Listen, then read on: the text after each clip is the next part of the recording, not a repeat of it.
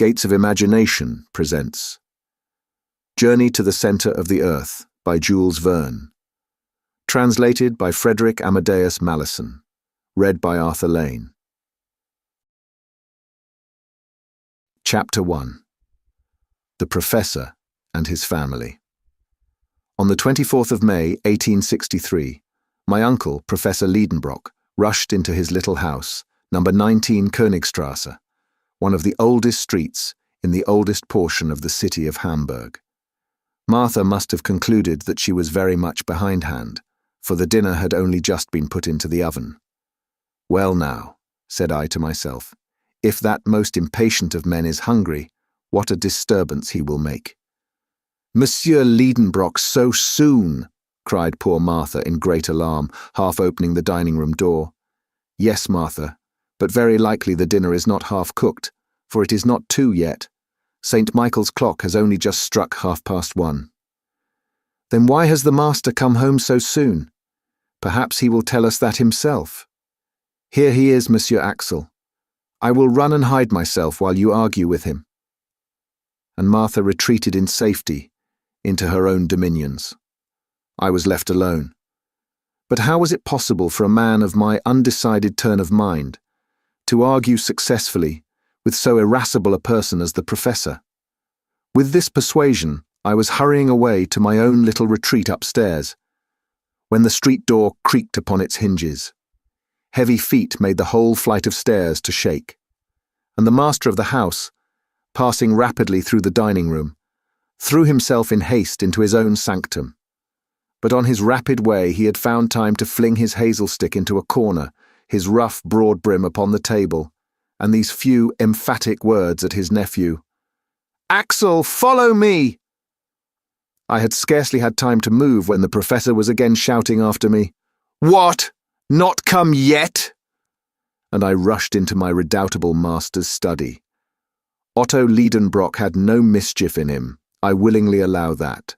But unless he very considerably changes as he grows older, at the end he will be a most original character. He was professor at the Johanneum, and was delivering a series of lectures on mineralogy, in the course of every one of which he broke into a passion once or twice at least.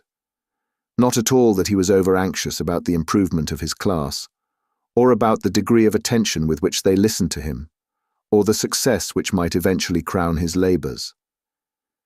Such little matters of detail never troubled him much. His teaching was, as the German philosophy calls it, subjective. It was to benefit himself, not others. He was a learned egotist. He was a well of science, and the pulleys worked uneasily when you wanted to draw anything out of it. In a word, he was a learned miser. Germany has not a few professors of this sort. To his misfortune, my uncle was not gifted with a sufficiently rapid utterance, not to be sure when he was talking at home, but certainly in his public delivery. This is a want much to be deplored in a speaker.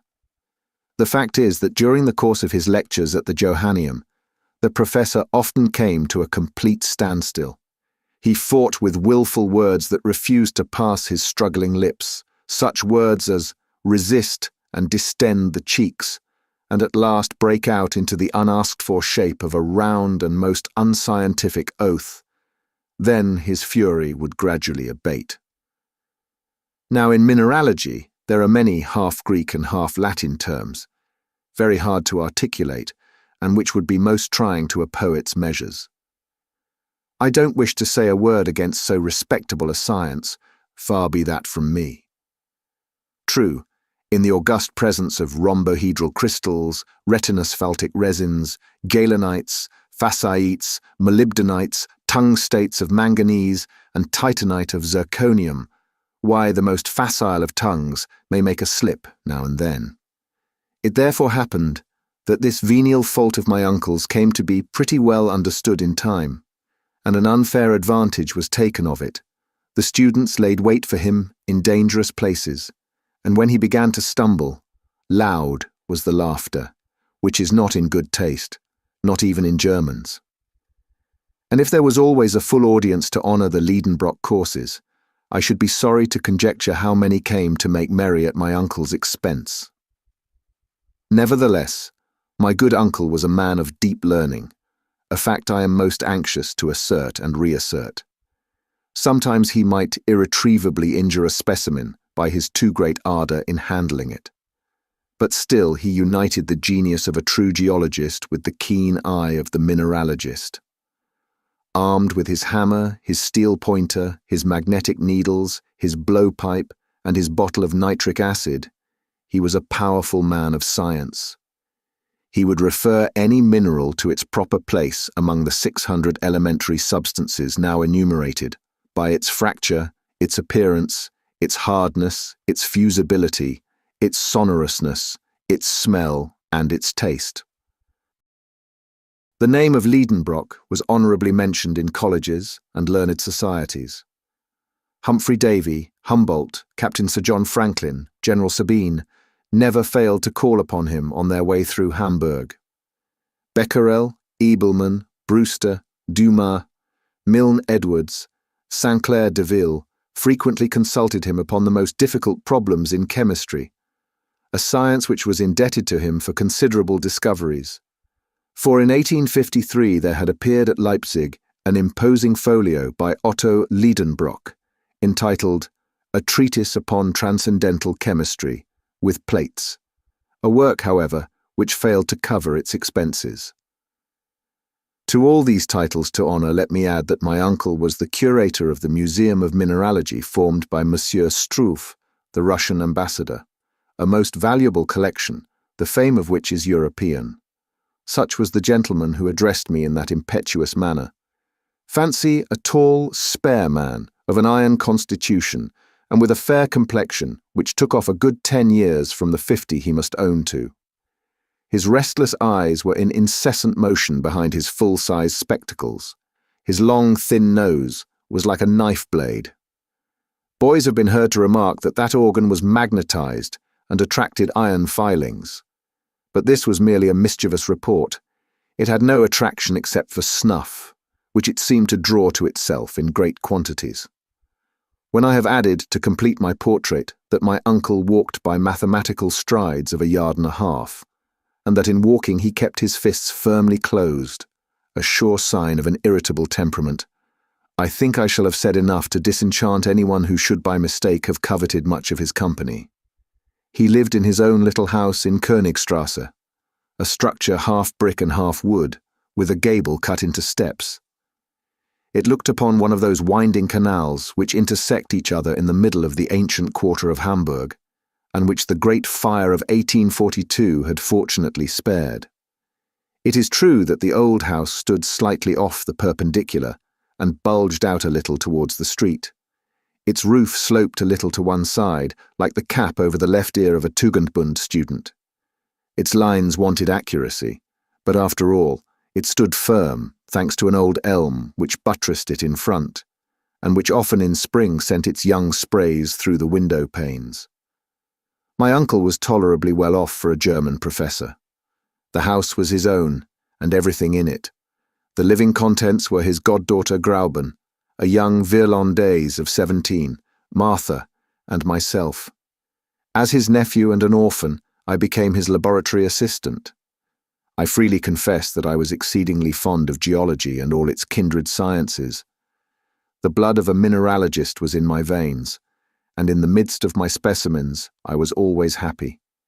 In a word, a man might live happily enough in the little old house in the Königstrasse, in spite of the restless impatience of its master, for although he was a little too excitable, he was very fond of me. But the man had no notion how to wait. Nature herself was too slow for him. In April, after he had planted in the terracotta pots outside his window seedling plants of mignonette and convolvulus, he would go and give them a little pull by their leaves to make them grow faster. In dealing with such a strange individual, there was nothing for it but prompt obedience. I therefore rushed after him. Chapter 2. A mystery to be solved at any price. That study of his was a museum and nothing else.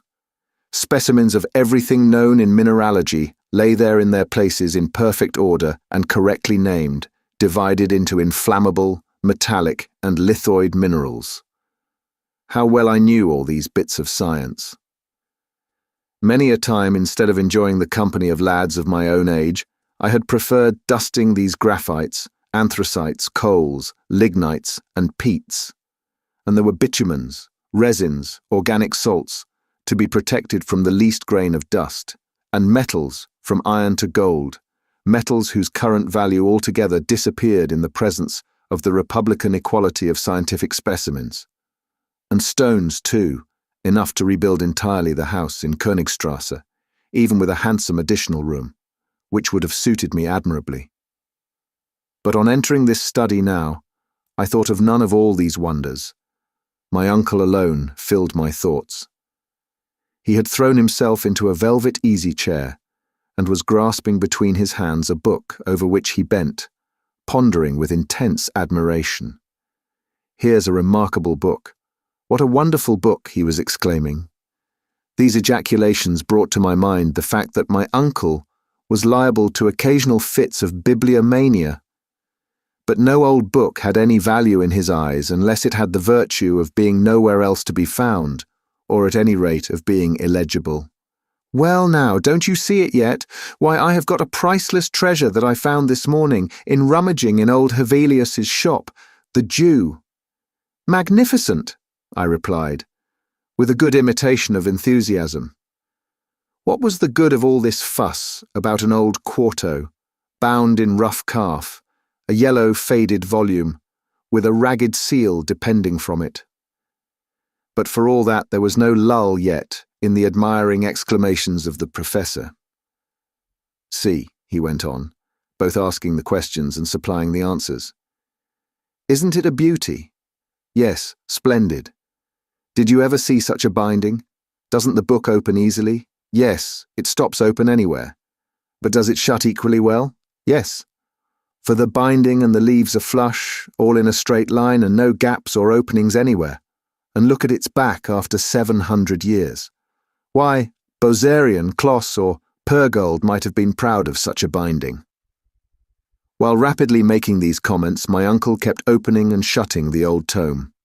I really could do no less than ask a question about its contents, although I did not feel the slightest interest. "And what is the title of this marvellous work?" I asked with an affected eagerness which he must have been very blind not to see through. "This work," replied my uncle, firing up with renewed enthusiasm, "this work is the Heimskringla of Snorre Sturluson, the most famous Icelandic author of the 12th century. It is the chronicle of the Norwegian princes who ruled in Iceland." "Indeed," I cried, keeping up wonderfully. "Of course it is a German translation." "What?" sharply replied the professor. "A translation? What should I do with a translation? This is the Icelandic original in the magnificent idiomatic vernacular, which is both rich and simple, and admits of an infinite variety of grammatical combinations and verbal modifications." "Like German," I happily ventured. "Yes," replied my uncle, shrugging his shoulders. "But in addition to all this, the Icelandic has 3 numbers, like the Greek, and irregular declensions of nouns, proper like the Latin." "Ah," said I, a little moved out of my indifference. "And is the type good?" "Type? What do you mean by talking of type, wretched Axel?" "Type? Do you take it for a printed book, you ignorant fool? It is a manuscript, a runic manuscript." "Runic?" "Yes. Do you want me to explain what that is?" "Of course not," I replied in the tone of an injured man. But my uncle persevered, and told me against my will of many things I cared nothing about. Runic characters were in use in Iceland in former ages. They were invented, it is said, by Odin himself. Look there, and wonder, impious young man, and admire these letters, the invention of the Scandinavian god. Well, well. Not knowing what to say, I was going to prostrate myself before this wonderful book, a way of answering equally pleasing to gods and kings, and which has the advantage of never giving them any embarrassment, when a little incident happened to divert conversation into another channel. This was the appearance of a dirty slip of parchment, which slipped out of the volume and fell upon the floor. My uncle pounced upon this shred with incredible avidity. An old document, enclosed an immemorial time within the folds of this old book, had for him an immeasurable value. "What's this?" he cried, and he laid out upon the table a piece of parchment 5 inches by 3 and along which were traced certain mysterious characters. Here is the exact facsimile. I think it important to let these strange signs be publicly known, for they were the means of drawing on Professor Lidenbrock and his nephew to undertake the most wonderful expedition of the 19th century. The professor mused a few moments over this series of characters. Then raising his spectacles, he pronounced, "These are runic letters. They are exactly like those of the manuscript of Snorre Sturluson. But what on earth is their meaning? Runic letters appearing to my mind to be an invention of the learned to mystify this poor world, I was not sorry to see my uncle suffering the pangs of mystification. At least so it seemed to me, judging from his fingers, which were beginning to work with terrible energy. It is certainly old Icelandic, he muttered between his teeth, and Professor Lidenbrock must have known, for he was acknowledged to be quite a polyglot. Not that he could speak fluently in the 2,000 languages and 12,000 dialects which are spoken on the earth, but he knew at least his share of them. So he was going, in the presence of this difficulty, to give way to all the impetuosity of his character, and I was preparing for a violent outbreak, when 2 o'clock struck by the little timepiece over the fireplace. At that moment our good housekeeper Martha opened the study door saying, "Dinner is ready." I'm afraid he sent that soup to where it would boil away to nothing, and Martha took to her heels for safety. I followed her, and hardly knowing how I got there, I found myself seated in my usual place. I waited a few minutes. No professor came. Never within my remembrance had he missed the important ceremonial of dinner. And yet what a good dinner it was. There was parsley soup, an omelette of ham garnished with spiced sorrel, a fillet of veal with compote of prunes, for dessert, crystallized fruit, the whole washed down with sweet moselle. All this my uncle was going to sacrifice to a bit of old parchment. As an affectionate and attentive nephew, I considered it my duty to eat for him as well as for myself, which I did conscientiously. "I have never known such a thing," said Martha. "Monsieur Lidenbrock is not at table." "Who could have believed it?" I said with my mouth full. "Something serious is going to happen," said the servant, shaking her head. My opinion was that nothing more serious would happen than an awful scene when my uncle should have discovered that his dinner was devoured. I had come to the last of the fruit when a very loud voice tore me away from the pleasures of my dessert. With one spring I bounded out of the dining room into the study. Chapter 3.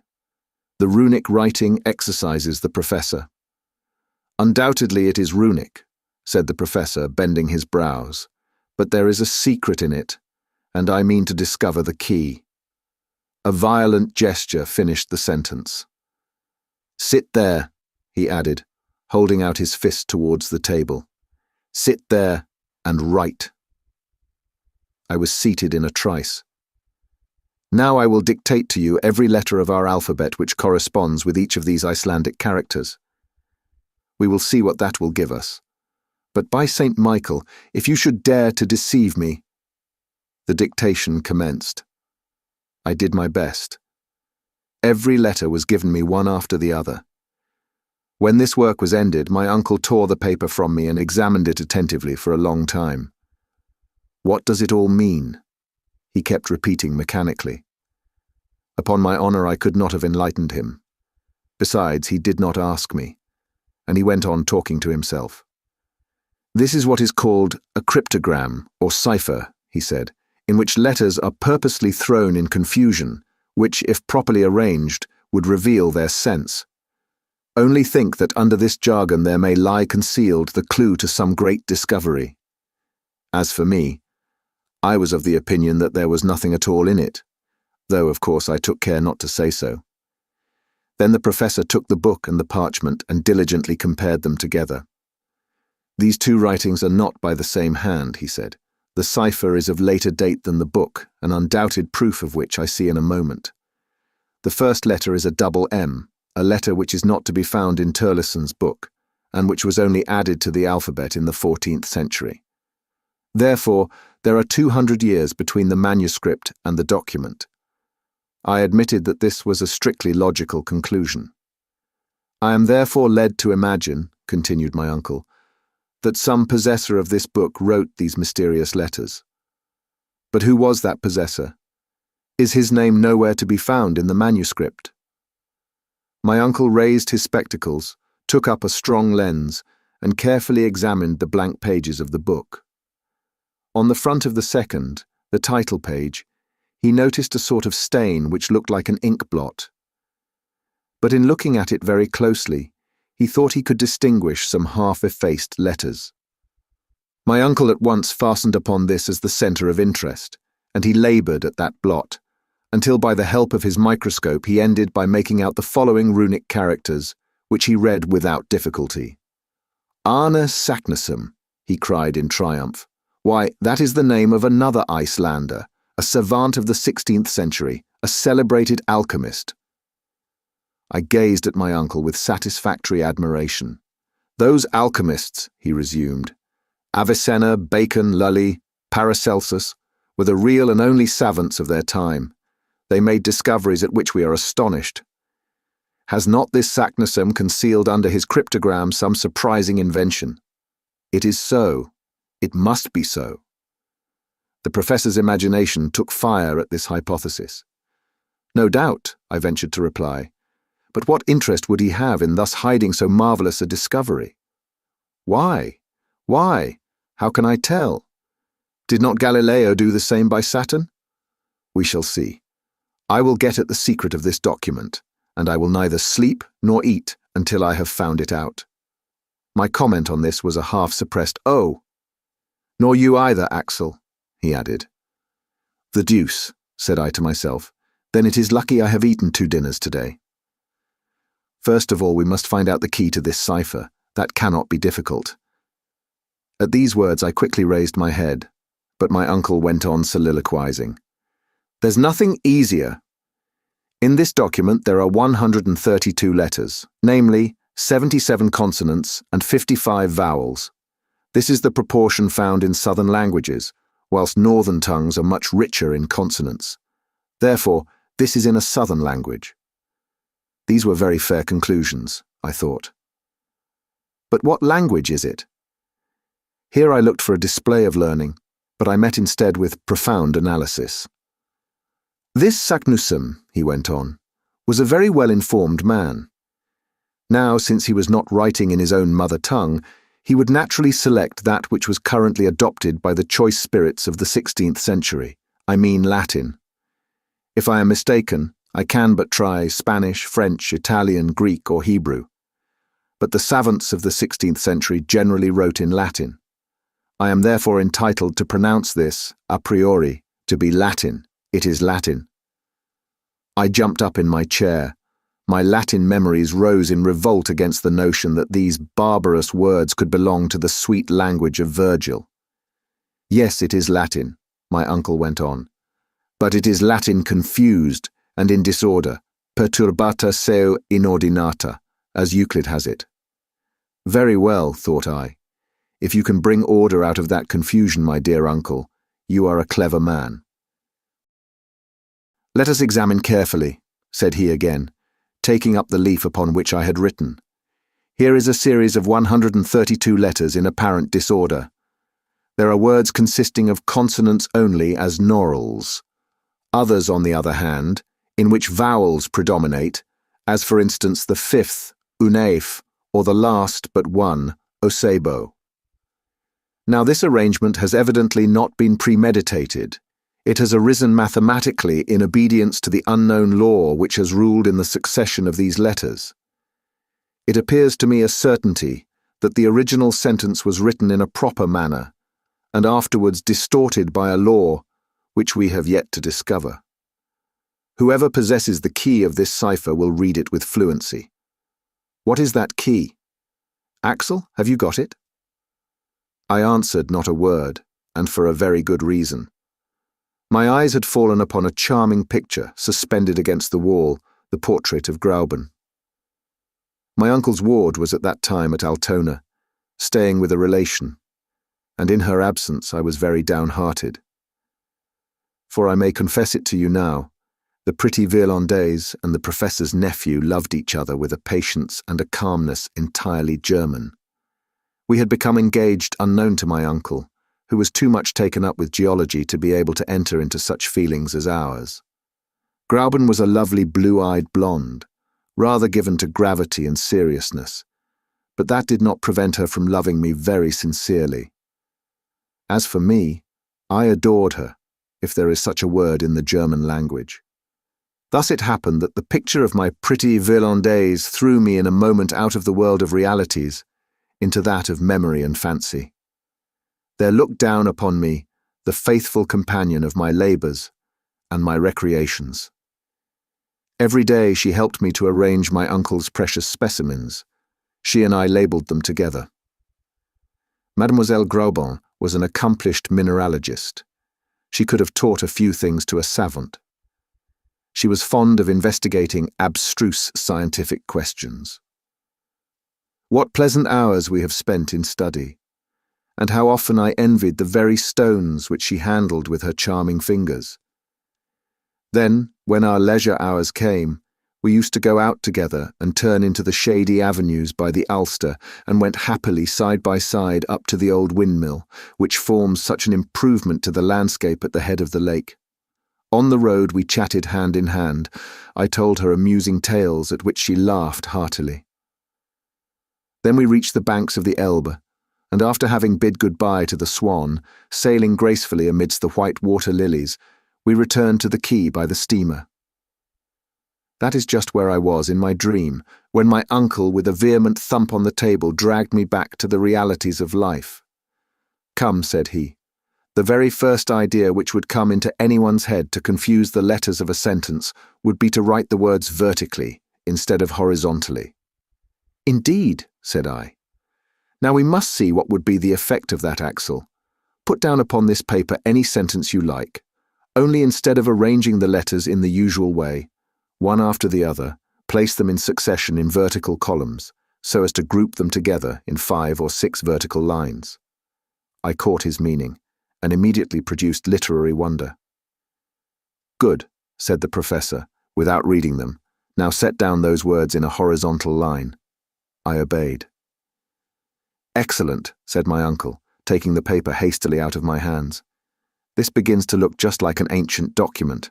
The vowels and the consonants are grouped together in equal disorder. There are even capitals in the middle of words, and commas too, just as in Saknussemm's parchment." I considered these remarks very clever.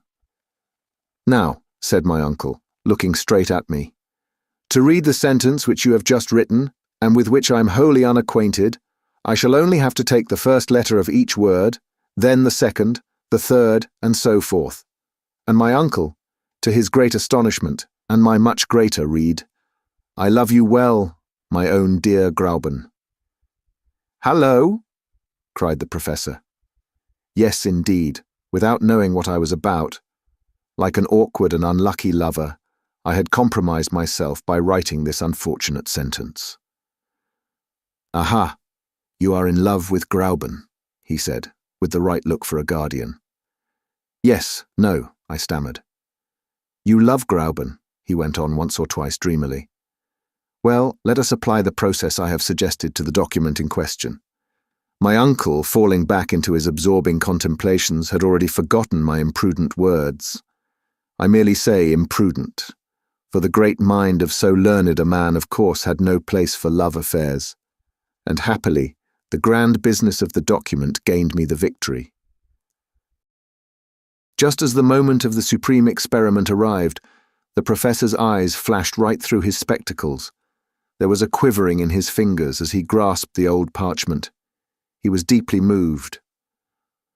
At last he gave a preliminary cough, and with profound gravity, named in succession the first, then the second letter of each word. I confess I felt considerably excited in coming to the end. These letters named, one at a time, had carried no sense to my mind. I therefore waited for the professor with great pomp to unfold the magnificent but hidden Latin of this mysterious phrase. But who could have foretold the result? A violent thump made the furniture rattle and spilled some ink, and my pen dropped from between my fingers. "That's not it!" cried my uncle. "There's no sense in it." Then, darting out like a shot, bowling downstairs like an avalanche, he rushed into the Königstrasse and fled. Chapter 4. The enemy to be starved into submission.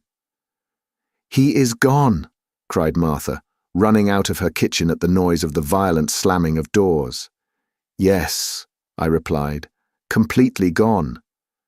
"Well, and how about his dinner?" said the old servant. "He won't have any."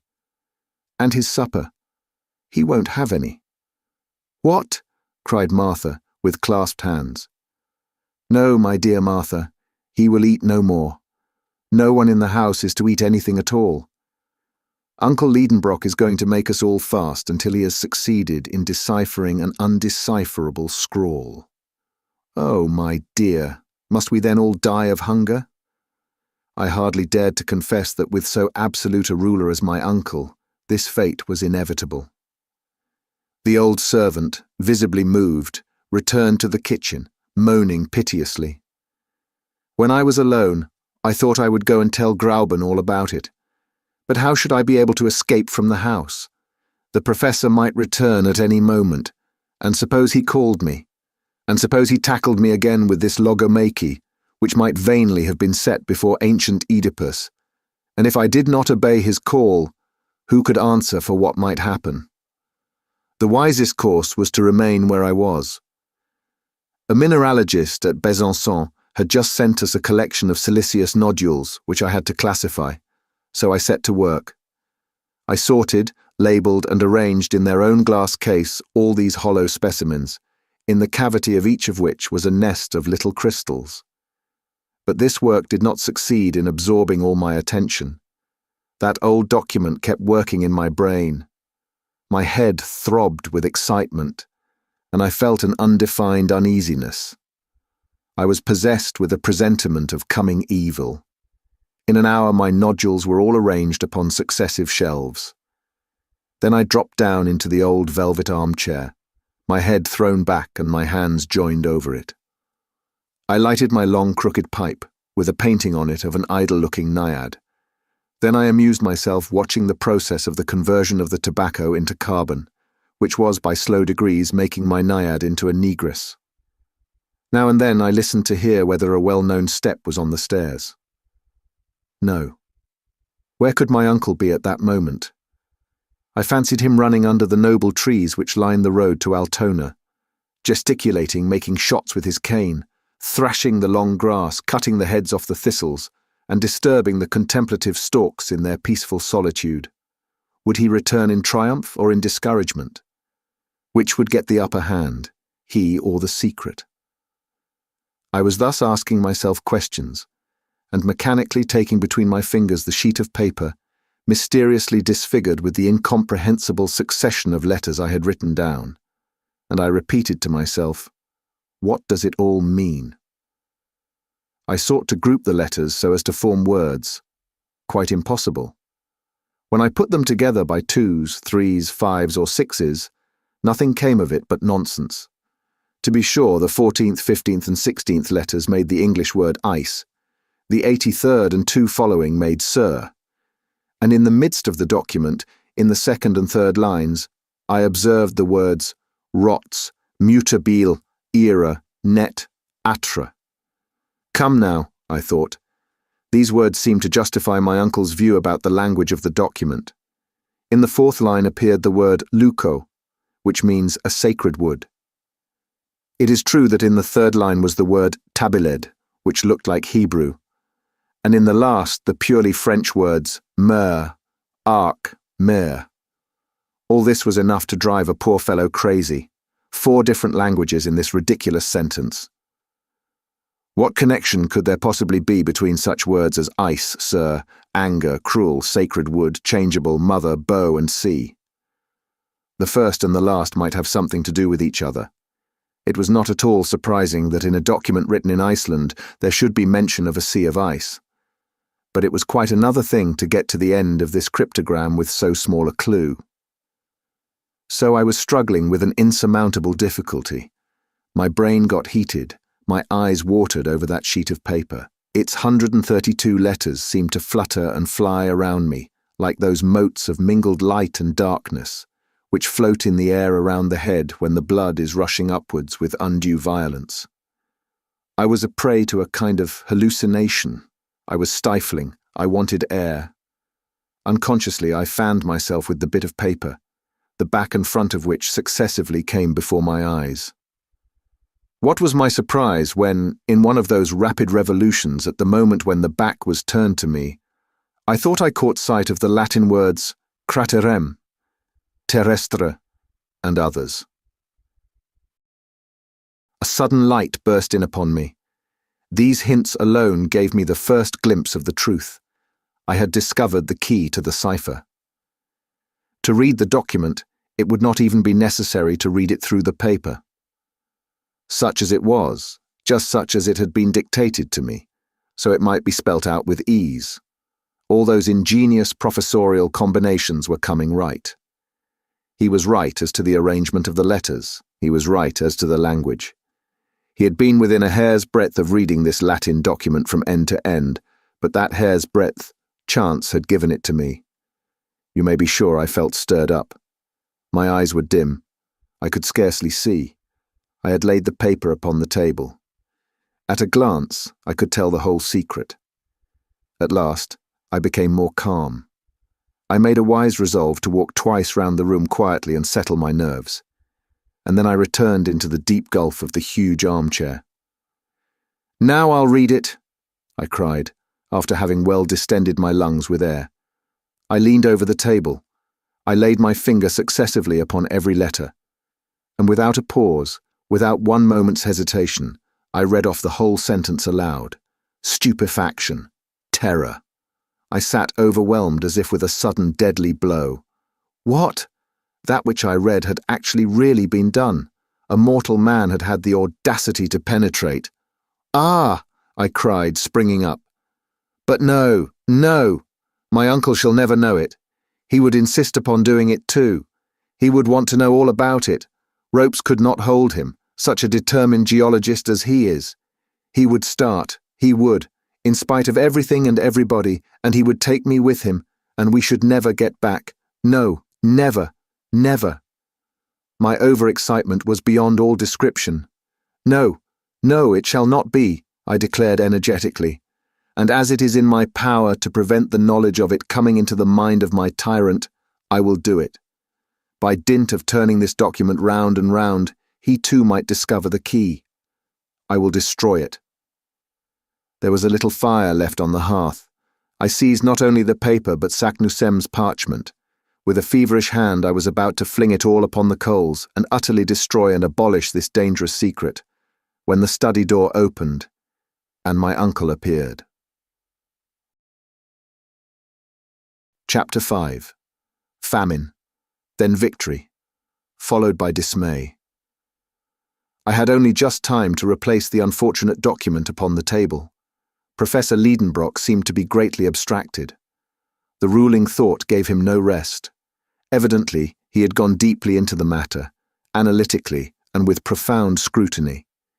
He had brought all the resources of his mind to bear upon it during his walk, and he had come back to apply some new combination. He sat in his armchair, and pen in hand, he began what looked very much like an algebraic formula. I followed with my eyes his trembling hands. I took count of every movement. Might not some unhoped-for result come of it? I trembled too, very unnecessarily, since the true key was in my hands, and no other would open the secret. For 3 long hours my uncle worked on without a word, without lifting his head, rubbing out, beginning again, then rubbing out again, and so on 100 times. I knew very well that if he succeeded in setting down these letters in every possible relative position, the sentence would come out. But I knew also that 20 letters alone could form 2 quintillions, 432 quadrillions, 902 trillions, 8 billions, 176 millions, 640,000 combinations. Now, here were 132 letters in this sentence, and these 132 letters would give a number of different sentences, each made up of at least 133 figures, a number which passed far beyond all calculation or conception. So I felt reassured as far as regarded this heroic method of solving the difficulty. But time was passing away. Night came on, the street noises ceased.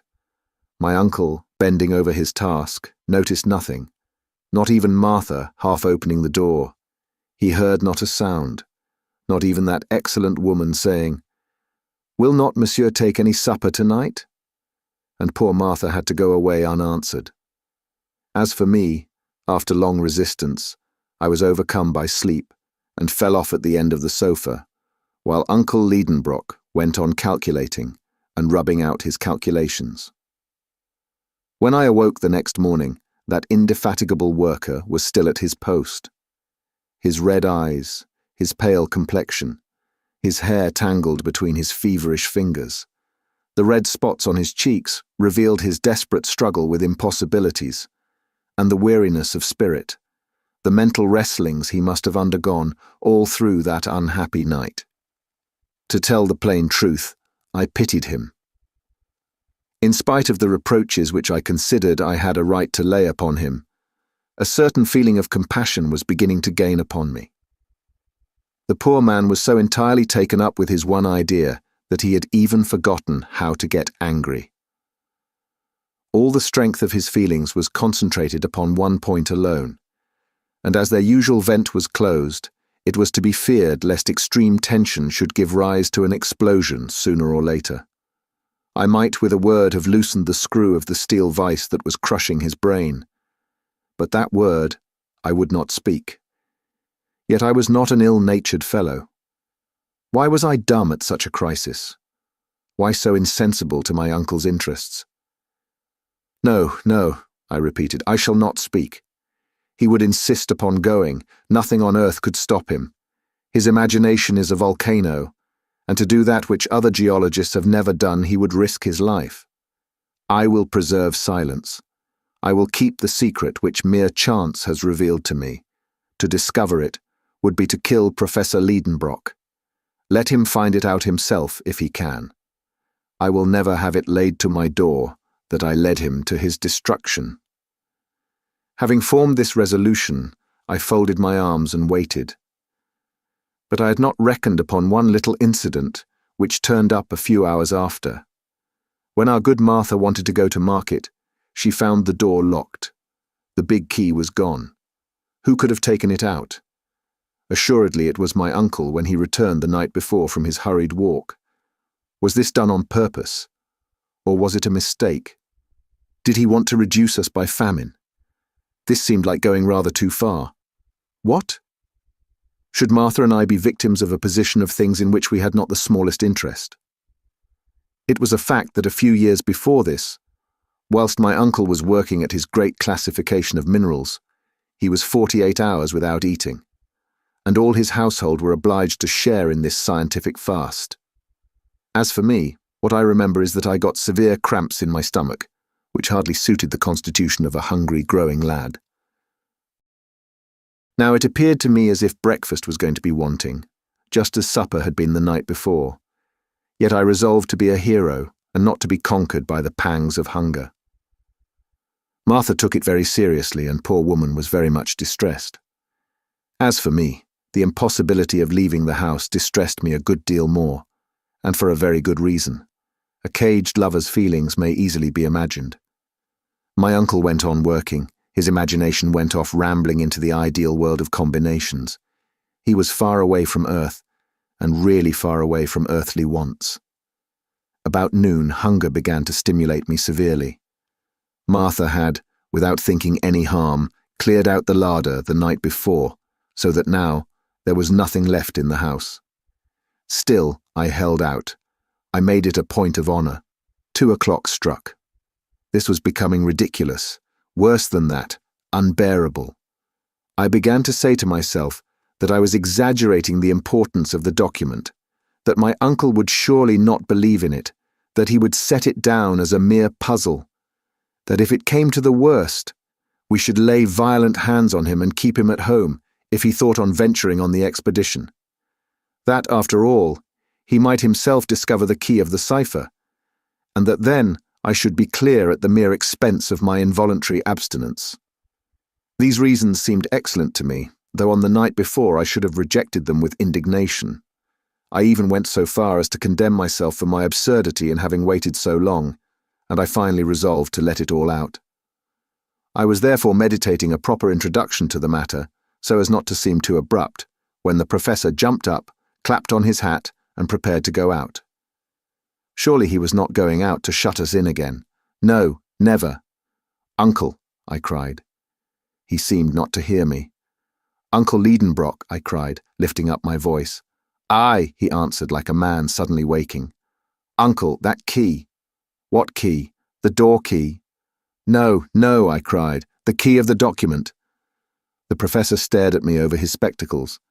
No doubt he saw something unusual in the expression of my countenance, for he laid hold of my arm and speechlessly questioned me with his eyes. Yes, never was a question more forcibly put. I nodded my head up and down. He shook his head pityingly, as if he was dealing with a lunatic. I gave a more affirmative gesture.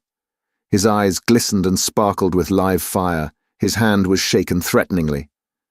This mute conversation at such a momentous crisis would have riveted the attention of the most indifferent, and the fact really was that I dared not speak now, so intense was the excitement, for fear lest my uncle should smother me in his first joyful embraces.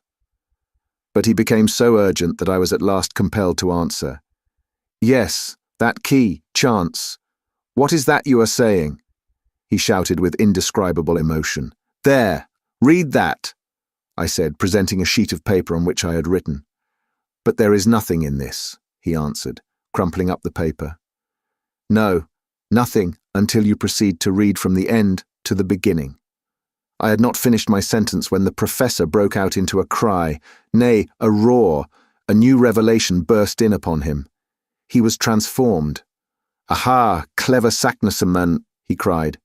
"You had first written out your sentence the wrong way."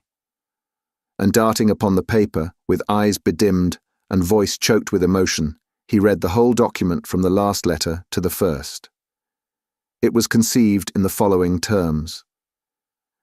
"In Snaefell's joculis craterem quem delibat umbra scartaris, Julii intra calendas descend, audax viator, et terrestre centrum attinges, quod feci, ana Saknussem," which bad Latin may be translated thus: "Descend, bold traveller, into the crater of the Jökull of Snaefell's, which the shadow of Scartaris touches before the calends of July, and you will attain the centre of the earth, which I have done, ana Saknussem."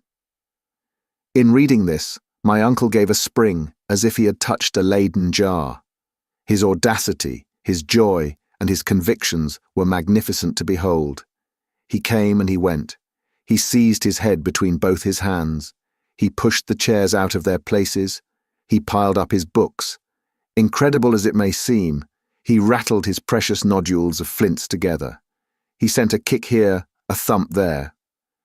At last his nerves calmed down, and like a man exhausted by too lavish an expenditure of vital power, he sank back exhausted into his armchair. "What o'clock is it?"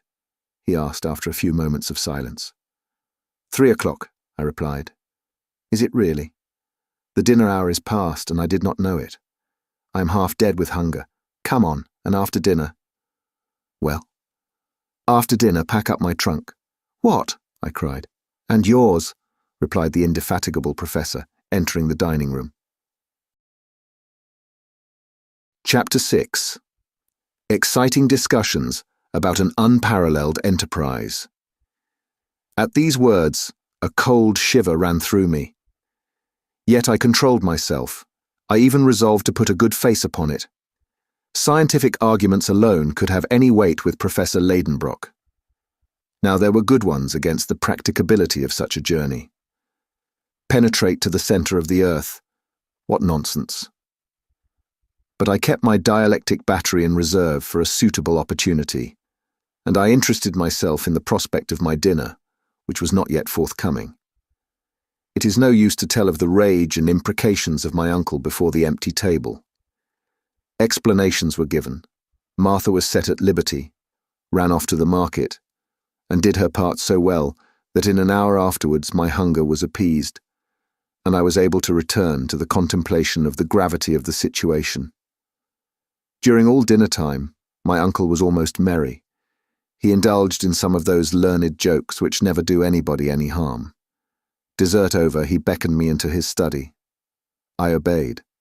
He sat at one end of his table, I at the other. "Axel," said he very mildly, "you are a very ingenious young man. You have done me a splendid service, at a moment when, wearied out with the struggle, I was going to abandon the contest. Where should I have lost myself? None can tell. Never, my lad, shall I forget it, and you shall have your share in the glory to which your discovery will lead." Oh, come, thought I, he is in a good way. Now is the time for discussing that same glory. "Before all things," my uncle resumed, "I enjoin you to preserve the most inviolable secrecy, you understand? There are not a few in the scientific world who envy my success, and many would be ready to undertake this enterprise, to whom our return should be the first news of it." "Do you really think there are many people bold enough?" said I. "Certainly. Who would hesitate to acquire such renown? If that document were divulged, a whole army of geologists would be ready to rush into the footsteps of Arne Saknussemm." "I don't feel so very sure of that, uncle," I replied, "for we have no proof of the authenticity of this document." "What? Not of the book, inside which we have discovered it?" "Granted. I admit that Saknussemm may have written these lines. But does it follow that he has really accomplished such a journey? And may it not be that this old parchment is intended to mislead?" I almost regretted having uttered this last word, which dropped from me in an unguarded moment. The professor bent his shaggy brows, and I feared I had seriously compromised my own safety. Happily, no great harm came of it. A smile flitted across the lip of my severe companion, and he answered, "That is what we shall see." "Ah," said I, rather put out. "But do let me exhaust all the possible objections against this document. Speak, my boy, don't be afraid. You are quite at liberty to express your opinions. You are no longer my nephew only, but my colleague. Pray, go on." "Well, in the first place, I wish to ask what are this Jökull, this Snaefell, and this Skartaris, names which I have never heard before?" "Nothing easier. I received not long ago a map from my friend, Augustus Petermann, at Leipzig. Nothing could be more apropos. Take down the third atlas in the second shelf in the large bookcase, Series Z, Plate 4. I rose, and with the help of such precise instructions could not fail to find the required atlas. My uncle opened it and said, "Here is one of the best maps of Iceland, that of Henderson, and I believe this will solve the worst of our difficulties." I bent over the map. "You see this volcanic island," said the professor. "Observe that all the volcanoes are called Jökulls, a word which means glacier in Icelandic, and under the high latitude of Iceland, nearly all the active volcanoes discharge through beds of ice. Hence, this term of Jökull is applied to all the eruptive mountains in Iceland." "Very good," said I. "But what of Snaefell's?" I was hoping that this question would be unanswerable, but I was mistaken. My uncle replied, "Follow my finger along the west coast of Iceland. Do you see Reykjavik, the capital?" "You do. Well, ascend the innumerable fjords that indent those sea-beaten shores, and stop at the 65th degree of latitude. What do you see there?" I see a peninsula looking like a thigh bone with the knee bone at the end of it. A very fair comparison, my lad. Now do you see anything upon that knee bone? Yes, a mountain rising out of the sea. Right, that is Snaefell. That's Snaefell. It is. It is a mountain 5,000 feet high, one of the most remarkable in the world if its crater leads down to the center of the earth. But that is impossible, I said, shrugging my shoulders, and disgusted at such a ridiculous supposition. Impossible, said the professor severely. And why, pray? Because this crater is evidently filled with lava and burning rocks, and therefore... But suppose it is an extinct volcano. Extinct? Yes, the number of active volcanoes on the surface of the globe is at the present time only about 300. But there is a very much larger number of extinct ones. Now Snaefell is one of these. Since historic times there has been but one eruption of this mountain, that of 1219. From that time it has quieted down more and more, and now it is no longer reckoned among active volcanoes. To such positive statements I could make no reply. I therefore took refuge in other dark passages of the document. What is the meaning of this word Scartaris, and what have the calends of July to do with it? My uncle took a few minutes to consider. For one short moment I felt a ray of hope, speedily to be extinguished, for he soon answered thus, "What is darkness to you is light to me." This proves the ingenious care with which Saknussemm guarded and defined his discovery. Snaefell's, or Snaefell, has several craters. It was therefore necessary to point out which of these leads to the center of the globe. What did the Icelandic sage do? He observed that at the approach of the calends of July, that is to say in the last days of June, one of the peaks, called Scartaris, flung its shadow down the mouth of that particular crater, and he committed that fact to his document. Could there possibly have been a more exact guide? As soon as we have arrived at the summit of Snaefell, we shall have no hesitation as to the proper road to take. Decidedly, my uncle had answered every one of my objections. I saw that his position on the old parchment was impregnable. I therefore ceased to press him upon that part of the subject, and as above all things he must be convinced, I passed on to scientific objections, which in my opinion were far more serious. Well then, I said, I'm forced to admit that Saknussemm's sentence is clear, and leaves no room for doubt. I will even allow that the document bears every mark and evidence of authenticity. That learned philosopher did get to the bottom of Snaefell's. He has seen the shadow of Scartaris touch the edge of the crater before the calends of July. He may even have heard the legendary stories told in his day about that crater reaching to the center of the world. But as for reaching it himself, as for performing the journey and returning if he ever went, I say no. He never did that. Now for your reason, said my uncle ironically. All the theories of science demonstrate such a feat to be impracticable. The theories say that, do they? Replied the professor in the tone of a meek disciple. Oh, unpleasant theories, how the theories will hinder us, won't they? I saw that he was only laughing at me, but I went on all the same. Yes, it is perfectly well known that the internal temperature rises 1 degree for every 70 feet in depth. Now, admitting this proportion to be constant, and the radius of the Earth being 1,500 leagues, there must be a temperature of 360,032 degrees at the center of the Earth. Therefore, all the substances that compose the body of this Earth must exist there in a state of incandescent gas. For the metals that most resist the action of heat, gold and platinum, and the hardest rocks, can never be either solid or liquid under such a temperature. I have therefore good reason for asking if it is possible to penetrate through such a medium. So, Axel, it is the heat that troubles you? Of course it is. Were we to reach a depth of 30 miles, we should have arrived at the limit of the terrestrial crust, for there the temperature will be more than 2,372 degrees. Are you afraid of being put into a state of fusion?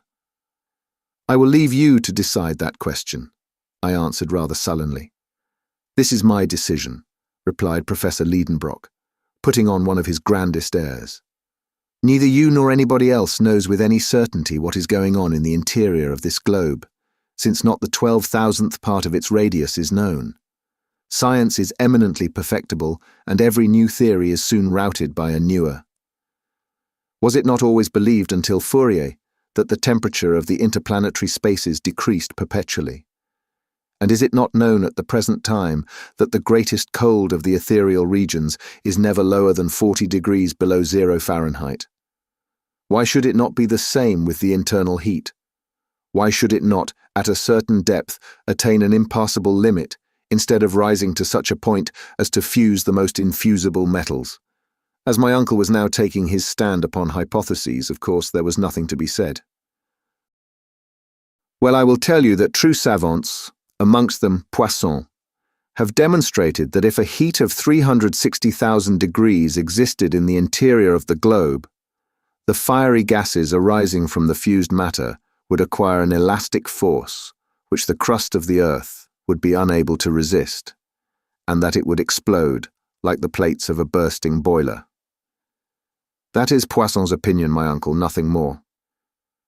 Granted, but it is likewise the creed adopted by other distinguished geologists, that the interior of the globe is neither gas nor water, nor any of the heaviest minerals known, for in none of these cases would the earth weigh what it does.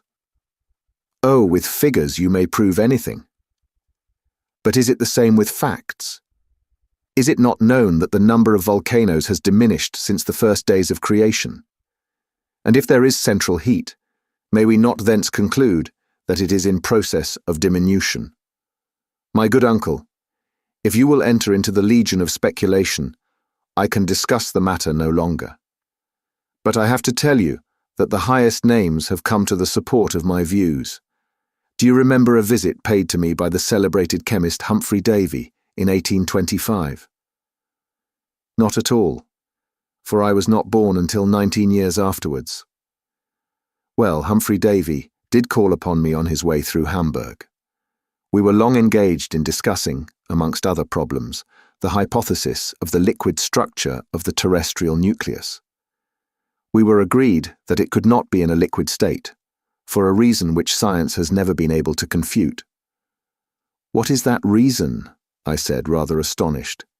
Because this liquid mass would be subject, like the ocean, to the lunar attraction, and therefore twice every day there would be internal tides, which, upheaving the terrestrial crust, would cause periodical earthquakes. Yet it is evident that the surface of the globe has been subject to the action of fire, I replied, and it is quite reasonable to suppose that the external crust cooled down first, whilst the heat took refuge down to the centre. Quite a mistake, my uncle answered. The earth has been heated by combustion on its surface, that is all. Its surface was composed of a great number of metals, such as potassium and sodium, which have the peculiar property of igniting at the mere contact with air and water. These metals kindled when the atmospheric vapours fell in rain upon the soil, and by, when the waters penetrated into the fissures of the crust of the earth, they broke out into fresh combustion with explosions and eruptions. Such was the cause of the numerous volcanoes at the origin of the earth. Upon my word, this is a very clever hypothesis, I exclaimed, in spite rather of myself, and which Humphrey Davy demonstrated to me by a simple experiment. He formed a small ball of the metals which I have named, and which was a very fair representation of our globe. Whenever he caused a fine dew of rain to fall upon its surface, it heaved up into little monticules. It became oxidized and formed miniature mountains. A crater broke open at one of its summits. The eruption took place and communicated to the whole of the ball such a heat that it could not be held in the hand. In truth, I was beginning to be shaken by the professor's arguments, besides which he gave additional weight to them by his usual ardour and fervent enthusiasm. You see, Axel, he added, The condition of the terrestrial nucleus has given rise to various hypotheses among geologists. There is no proof at all for this internal heat. My opinion is that there is no such thing. It cannot be. Besides, we shall see for ourselves and, like Arne Saknussemm, we shall know exactly what to hold as truth concerning this grand question.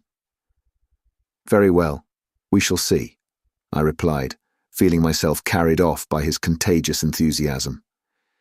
Yes, we shall see. That is, if it is possible to see anything there. And why not? May we not depend upon electric phenomena to give us light? May we not even expect light from the atmosphere, the pressure of which may render it luminous as we approach the center?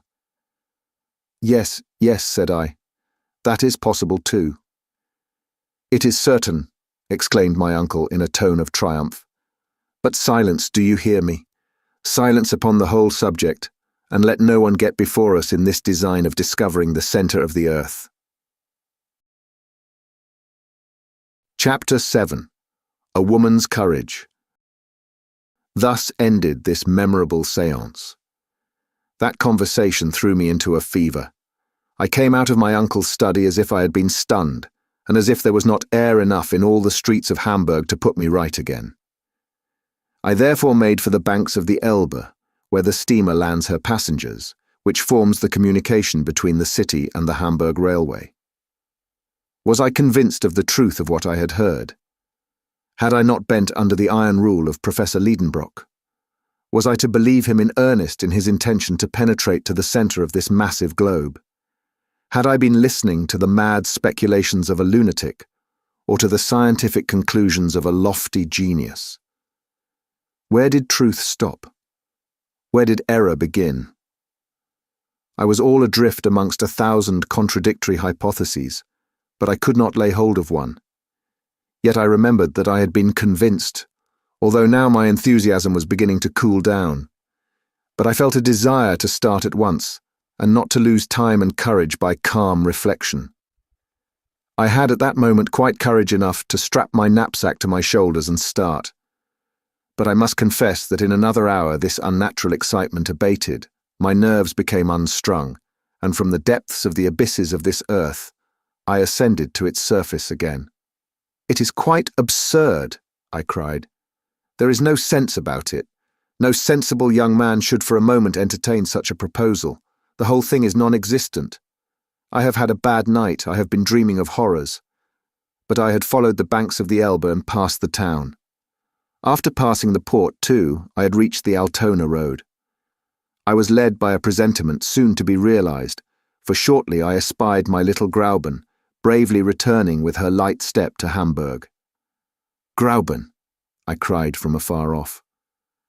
The young girl stopped, rather frightened perhaps to hear her name called after her on the high road. 10 yards more, and I had joined her. "Axel!" she cried, surprised. "What? Have you come to meet me? Is this why you are here, sir?" But when she had looked upon me, Grauben could not fail to see the uneasiness and distress of my mind. "What is the matter?" she said, holding out her hand. "What is the matter, Grauben?" I cried. In a couple of minutes my pretty Virlandaise was fully informed of the position of affairs. For a time she was silent. Did her heart palpitate as mine did? I don't know about that, but I know that her hand did not tremble in mine. We went on 100 yards without speaking. At last she said, "Axel." "My dear Grauben, that will be a splendid journey." I gave a bound at these words. "Yes, Axel, a journey worthy of the nephew of a savant. It is a good thing for a man to be distinguished by some great enterprise." "What, Grauben, won't you dissuade me from such an undertaking?" "No, my dear Axel, and I would willingly go with you, but that a poor girl would only be in your way." "Is that quite true?" "It is true. Ah, women and young girls, how incomprehensible are your feminine hearts. When you are not the timidest, you are the bravest of creatures. Reason has nothing to do with your actions. What? Did this child encourage me in such an expedition? Would she not be afraid to join it herself? And she was driving me to it, one whom she loved. I was disconcerted and, if I must tell the whole truth, I was ashamed. Grauben. We will see whether you will say the same thing tomorrow. Tomorrow, dear Axel, I will say what I say today. Grauben and I, hand in hand, but in silence, pursued our way. The emotions of that day were breaking my heart.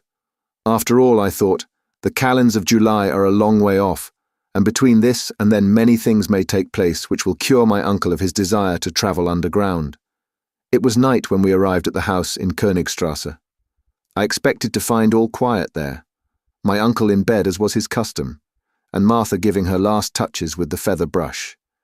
But I had not taken into account the professor's impatience. I found him shouting and working himself up amidst a crowd of porters and messengers who were all depositing various loads in the passage. Our old servant was at her wit's end. "Come, Axel, come, you miserable wretch," my uncle cried from as far off as he could see me. "Your boxes are not packed, and my papers are not arranged. Where's the key of my carpet bag? And what have you done with my gaiters?" I stood thunderstruck. My voice failed. Scarcely could my lips utter the words, "Are we really going?" "Of course, you unhappy boy. Could I have dreamed that you would have gone out for a walk instead of hurrying your preparations forward?" "Are we to go?" I asked again with sinking hopes. "Yes. The day after tomorrow, early." I could hear no more. I fled for refuge into my own little room. All hope was now at an end. My uncle had been all the morning making purchases of a part of the tools and apparatus required for this desperate undertaking. The passage was encumbered with rope ladders, knotted cords, torches, flasks, grappling irons, alpenstocks, pickaxes, iron-shod sticks, enough to load 10 men. I spent an awful night. Next morning I was called early. I had quite decided I would not open the door, but how was I to resist the sweet voice which was always music to my ears, saying, "My dear Axel"? I came out of my room. I thought my pale countenance and my red and sleepless eyes would work upon Grauben's sympathies and change her mind. "Ah, my dear Axel," she said, "I see you are better. A night's rest has done you good." "Done me good!" I exclaimed. I rushed to the glass. Well, in fact, I did look better than I had expected. I could hardly believe my own eyes. "Axel," she said, "I have had a long talk with my guardian. He is a bold philosopher, a man of immense courage, and you must remember that his blood flows in your veins. He has confided to me his plans, his hopes, and why and how he hopes to attain his object. He will no doubt succeed. My dear Axel, it is a grand thing to devote yourself to science. What honour will fall upon Herr Lidenbrock, and so be reflected upon his companion.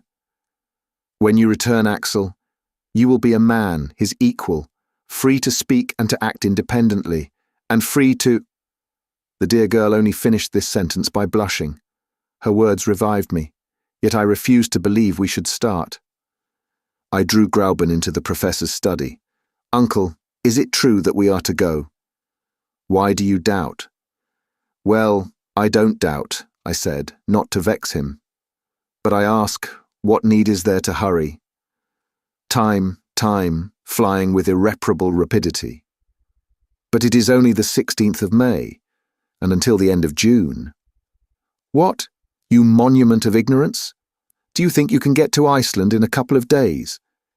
If you had not deserted me like a fool, I should have taken you to the Copenhagen office, to Liffender and Company, and you would have learned then that there is only one trip every month from Copenhagen to Reykjavik on the 22nd.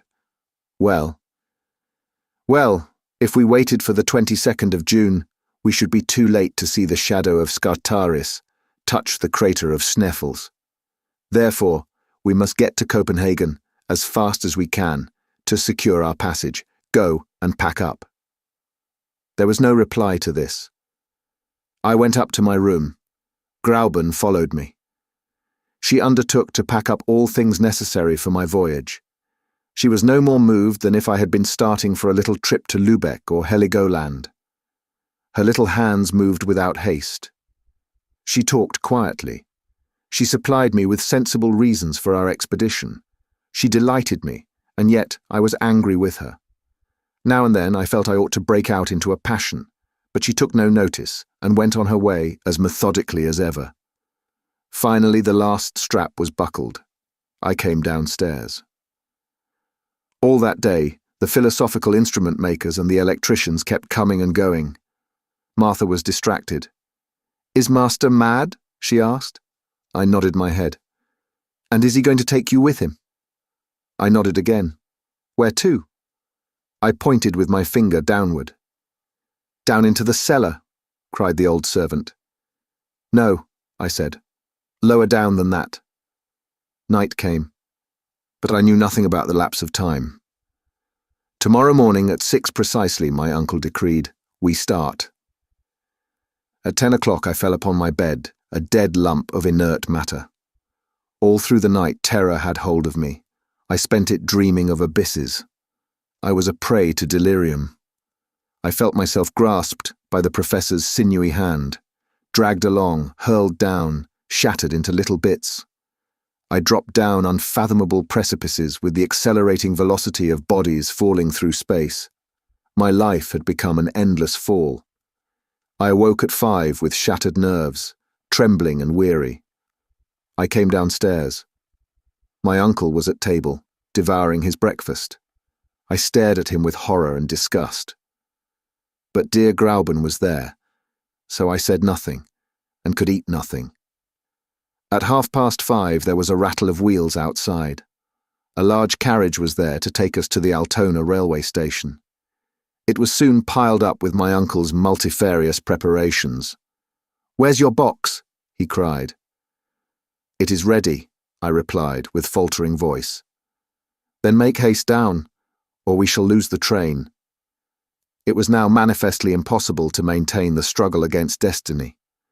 I went up again to my room, and rolling my portmanteaus downstairs I darted after him. At that moment my uncle was solemnly investing Grauben with the reins of government. My pretty Virlandaise was as calm and collected as was her wont. She kissed her guardian, but could not restrain a tear in touching my cheek with her gentle lips. "Grauben," I murmured. "Go, my dear Axel, go. I am now your betrothed, and when you come back I will be your wife." I pressed her in my arms and took my place in the carriage. Martha and the young girl, standing at the door, waved their last farewell. Then the horses, roused by the driver's whistling, darted off at a gallop on the road to Altona.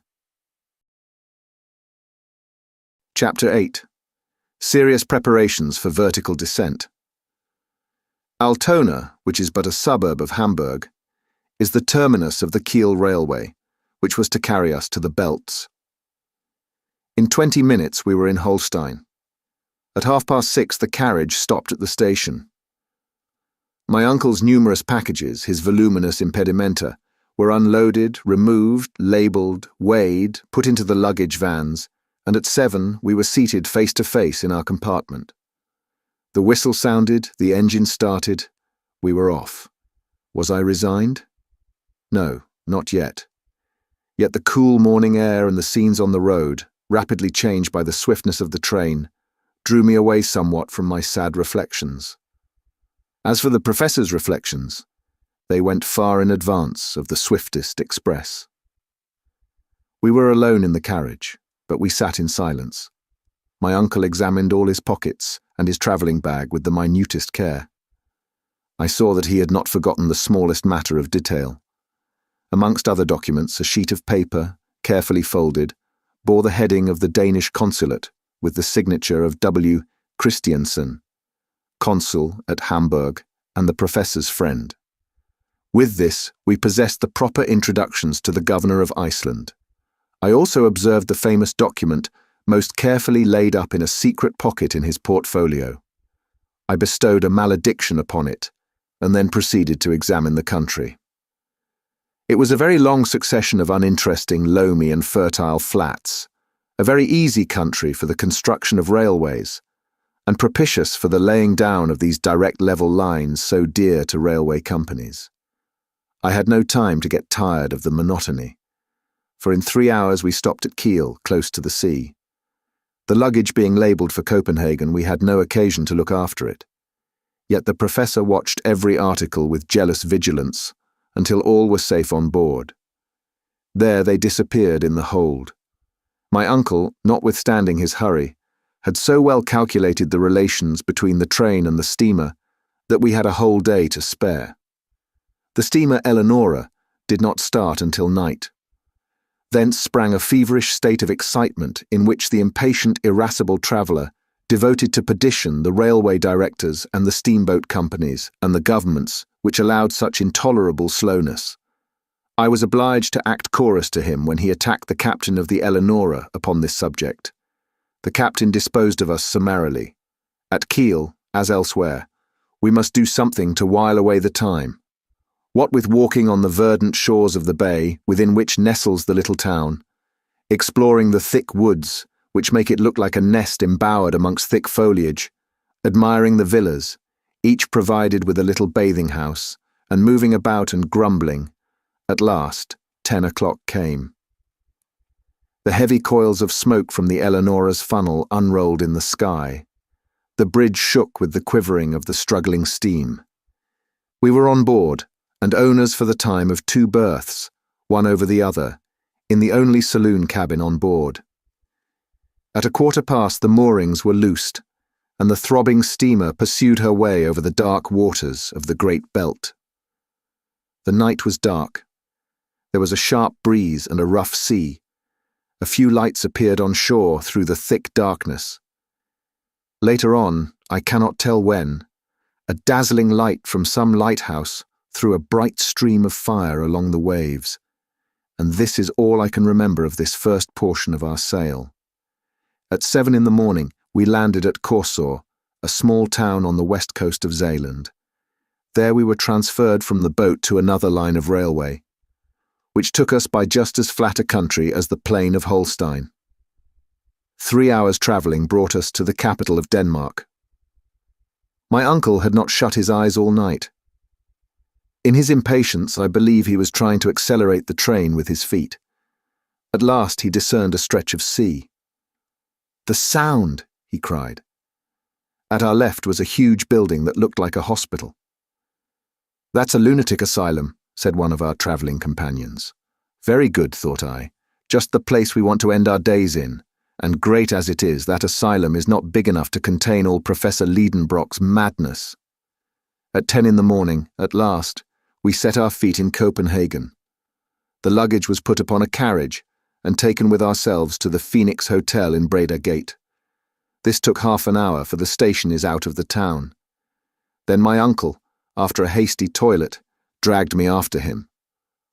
The porter at the hotel could speak German and English, but the professor, as a polyglot, questioned him in good Danish, and it was in the same language that that personage directed him to the Museum of Northern Antiquities.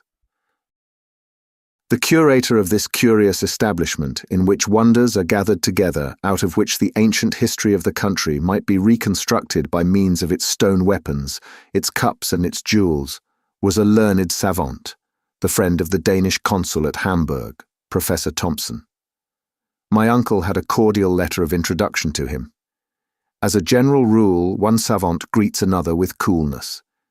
But here the case was different. Monsieur Thomsen, like a good friend, gave Professor Lidenbrock a cordial greeting, and he even vouchsafed the same kindness to his nephew. It is hardly necessary to say the secret was sacredly kept from the excellent curator. We were simply disinterested travellers visiting Iceland out of harmless curiosity. Monsieur Thomsen placed his services at our disposal, and we visited the quays with the object of finding out the next vessel to sail. I was yet in hopes that there would be no means of getting to Iceland, but there was no such luck. A small Danish schooner, the Valkyria, was to set sail for Reykjavik on the 2nd of June. The captain, Monsieur Bjarne, was on board. His intending passenger was so joyful that he almost squeezed his hands till they ached.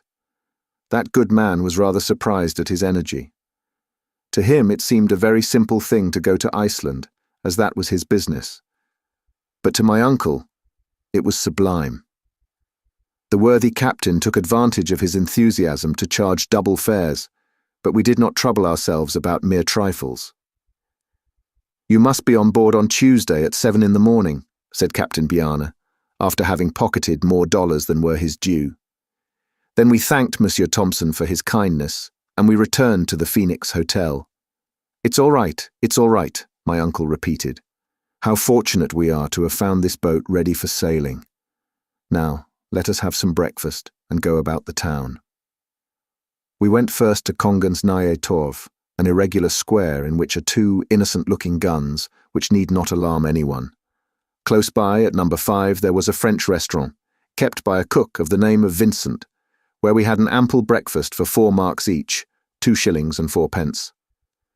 Then I took a childish pleasure in exploring the city. My uncle let me take him with me, but he took notice of nothing, neither the insignificant King's Palace nor the pretty 17th-century bridge, which spans the canal before the museum, nor that immense cenotaph of Thorvaldsen's, adorned with horrible mural painting, and containing within it a collection of the sculptor's works, nor in a fine park, the toy-like chateau of Rosenberg, nor the beautiful Renaissance edifice of the Exchange, nor its spire composed of the twisted tails of 4 bronze dragons, nor the great windmill on the ramparts, whose huge arms dilated in the sea breeze like the sails of a ship.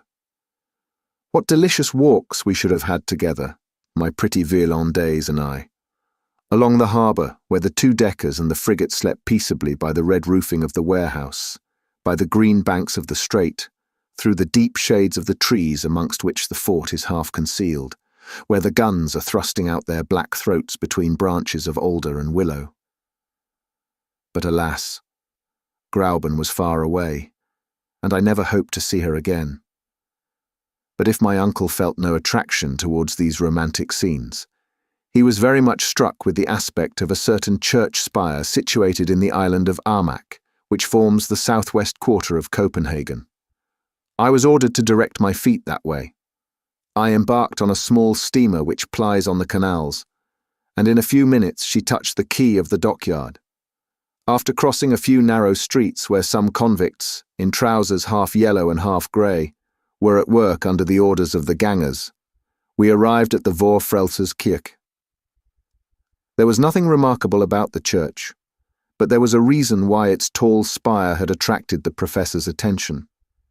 Starting from the top of the tower, an external staircase wound around the spire, the spirals circling up into the sky.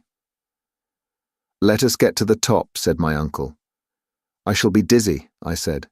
"The more reason why we should go up. We must get used to it.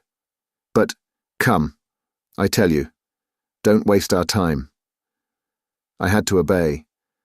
A keeper who lived at the other end of the street handed us the key, and the ascent began. My uncle went ahead with a light step. I followed him not without alarm, for my head was very apt to feel dizzy. I possessed neither the equilibrium of an eagle nor his fearless nature. As long as we were protected on the inside of the winding staircase up the tower, all was well enough. But after toiling up 150 steps, the fresh air came to salute my face, and we were on the leads of the tower.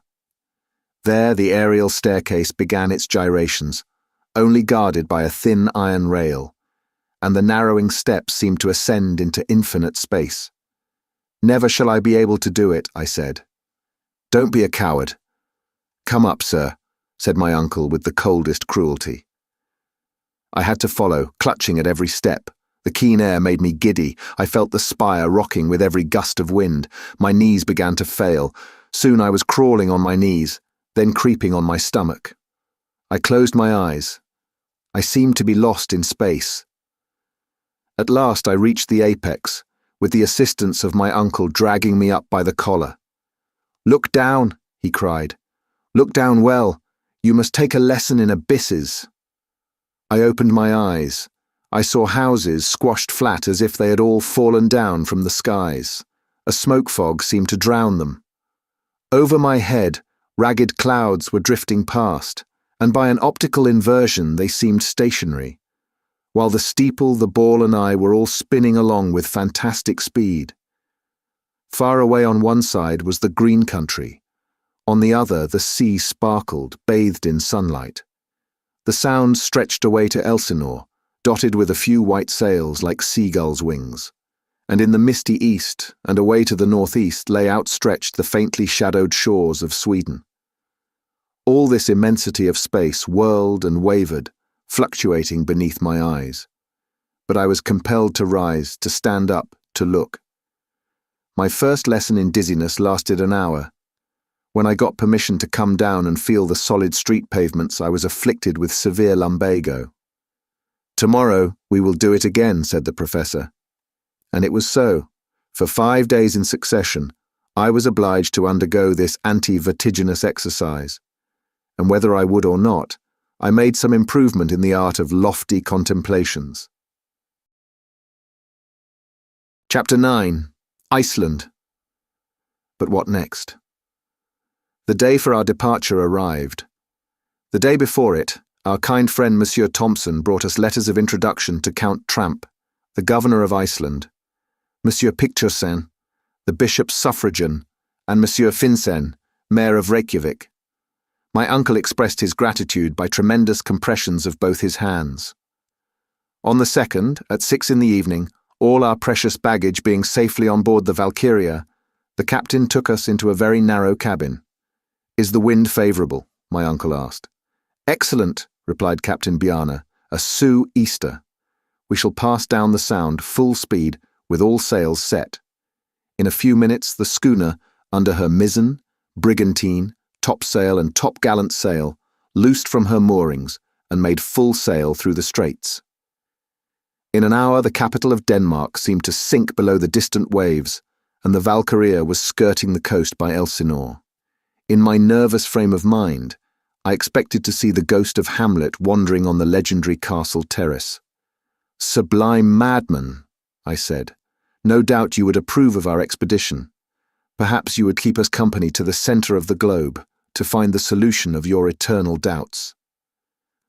But there was no ghostly shape upon the ancient walls. Indeed, the castle is much younger than the heroic Prince of Denmark. It now answers the purpose of a sumptuous lodge for the doorkeeper of the Straits of the Sound, before which every year there pass 15,000 ships of all nations. The castle of Kronsberg soon disappeared in the mist, as well as the tower of Helsingborg, built on the Swedish coast, and the schooner passed lightly on her way, urged by the breezes of the Kattegat. The Valkyria was a splendid sailor, but on a sailing vessel you can place no dependence. She was taking to Reykjavik coal, household goods, earthenware, woolen clothing, and a cargo of wheat. The crew consisted of 5 men, all Danes. "How long will the passage take?" my uncle asked. 10 days, the captain replied, "if we don't meet a nor'wester in passing the Faroes." "But are you not subject to considerable delays?" "No, Monsieur Lidenbrock, don't be uneasy. We shall get there in very good time." At evening the schooner doubled the score at the northern point of Denmark, in the night passed the Skagerrak, skirted Norway by Cape Lindness, and entered the North Sea. In 2 days more we sighted the coast of Scotland near Peterhead, and the Valkyria turned her lead towards the Faroe Islands, passing between the Orkneys and Shetlands. Soon the schooner encountered the great Atlantic swell. She had to tack against the north wind, and reached the Faroes only with some difficulty. On the 8th, the captain made out Meiganes, the southernmost of these islands, and from that moment took a straight course for Cape Portland, the most southerly point of Iceland.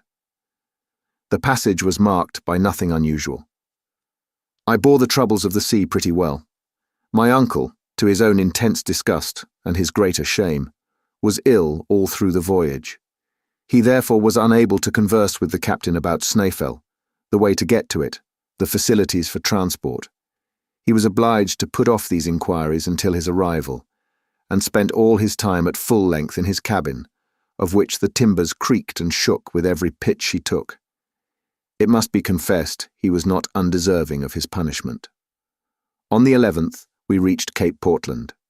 The clear open weather gave us a good view of Geological, which overhangs it. The cape is merely a low hill with steep sides, standing lonely by the beach. The Valkyria kept at some distance from the coast, taking a westerly course amidst great shoals of whales and sharks. Soon we came in sight of an enormous perforated rock, through which the sea dashed furiously. The Westman islets seemed to rise out of the ocean like a group of rocks in a liquid plain. From that time the schooner took a wide berth and swept at a great distance round Cape Reykjanes, which forms the western point of Iceland. The rough sea prevented my uncle from coming on deck to admire these shattered and surf-beaten coasts. 48 hours after, coming out of a storm which forced the schooner to scud under bare poles, we sighted east of us the beacon on Cape Skagen, where dangerous rocks extend far away seaward. An Icelandic pilot came on board, and in 3 hours the Valkyria dropped her anchor before Reykjavik, in Faxa Bay. The professor at last emerged from his cabin, rather pale and wretched-looking, but still full of enthusiasm, and with ardent satisfaction shining in his eyes. The population of the town, wonderfully interested in the arrival of a vessel from which everyone expected something, formed in groups upon the quay. My uncle left in haste his floating prison, or rather, hospital. But before quitting the deck of the schooner, he dragged me forward, and pointing with outstretched finger north of the bay at a distant mountain, terminating in a double peak, a pair of cones covered with perpetual snow, he cried, "Snaefell! Snaefell!" Then recommending me, by an impressive gesture, to keep silence, he went into the boat which awaited him. I followed, and presently we were treading the soil of Iceland. The first man we saw was a good-looking fellow enough, in a general's uniform. Yet he was not a general but a magistrate, the governor of the island, Monsieur le Baron Trump himself. The professor was soon aware of the presence he was in. He delivered him his letters from Copenhagen, and then followed a short conversation in the Danish language, the purport of which I was quite ignorant of, and for a very good reason. But the result of this first conversation was that Baron Trump placed himself entirely at the service of Professor Lidenbrock. My uncle was just as courteously received by the mayor, Monsieur Finzen, whose appearance was as military and disposition and office as pacific as the governor's. As for the bishop's suffragan, Monsieur Picturson, he was at that moment engaged on an episcopal visitation in the north. For the time we must be resigned to wait for the honour of being presented to him. But Monsieur Fridriksson, professor of natural sciences at the school of Reykjavik, was a delightful man, and his friendship became very precious to me. This modest philosopher spoke only Danish and Latin. He came to proffer me his good offices in the language of Horace, and I felt that we were made to understand each other. In fact, he was the only person in Iceland with whom I could converse at all. This good-natured gentleman made over to us 2 of the 3 rooms which his house contained, and we were soon installed in it with all our luggage, the abundance of which rather astonished the good people of Reykjavik. "Well, Axel," said my uncle, "we are getting on, and now the worst is over." "The worst?" I said, astonished. "To be sure now we have nothing to do but go down." "Oh, if that is all, you are quite right. But after all, when we have gone down, we shall have to get up again, I suppose." "Oh, I don't trouble myself about that. Come, there's no time to lose. I'm going to the library. Perhaps there is some manuscript of Saknussemm's there, and I should be glad to consult it." "Well, while you are there, I will go into the town, won't you?" "Oh, that is very uninteresting to me. It is not what is upon this island, but what is underneath that interests me." I went out and wandered wherever chance took me. It would not be easy to lose your way in Reykjavik.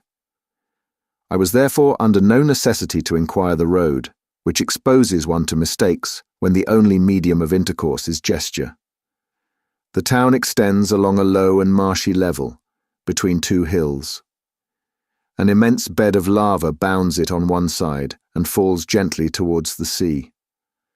On the other extends the vast bay of Faxa, shut in at the north by the enormous glacier of the Snaefell, and of which the Valkyria was for the time the only occupant. Usually, the English and French conservators of fisheries moor in this bay, but just then they were cruising about the western coasts of the island.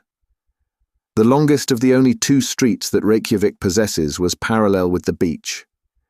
Here live the merchants and traders in wooden cabins made of red planks set horizontally.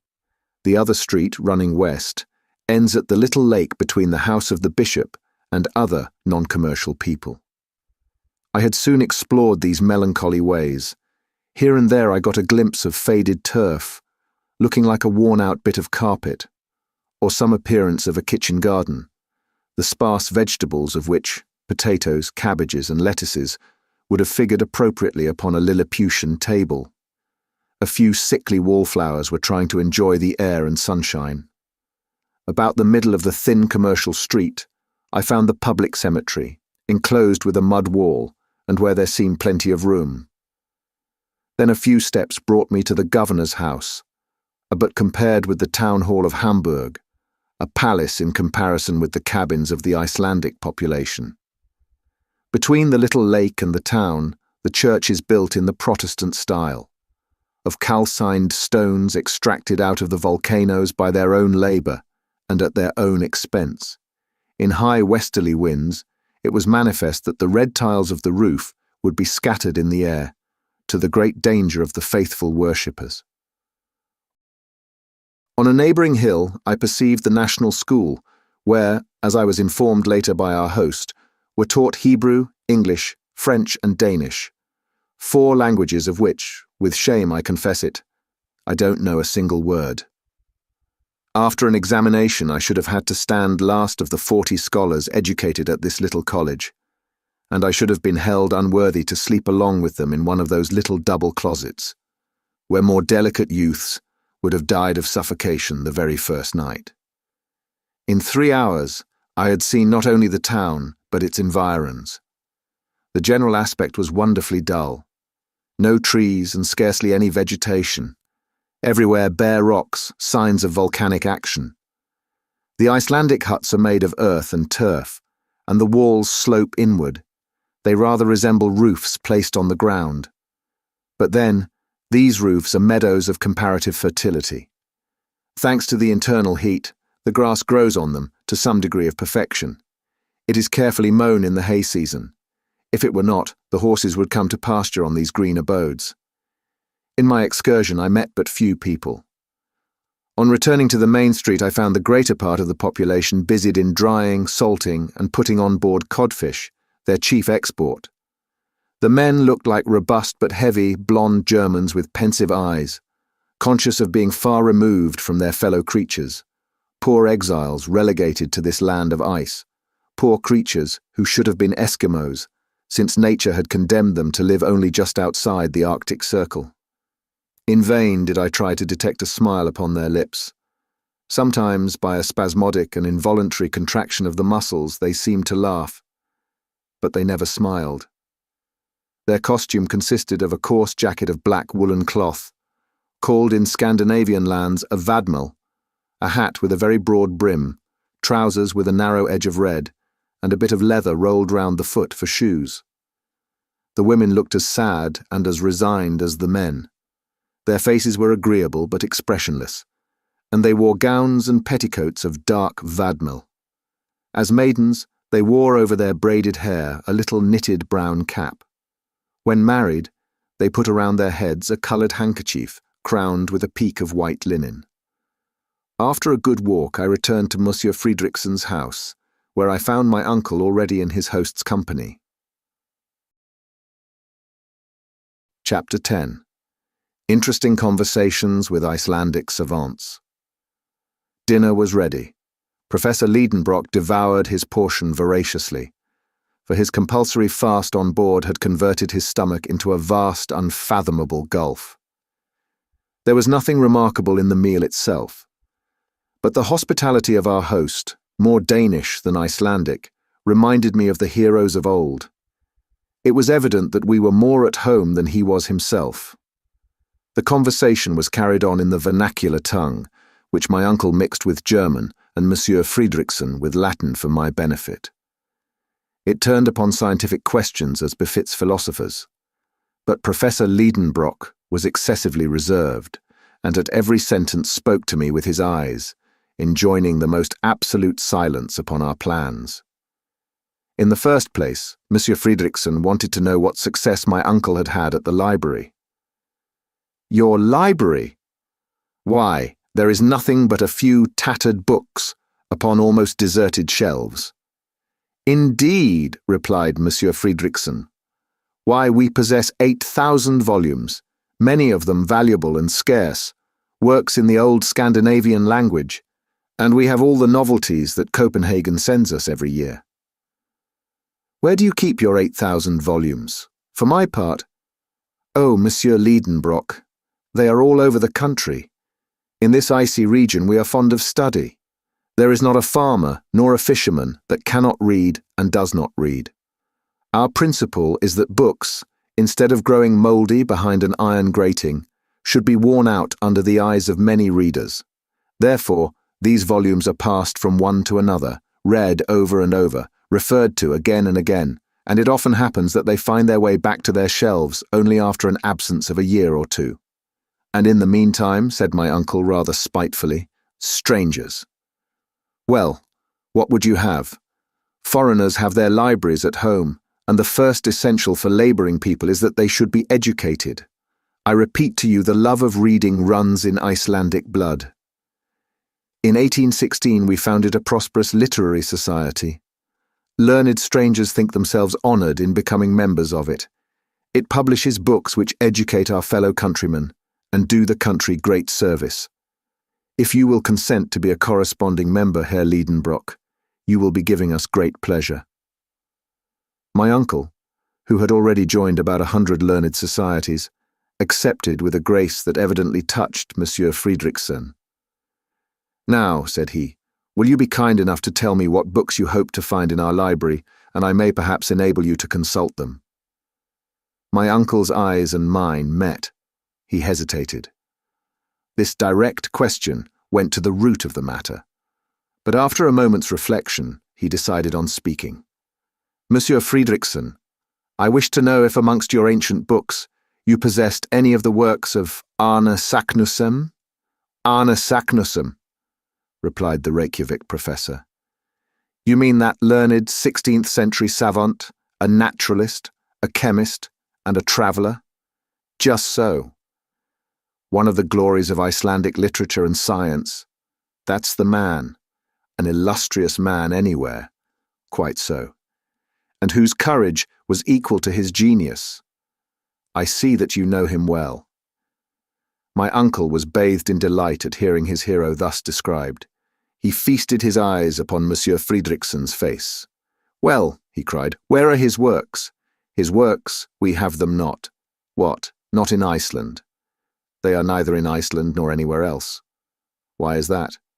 "Because Arne Saknussemm was persecuted for heresy, and in 1573 his books were burned by the hands of the common hangman." "Very good, excellent," cried my uncle, to the great scandal of the professor of natural history. "What?" he cried. "Yes, yes. Now it is all clear. Now it is all unravelled. And I see why Saknussemm, put into the Index Expurgatorius, and compelled to hide the discoveries made by his genius, was obliged to bury in an incomprehensible cryptogram the secret—" "What secret?" asked Monsieur Friedrichsen, starting. "Oh, just a secret which—" my uncle stammered.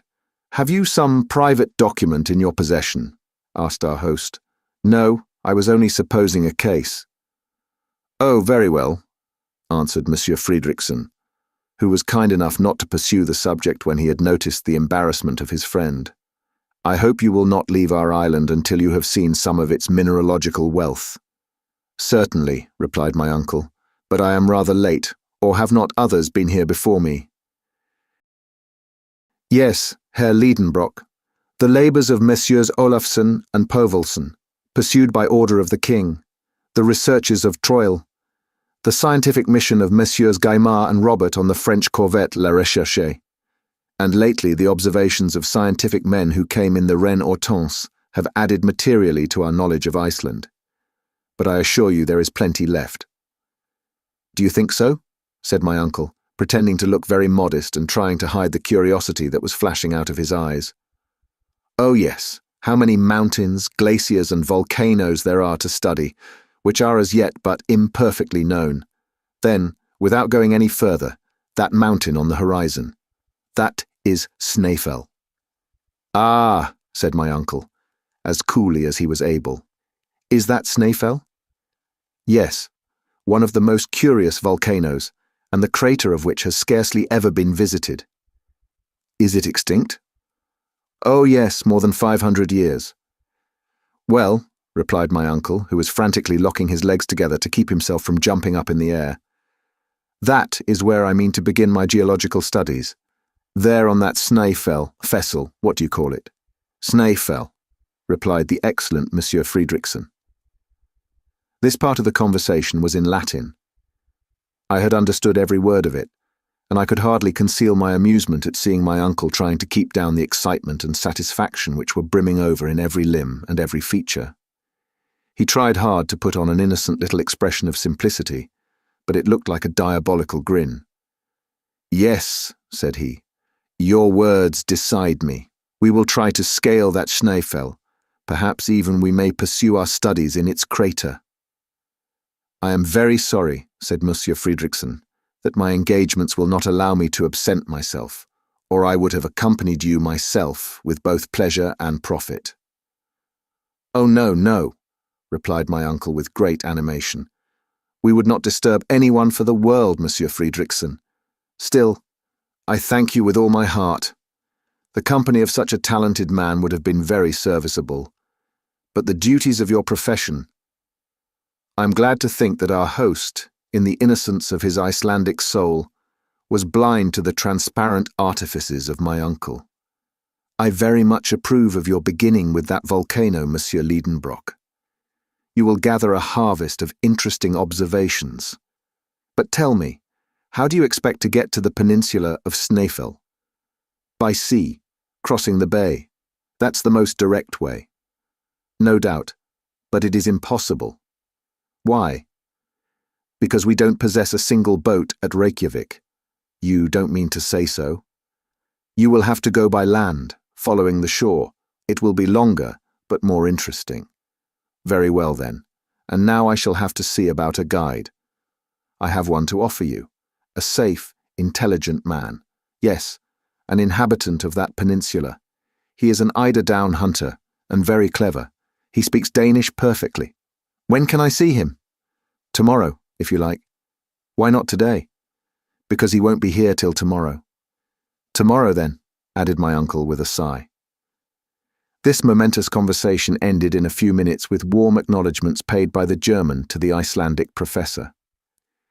At this dinner, my uncle had just elicited important facts, amongst others, the history of Saknussemm, the reason for the mysterious document, that his host would not accompany him in his expedition, and that the very next day a guide would be waiting upon him.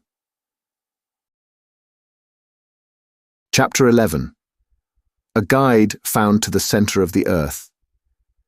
In the evening, I took a short walk on the beach and returned at night to my plank bed, where I slept soundly all night. When I awoke, I heard my uncle talking at a great rate in the next room. I immediately dressed and joined him. He was conversing in the Danish language with a tall man of robust build. This fine fellow must have been possessed of great strength. His eyes, set in a large and ingenuous face, seemed to me very intelligent. They were of a dreamy sea blue. Long hair, which would have been called red even in England, fell in long meshes upon his broad shoulders. The movements of this native were lithe and supple, but he made little use of his arms in speaking, like a man who knew nothing or cared nothing about the language of gestures.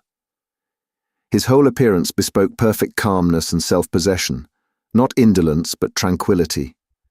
It was felt at once that he would be beholden to nobody, that he worked for his own convenience, and that nothing in this world could astonish or disturb his philosophic calmness. I caught the shades of this Icelander's character, by the way in which he listened to the impassioned flow of words which fell from the professor. He stood with arms crossed, perfectly unmoved by my uncle's incessant gesticulations. A negative was expressed by a slow movement of the head from left to right, an affirmative by a slight bend, so slight that his long hair scarcely moved. He carried economy of motion, even to parsimony. Certainly I should never have dreamt in looking at this man that he was a hunter. He did not look likely to frighten his game, nor did he seem as if he would even get near it. But the mystery was explained when Monsieur Fridriksson informed me that this tranquil personage was only a hunter of the eider duck, whose underplumage constitutes the chief wealth of the island. This is the celebrated eider down, and it requires no great rapidity of movement to get it. Early in summer, the female, a very pretty bird, goes to build her nest among the rocks of the fjords with which the coast is fringed. After building the nest, she feathers it with down plucked from her own breast. Immediately, the hunter, or rather the trader, comes and robs the nest, and the female recommences her work. This goes on as long as she has any down left. When she has stripped herself bare, the male takes his turn to pluck himself. But as the coarse and hard plumage of the male has no commercial value, the hunter does not take the trouble to rob the nest of this. The female therefore lays her eggs in the spoils of her mate. The young are hatched, and next year the harvest begins again. Now, as the eider duck does not select steep cliffs for her nest, but rather the smooth terraced rocks which slope to the sea, the Icelandic hunter might exercise his calling without any inconvenient exertion. He was a farmer who was not obliged either to sow or reap his harvest, but merely to gather it in. This grave, phlegmatic and silent individual was called Hans Bjelke, and he came recommended by Monsieur Fridriksson. He was our future guide. His manners were a singular contrast with my uncle's. Nevertheless, they soon came to understand each other. Neither looked at the amount of the payment. The one was ready to accept whatever was offered, the other was ready to give whatever was demanded. Never was a bargain more readily concluded. The result of the treaty was that Hans engaged on his part to conduct us to the village of Stapi, on the south shore of the Snaefell Peninsula, at the very foot of the volcano. By land this would be about 22 miles to be done, said my uncle, in 2 days. But when he learnt that the Danish mile was 24,000 feet long, he was obliged to modify his calculations and allow 7 or 8 days for the march. 4 horses were to be placed at our disposal, 2 to carry him and me, 2 for the baggage. Hans, as was his custom, would go on foot. He knew all that part of the coast perfectly and promised to take us the shortest way. His engagement was not to terminate with our arrival at Stapi. He was to continue in my uncle's service for the whole period of his scientific researches, for the remuneration of 3 riksdales a week, about 12 shillings.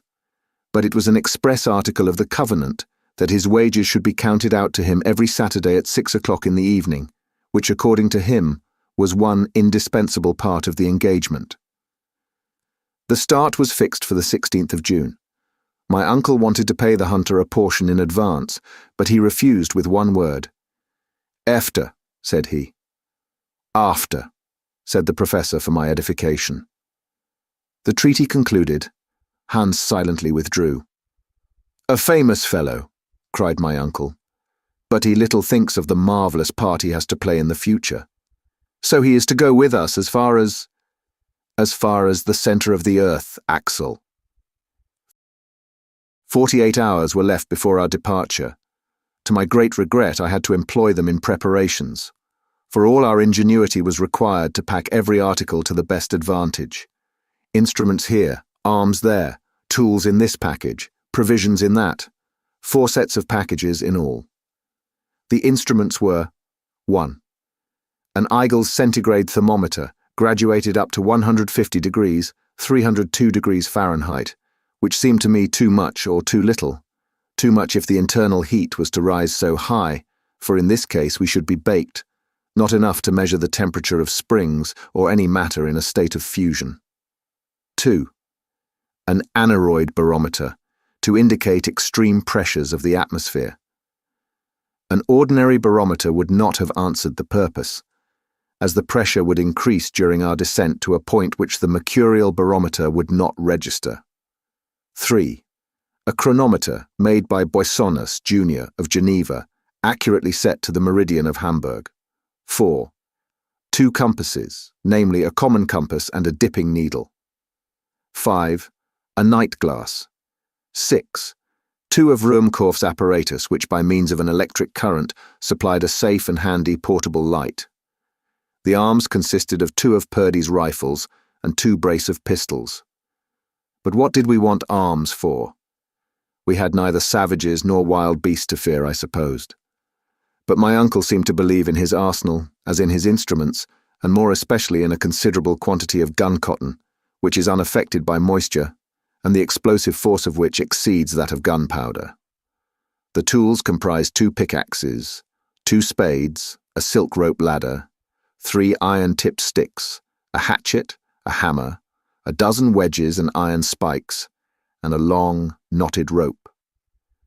Now this was a large load, for the ladder was 300 feet long.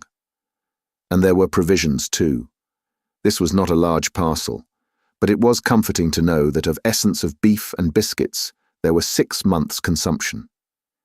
Spirits were the only liquid, and of water we took none, but we had flasks, and my uncle depended on springs from which to fill them.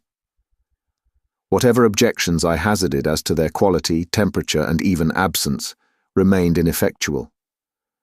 To complete the exact inventory of all our travelling accompaniments, I must not forget a pocket medicine chest, containing blunt scissors, splints for broken limbs, a piece of tape of unbleached linen, bandages and compresses, lint, a lancet for bleeding, all dreadful articles to take with one. Then there was a row of phials containing dextrin, alcoholic ether, liquid acetate of lead, vinegar, and ammonia drugs which afforded me no comfort. Finally, all the articles needful to supply Ruhmkorff's apparatus. My uncle did not forget a supply of tobacco, coarse-grained powder, and amadou, nor a leathern belt in which he carried a sufficient quantity of gold, silver, and paper money. 6 pairs of boots and shoes made waterproof with a composition of India rubber and naphtha were packed amongst the tools. Clothed, shod, and equipped like this, said my uncle, there is no telling how far we may go. The 15th was wholly spent in arranging all our different articles. In the evening we dined with Baron Tramps, the mayor of Reykjavik, and Dr. Hjaltalin, the first medical man of the place being of the party. Monsieur Fridriksson was not there. I learned afterwards that he and the governor disagreed upon some question of administration and did not speak to each other. I therefore knew not a single word of all that was said at this semi-official dinner, but I could not help noticing that my uncle talked the whole time. On the 16th, our preparations were all made. Our host gave the professor very great pleasure by presenting him with a map of Iceland far more complete than that of Henderson. It was the map of Monsieur Olaf Nicolas Olsen, in the proportion of 1 to 480,000 of the actual size of the island, and published by the Icelandic Literary Society. It was a precious document for a mineralogist. Our last evening was spent in intimate conversation with Monsieur Fridriksson, with whom I felt the liveliest sympathy. Then, after the talk, succeeded for me at any rate, a disturbed and restless night. At 5 in the morning, I was awoke by the neighing and pawing of 4 horses under my window. I dressed hastily and came down into the street. Hans was finishing our packing, almost as it were without moving a limb, and yet he did his work cleverly. My uncle made more noise than execution, and the guide seemed to pay very little attention to his energetic directions. At 6 o'clock, our preparations were over. Monsieur Fridriksson shook hands with us. My uncle thanked him heartily for his extreme kindness. I constructed a few fine Latin sentences to express my cordial farewell. Then we bestrode our steeds, and with his last adieu, Monsieur Fridriksson treated me to a line of Virgil eminently applicable to such uncertain wanderers as we were likely to be. Et quacumque viam dedunt fortuna sequamur. Wherever fortune clears a way, thither our ready footsteps stray. Chapter 12. A Barren Land. We had started under a sky overcast but calm. There was no fear of heat, none of disastrous rain. It was just the weather for tourists. The pleasure of riding on horseback over an unknown country made me easy to be pleased at our first start. I threw myself wholly into the pleasure of the trip and enjoyed the feeling of freedom and satisfied desire. I was beginning to take a real share in the enterprise. Besides, I said to myself, where's the risk? Here we are traveling all through a most interesting country. We are about to climb a very remarkable mountain. At the worst, we are going to scramble down an extinct crater. It is evident that Saknussemm did nothing more than this. As for a passage leading to the center of the globe, it is mere rubbish, perfectly impossible. Very well then, let us get all the good we can out of this expedition, and don't let us haggle about the chances. This reasoning having settled my mind, we got out of Reykjavik.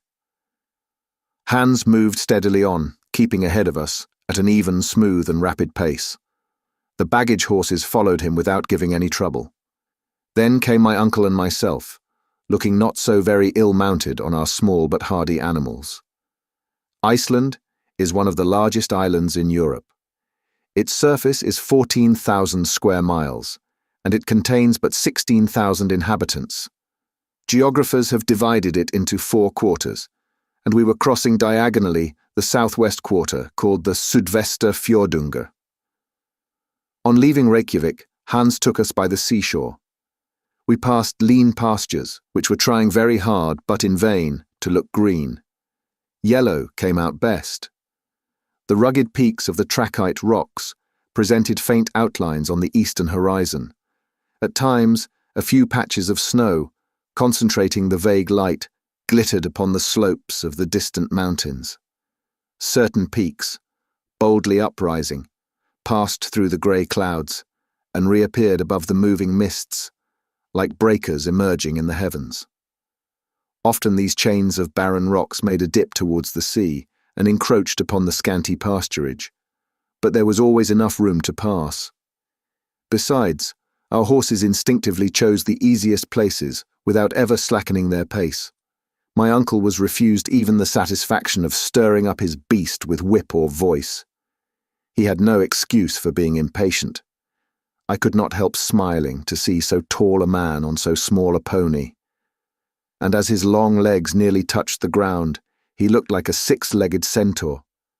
"Good horse, good horse," he kept saying.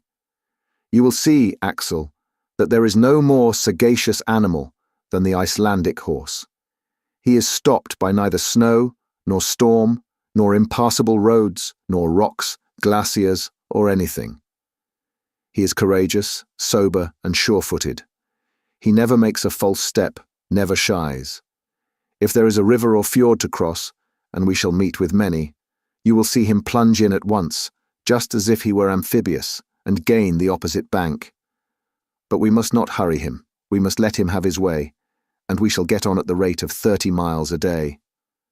We may, but how about our guide? Oh, never mind him. People like him get over the ground without a thought. There is so little action in this man that he will never get tired, and besides, if he wants it, he shall have my horse. I shall get cramped if I don't have a little action. The arms are all right, but the legs want exercise. We were advancing at a rapid pace. The country was already almost a desert. Here and there was a lonely farm called a boer, built either of wood or of sods or of pieces of lava, looking like a poor beggar by the wayside. These ruinous huts seemed to solicit charity from passers-by, and on very small provocation we should have given alms for the relief of the poor inmates. In this country there were no roads and paths, and the poor vegetation, however slow, would soon efface the rare traveller's footsteps. Yet this part of the province, at a very small distance from the capital, is reckoned among the inhabited and cultivated portions of Iceland. What, then, must other tracts be, more desert than this desert? In the first half-mile, we had not seen one farmer standing before his cabin door, nor one shepherd tending a flock less wild than himself. Nothing but a few cows and sheep left to themselves. What then would be those convulsed regions upon which we were advancing? Regions subject to the dire phenomena of eruptions, the offspring of volcanic explosions and subterranean convulsions.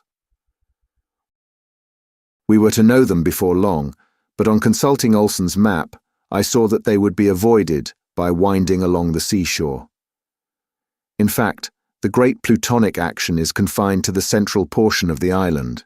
There, rocks of the trappean and volcanic class, including trachyte, basalt, and tuffs and agglomerates associated with streams of lava, have made this a land of supernatural horrors. I had no idea of the spectacle which was awaiting us in the peninsula of Snaefell, where these ruins of a fiery nature have formed a frightful chaos. In 2 hours from Reykjavik, we arrived at the burg of Gufunes, called Aulkirkja, or Principal Church. There was nothing remarkable here but a few houses, scarcely enough for a German hamlet. Hans stopped here half an hour. He shared with us our frugal breakfast, answering my uncle's questions about the road and our resting place that night, with merely yes or no, except when he said Garda. I consulted the map to see where Garda was. I saw there was a small town of that name on the banks of the Hvalfjord, 4 miles from Reykjavik. I showed it to my uncle. 4 miles only, he exclaimed. 4 miles out of 28. What a nice little walk. He was about to make an observation to the guide, who, without answering, resumed his place at the head and went on his way. 3 hours later, still treading on the colourless grass of the pasture land, we had to work round the Kolla Fjord, a longer way but an easier one than across that inlet. We soon entered into a Pinkstauer or parish called Egelberg, from whose steeple 12 o'clock would have struck, if Icelandic churches were rich enough to possess clocks. But they are like the parishioners, who have no watches and do without. There our horses were baited.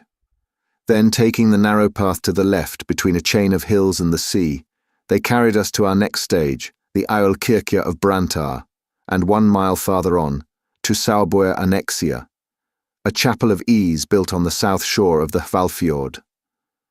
It was now 4 o'clock, and we had gone 4 Icelandic miles, or 24 English miles. In that place, the fjord was at least 3 English miles wide. The waves rolled with a rushing din upon the sharp-pointed rocks. This inlet was confined between walls of rock, precipices crowned by sharp peaks 2,000 feet high, and remarkable for the brown strata which separated the beds of reddish tuff. However much I might respect the intelligence of our quadrupeds, I hardly cared to put it to the test by trusting myself to it on horseback across an arm of the sea. If they are as intelligent as they are said to be, I thought, they won't try it. In any case, I will tax my intelligence to direct theirs. But my uncle would not wait. He spurred on to the edge. His steed lowered his head to examine the nearest waves and stopped. My uncle, who had an instinct of his own too, applied pressure and was again refused by the animal, significantly shaking his head. Then followed strong language and the whip. But the brute answered these arguments with kicks and endeavours to throw his rider. At last, the clever little pony, with a bend of his knees, started from under the professor's legs and left him standing upon 2 boulders on the shore, just like the Colossus of Rhodes. "Confounded brute!" cried the unhorsed horseman, suddenly degraded into a pedestrian, just as ashamed as a cavalry officer degraded to a foot soldier. "Farja," said the guide, touching his shoulder. "What? A boat?" "Der," replied Hans, pointing to one. "Yes," I cried, "there is a boat. Why did not you say so then?" "Well, let us go on." "Tidvatten," said the guide. "What is he saying?" "He says tide," said my uncle, translating the Danish word. "No doubt we must wait for the tide." "Forbida," said my uncle. "Ja," replied Hans. My uncle stamped with his foot while the horses went on to the boat. I perfectly understood the necessity of abiding a particular moment of the tide to undertake the crossing of the fjord, when, the sea having reached its greatest height, it should be slack water. Then the ebb and flow have no sensible effect, and the boat does not risk being carried either to the bottom or out to sea. That favourable moment arrived only with 6 o'clock, when my uncle, myself, the guide, 2 other passengers, and the 4 horses trusted ourselves to a somewhat fragile raft. Accustomed as I was to the swift and sure steamers on the Elbe, I found the oars of the rowers rather a slow means of propulsion. It took us more than an hour to cross the fjord, but the passage was effected without any mishap. In another half hour, we had reached the Aalkirkja of Gardar. Chapter 13. Hospitality under the Arctic Circle. It ought to have been night-time, but under the 65th parallel there was nothing surprising in the nocturnal polar light. In Iceland, during the months of June and July, the sun does not set. But the temperature was much lower. I was cold, and more hungry than cold. Welcome was the sight of the boer which was hospitably open to receive us. It was a peasant's house, but in point of hospitality it was equal to a king's. On our arrival the master came with outstretched hands, and without more ceremony he beckoned us to follow him. To accompany him down the long, narrow, dark passage would have been impossible. Therefore we followed, as he bid us. The building was constructed of roughly squared timbers, with rooms on both sides, 4 in number, all opening out into the one passage. These were the kitchen, the weaving shop, the badstofa, or family sleeping room, and the visitor's room, which was the best of all. My uncle, whose height had not been thought of in building the house, of course hit his head several times against the beams that projected from the ceilings. We were introduced into our apartment, a large room with a floor of earth stamped hard down, and lighted by a window, the panes of which were formed of sheep's bladder, not admitting too much light. The sleeping accommodation consisted of dry litter thrown into 2 wooden frames painted red and ornamented with Icelandic sentences. I was hardly expecting so much comfort. The only discomfort proceeded from the strong odour of dried fish, hung meat, and sour milk, of which my nose made bitter complaints. When we had laid aside our travelling wraps, the voice of the host was heard inviting us to the kitchen, the only room where a fire was lighted even in the severest cold. My uncle lost no time in obeying the friendly call, nor was I slack in following. The kitchen chimney was constructed on the ancient pattern. In the middle of the room was a stone for a hearth, over it in the roof a hole to let the smoke escape. The kitchen was also a dining room. At our entrance the host, as if he had never seen us, greeted us with the word "Sæl vertu," which means "be happy," and came and kissed us on the cheek. After him, his wife pronounced the same words, accompanied with the same ceremonial. Then the 2, placing their hands upon their hearts, inclined profoundly before us. I hasten to inform the reader that this Icelandic lady was the mother of 19 children, all big and little, swarming in the midst of the dense wreaths of smoke with which the fire on the hearth filled the chamber. Every moment I noticed a fair-haired and rather melancholy face peeping out of the rolling volumes of smoke. They were a perfect cluster of unwashed angels. My uncle and I treated this little tribe with kindness, and in a very short time we each had 3 or 4 of these brats on our shoulders, as many on our laps, and the rest between our knees. Those who could speak kept repeating "Sæl vertu" in every conceivable tone. Those that could not speak made up for that want by shrill cries. This concert was brought to a close by the announcement of dinner. At that moment our hunter returned, who had been seeing his horses provided for. That is to say, he had economically let them loose in the fields, where the poor beasts had to content themselves with the scanty moss they could pull off the rocks and a few meagre seaweeds, and the next day they would not fail to come of themselves, and resume the labours of the previous day. XVIII, said Hans. Then calmly, automatically, and dispassionately, he kissed the host, the hostess, and their 19 children. This ceremony over, we sat at table, 24 in number, and therefore one upon another. The luckiest had only 2 urchins upon their knees. But silence reigned in all this little world at the arrival of the soup, and the national taciturnity resumed its empire even over the children. The host served out to us a soup made of lichen, and by no means unpleasant, then an immense piece of dried fish floating in butter rancid with 20 years keeping, and therefore, according to Icelandic gastronomy, much preferable to fresh butter. Along with this, we had sky, a sort of clotted milk, with biscuits, and a liquid prepared from juniper berries. For beverage, we had a thin milk mixed with water, called in this country blander. It is not for me to decide whether this diet is wholesome or not. All I can say is that I was desperately hungry, and that at dessert I swallowed to the very last gulp of a thick broth made from buckwheat. As soon as the meal was over, the children disappeared, and their elders gathered round the peat fire, which also burned such miscellaneous fuel as briars, cow dung, and fish bones. After this little pinch of warmth, the different groups retired to their respective rooms. Our hostess hospitably offered us her assistance in undressing, according to Icelandic usage. But on our gracefully declining, she insisted no longer, and I was able at last to curl myself up in my mossy bed.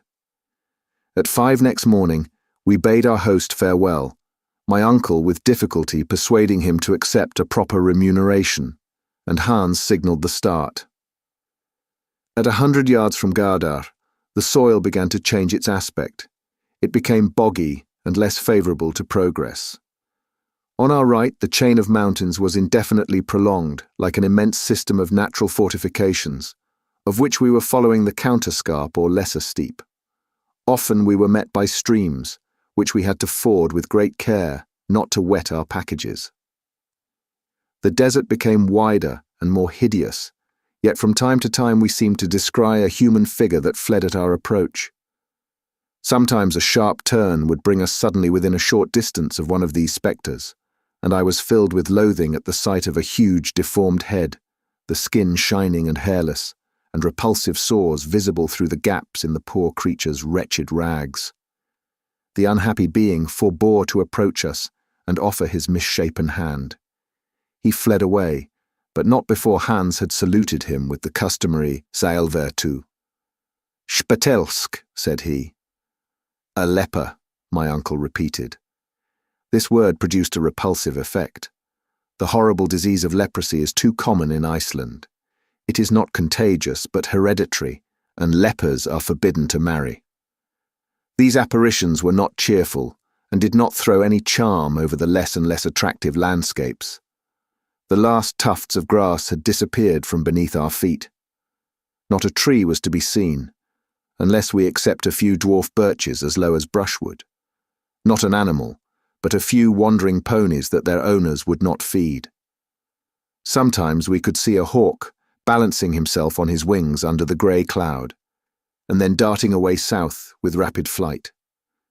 I felt melancholy under this savage aspect of nature, and my thoughts went away to the cheerful scenes I had left in the far south.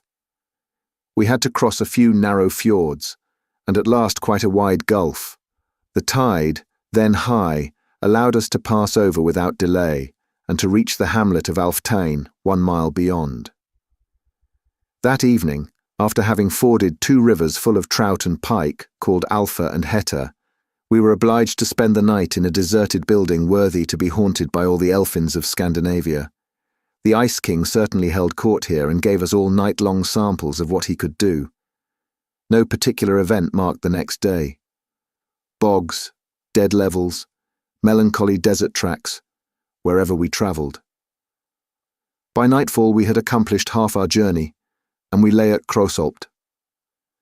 On the 19th of June, for about a mile, that is an Icelandic mile, we walked upon hardened lava. This ground is called in the country Hraun. The writhen surface presented the appearance of distorted, twisted cables, sometimes stretched in length, sometimes contorted together. An immense torrent, once liquid, now solid, ran from the nearest mountains, now extinct volcanoes, but the ruins around revealed the violence of the past eruptions. Yet here and there were a few jets of steam from hot springs. We had no time to watch these phenomena. We had to proceed on our way. Soon, at the foot of the mountains, the boggy land reappeared, intersected by little lakes. Our route now lay westward. We had turned the great bay of Faxa, and the twin peaks of Snaefell rose white into the cloudy sky at the distance of at least 5 miles. The horses did their duty well. No difficulties stopped them in their steady career. I was getting tired, but my uncle was as firm and straight as he was at our first start. I could not help admiring his persistency, as well as the hunters, who treated our expedition like a mere promenade. June 20th. At 6 p.m., we reached Budir, a village on the seashore, and the guide there claiming his due, my uncle settled with him. It was Hans's own family, that is, his uncles and cousins, who gave us hospitality. We were kindly received, and without taxing too much the goodness of these folks, I would willingly have tarried here to recruit after my fatigues. But my uncle, who wanted no recruiting, would not hear of it, and the next morning we had to bestride our beasts again. The soil told of the neighborhood of the mountain, whose granite foundations rose from the earth like the knotted roots of some huge oak. We were rounding the immense base of the volcano. The professor hardly took his eyes off it. He tossed up his arms and seemed to defy it, and to declare, "There stands the giant that I shall conquer." After about 4 hours of walking, the horses stopped of their own accord at the door of the priest's house at Stapi. Chapter 14. But Arctics can be inhospitable too. Stapi is a village consisting of about 30 huts, built of lava, at the south side of the base of the volcano. It extends along the inner edge of a small fjord, enclosed between basaltic walls of the strangest construction. Basalt is a brownish rock of igneous origin. It assumes regular forms, the arrangement of which is often very surprising. Here nature had done her work geometrically, with square and compass and plummet. Everywhere else, her art consists alone in throwing down huge masses together in disorder. You see cones imperfectly formed, irregular pyramids, with a fantastic disarrangement of lines. But here, as if to exhibit an example of regularity, though in advance of the very earliest architects, she has created a severely simple order of architecture, never surpassed either by the splendors of Babylon or the wonders of Greece. I had heard of the Giant's Causeway in Ireland, and Fingal's Cave in Staffa, one of the Hebrides, but I had never yet seen a basaltic formation. At Stapi, I beheld this phenomenon in all its beauty. The wall that confined the fjord, like all the coast of the peninsula, was composed of a series of vertical columns 30 feet high. These straight shafts, of fair proportions, supported an architrave of horizontal slabs, the overhanging portion of which formed a semi-arch over the sea. At intervals, under this natural shelter, there spread out vaulted entrances in beautiful curves, into which the waves came dashing with foam and spray. A few shafts of basalt, torn from their hold by the fury of tempests, lay along the soil like remains of an ancient temple, in ruins forever fresh, and over which centuries passed without leaving a trace of age upon them. This was our last stage upon the earth. Hans had exhibited great intelligence, and it gave me some little comfort to think then that he was not going to leave us. On arriving at the door of the rector's house, which was not different from the others, I saw a man shoeing a horse, hammer in hand, and with a leathern apron on. "Seil vertu," said the hunter. "God dag," said the blacksmith in good Danish. "Kirke herde," said Hans, turning round to my uncle. "The rector," repeated the professor. "It seems, Axel, that this good man is the rector. Our guide, in the meanwhile, was making the kyrkoherde aware of the position of things, when the latter, suspending his labours for a moment, uttered a sound no doubt understood between horses and farriers, and immediately a tall and ugly hag appeared from the hut. She must have been 6 feet at the least. I was in great alarm lest she should treat me to the Icelandic kiss. But there was no occasion to fear, nor did she do the honours at all too gracefully. The visitors' room seemed to me the worst in the whole cabin. It was close, dirty, and evil-smelling. But we had to be content. The rector did not go in for antique hospitality. Very far from it. Before the day was over, I saw that we had to do with a blacksmith, a fisherman, a hunter, a joiner, but not at all with a minister of the gospel. To be sure, it was a weekday. Perhaps on a Sunday he made amends. I don't mean to say anything against these poor priests, who after all are very wretched. They receive from the Danish government a ridiculously small pittance, and they get from the parish the 4th part of the tithe, which does not come to 60 marks a year, about £4. Hence the necessity to work for their livelihood. But after fishing, hunting, and shoeing horses for any length of time, one soon gets into the ways and manners of fishermen, hunters, and farriers, and other rather rude and uncultivated people. And that evening I found out that temperance was not among the virtues that distinguished my host. My uncle soon discovered what sort of a man he had to do with. Instead of a good and learned man, he found a rude and coarse peasant.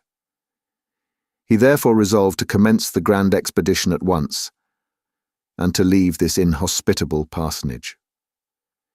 He cared nothing about fatigue, and resolved to spend some days upon the mountain. The preparations for our departure were therefore made the very day after our arrival at Stapi. Hans hired the services of 3 Icelanders to do the duty of the horses in the transport of the burdens. But as soon as we had arrived at the crater, these natives were to turn back and leave us to our own devices. This was to be clearly understood. My uncle now took the opportunity to explain to Hans that it was his intention to explore the interior of the volcano to its farthest limits. Hans merely nodded. There or elsewhere, down in the bowels of the earth, or anywhere on the surface, all was alike to him. For my own part, the incidents of the journey had hitherto kept me amused and made me forgetful of coming evils. But now my fears again were beginning to get the better of me. But what could I do? The place to resist the Professor would have been Hamburg, not the foot of Snaefell. One thought, above all others, harassed and alarmed me. It was one calculated to shake firmer nerves than mine.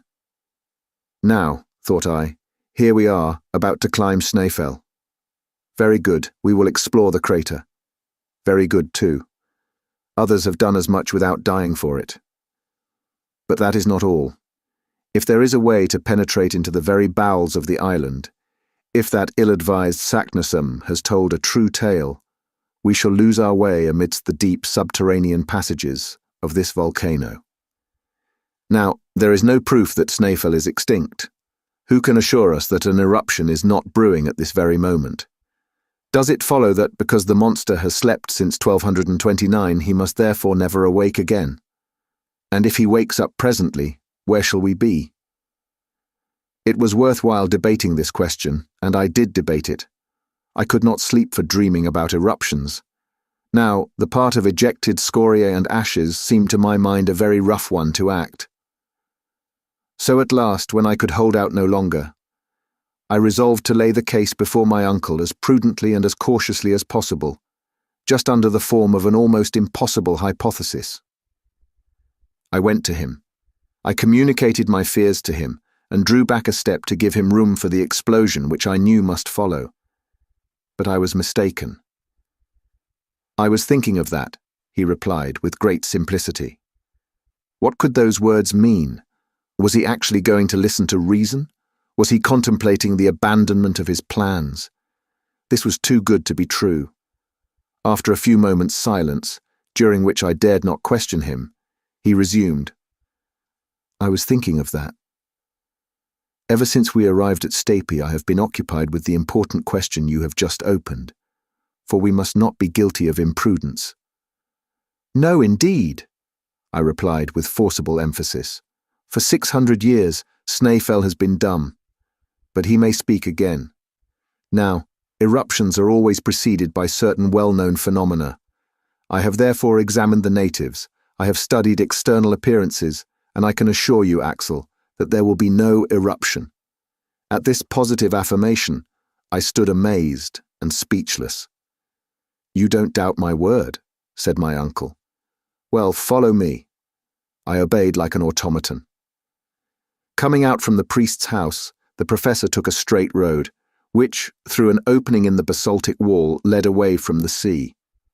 We were soon in the open country, if one may give that name to a vast extent of mounds of volcanic products.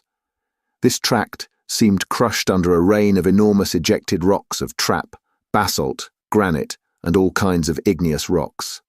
Here and there I could see puffs and jets of steam curling up into the air, called in Icelandic reykir, issuing from thermal springs, and indicating by their motion the volcanic energy underneath. This seemed to justify my fears, but I fell from the height of my newborn hopes when my uncle said, "You see all these volumes of steam, Axel? Well, they demonstrate that we have nothing to fear from the fury of a volcanic eruption." "Am I to believe that?" I cried. "Understand this clearly," added the professor. "At the approach of an eruption, these jets would redouble their activity, but disappear altogether during the period of the eruption. For the elastic fluids, being no longer under pressure, go off by way of the crater instead of escaping by their usual passages through the fissures in the soil. Therefore, if these vapours remain in their usual condition, if they display no augmentation of force, and if you add to this the observation that the wind and rain are not ceasing and being replaced by a still and heavy atmosphere, then you may affirm that no eruption is preparing. But no more, that is sufficient. When science has uttered her voice, let babblers hold their peace." I returned to the parsonage, very crestfallen. My uncle had beaten me with the weapons of science. Still, I had one hope left, and this was that when we had reached the bottom of the crater, it would be impossible, for want of a passage, to go deeper, in spite of all the saknusems in Iceland. I spent that whole night in one constant nightmare, in the heart of a volcano, and from the deepest depths of the earth I saw myself tossed up amongst the interplanetary spaces under the form of an eruptive rock. The next day, June 23rd, Hans was awaiting us with his companions carrying provisions, tools, and instruments. 2 iron-pointed sticks, 2 rifles, and 2 shot belts were for my uncle and myself. Hans, as a cautious man, had added to our luggage a leathern bottle full of water, which, with that in our flasks, would ensure us a supply of water for 8 days. It was 9 in the morning. The priest and his tall Megara were awaiting us at the door. We supposed they were standing there to bid us a kind farewell, but the farewell was put in the unexpected form of a heavy bill, in which everything was charged, even to the very air we breathed in the pastoral house, infected as it was. This worthy couple were fleecing us just as a Swiss innkeeper might have done, and estimated their imperfect hospitality at the highest price. My uncle paid without a remark. A man who is starting for the centre of the earth need not be particular about a few rix dollars. This point being settled, Hans gave the signal, and we soon left Stapi behind us. Chapter 15. Snaefell at last. Snaefell is 5,000 feet high. Its double cone forms the limit of a trachytic belt which stands out distinctly in the mountain system of the island. From our starting point we could see the 2 peaks boldly projected against the dark grey sky. I could see an enormous cap of snow coming low down upon the giant's brow. We walked in single file, headed by the hunter, who ascended by narrow tracks, where 2 could not have gone abreast. There was therefore no room for conversation. After we had passed the basaltic wall of the fjord of Stapi, we passed over a vegetable fibrous peat bog, left from the ancient vegetation of this peninsula. The vast quantity of this unworked fuel would be sufficient to warm the whole population of Iceland for a century. This vast turbary, measured in certain ravines, had in many places a depth of 70 feet, and presented layers of carbonized remains of vegetation alternating with thinner layers of tufaceous pumice. As a true nephew of the Professor Lidenbrock, and in spite of my dismal prospects, I could not help observing with interest the mineralogical curiosities which lay about me as in a vast museum, and I constructed for myself a complete geological account of Iceland. This most curious island has evidently been projected from the bottom of the sea at a comparatively recent date. Possibly it may still be subject to gradual elevation. If this is the case, its origin may well be attributed to subterranean fires. Therefore, in this case, the theory of Sir Humphrey Davy, Saknussemm's document, and my uncle's theories would all go off in smoke. This hypothesis led me to examine with more attention the appearance of the surface, and I soon arrived at a conclusion as to the nature of the forces which presided at its birth. Iceland, which is entirely devoid of alluvial soil, is wholly composed of volcanic tufa, that is to say, an agglomeration of porous rocks and stones. Before the volcanoes broke out, it consisted of trap rocks, slowly upraised to the level of the sea by the action of central forces. The internal fires had not yet forced their way through, but at a later period, a wide chasm formed diagonally from southwest to northeast, through which was gradually forced out the trachyte, which was to form a mountain chain. No violence accompanied this change. The matter thrown out was in vast quantities, and the liquid material oozing out from the abysses of the earth slowly spread in extensive plains or in hillocky masses. To this period belong the feldspar, syenites, and porphyries. But with the help of this outflow, the thickness of the crust of the island increased materially, and therefore also its powers of resistance. It may easily be conceived what vast quantities of elastic gases, what masses of molten matter accumulated beneath its solid surface, whilst no exit was practicable after the cooling of the trachytic crust.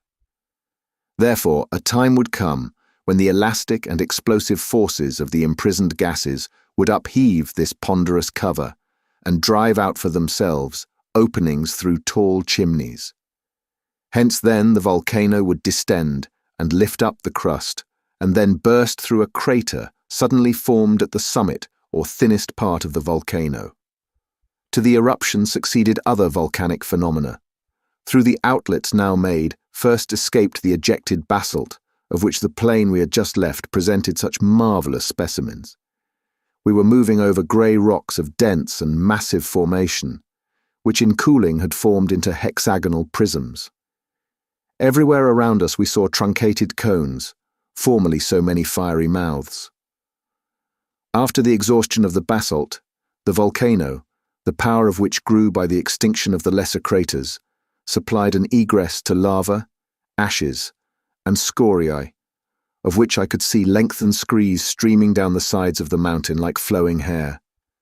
Such was the succession of phenomena which produced Iceland, all arising from the action of internal fire, and to suppose that the mass within did not still exist in a state of liquid incandescence was absurd, and nothing could surpass the absurdity of fancying that it was possible to reach the earth's centre.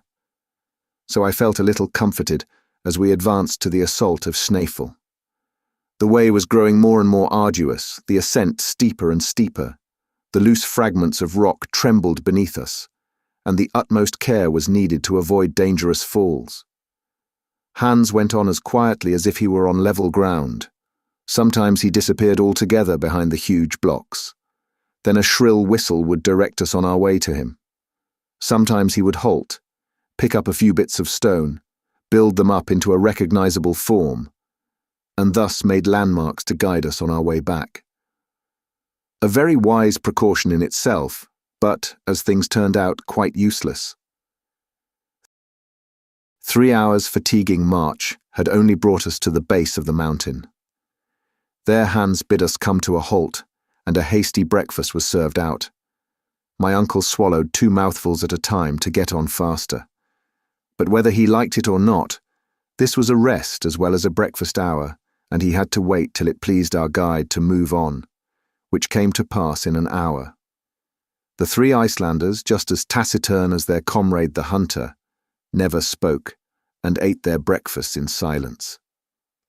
We were now beginning to scale the steep sides of Snaefell. Its snowy summit, by an optical illusion not unfrequent in mountains, seemed close to us, and yet how many weary hours it took to reach it. The stones, adhering by no soil or fibrous roots of vegetation, rolled away from under our feet and rushed down the precipice below with the swiftness of an avalanche. At some places, the flanks of the mountain formed an angle with the horizon of at least 36 degrees. It was impossible to climb them, and these stony cliffs had to be tacked round, not without great difficulty. Then we helped each other with our sticks. I must admit that my uncle kept as close to me as he could. He never lost sight of me, and in many straits his arm furnished me with a powerful support. He himself seemed to possess an instinct for equilibrium, for he never stumbled. The Icelanders, though burdened with our loads, climbed with the agility of mountaineers. To judge by the distant appearance of the summit of Snaefell, it would have seemed too steep to ascend on our side. Fortunately, after an hour of fatigue and athletic exercises, in the midst of the vast surface of snow presented by the hollow between the 2 peaks, a kind of staircase appeared unexpectedly, which greatly facilitated our ascent. It was formed by one of those torrents of stones flung up by the eruptions, called sting by the Icelanders. If this torrent had not been arrested in its fall by the formation of the sides of the mountain, it would have gone on to the sea and formed more islands. Such as it was, it did us good service.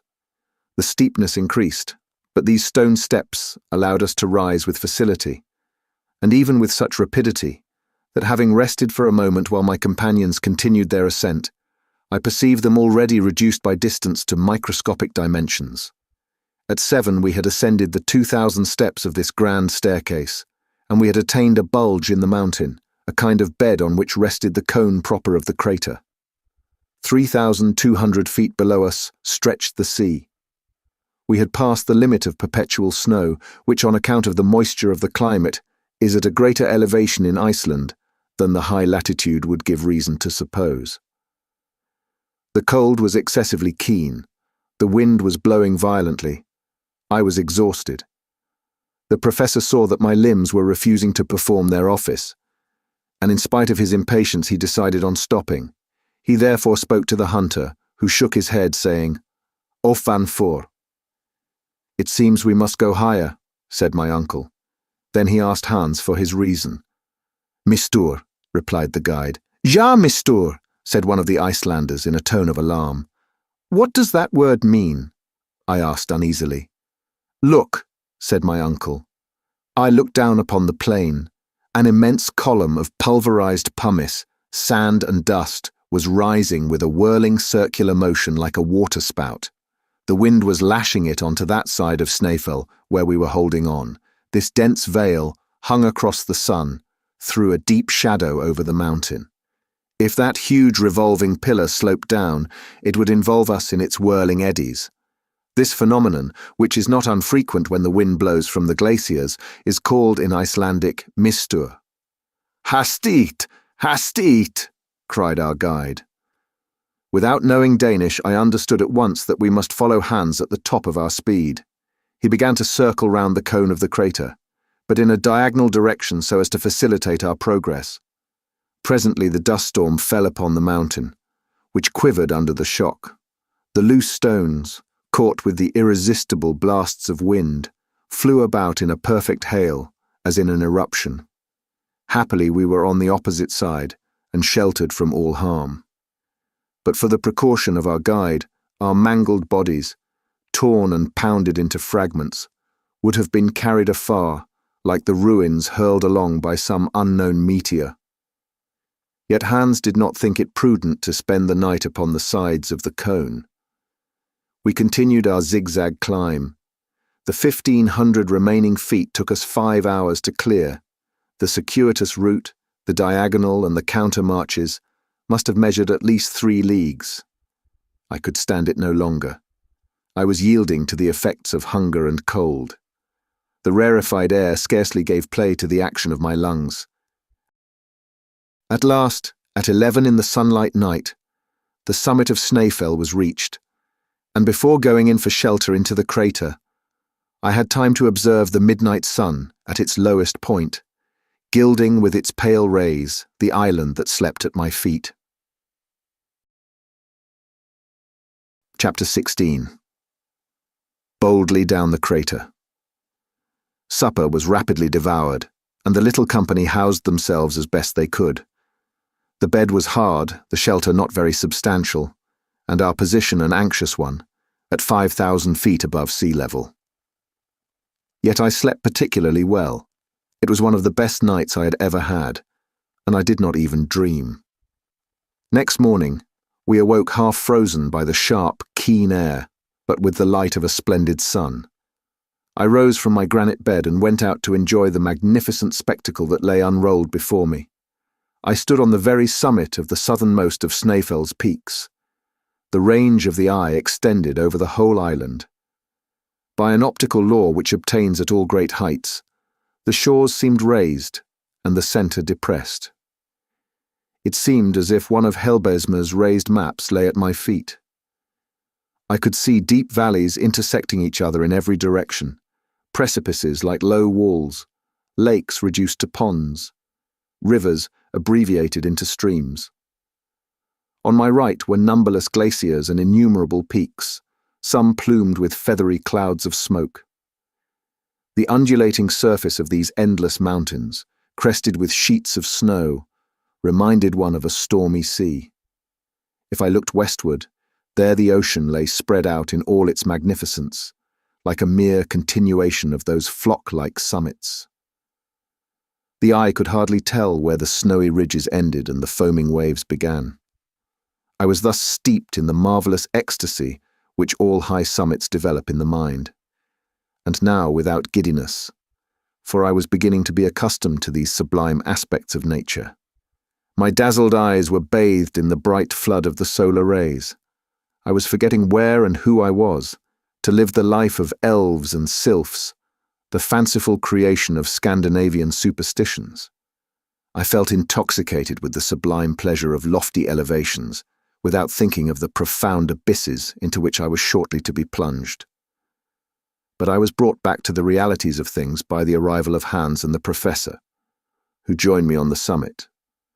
My uncle pointed out to me in the far west a light steam or mist, a semblance of land which bounded the distant horizon of waters. "Greenland," said he. "Greenland," I cried. "Yes, we are only 35 leagues from it, and during thaws the white bears borne by the ice fields from the north are carried even into Iceland. But never mind that.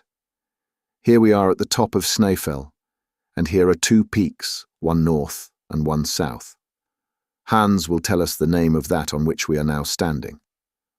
The question being put, Hans replied, "Scartaris." My uncle shot a triumphant glance at me. "Now for the crater," he cried. The crater of Snaefell resembled an inverted cone, the opening of which might be half a league in diameter. Its depth appeared to be about 2,000 feet. Imagine the aspect of such a reservoir, brim full and running over with liquid fire amid the rolling thunder.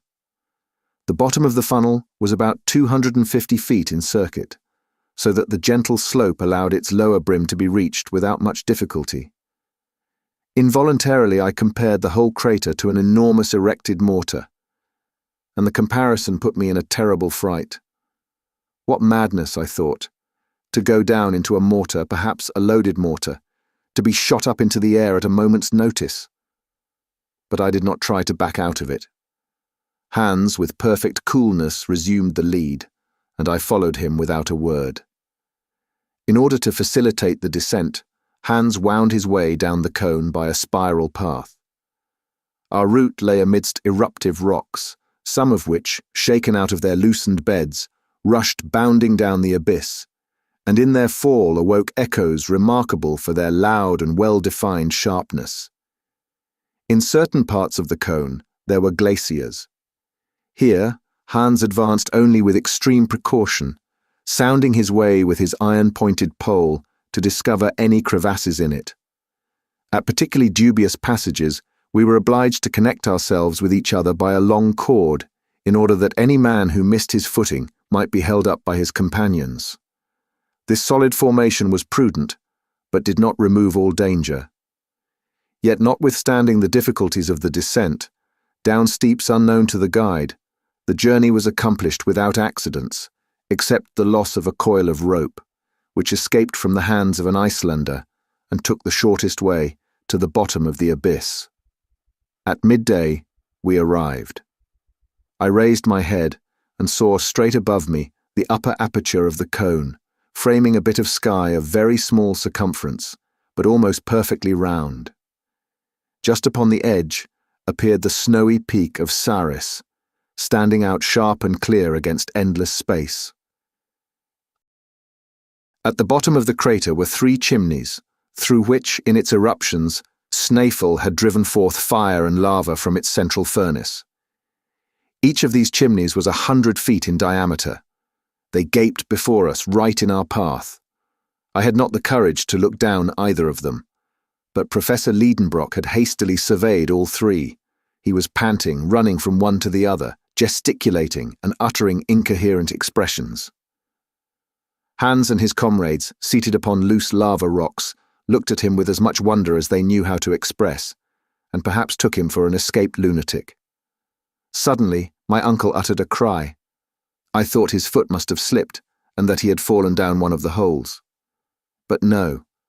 I saw him, with arms outstretched and legs straddling wide apart, erect before a granite rock that stood in the center of the crater, just like a pedestal made ready to receive a statue of Pluto.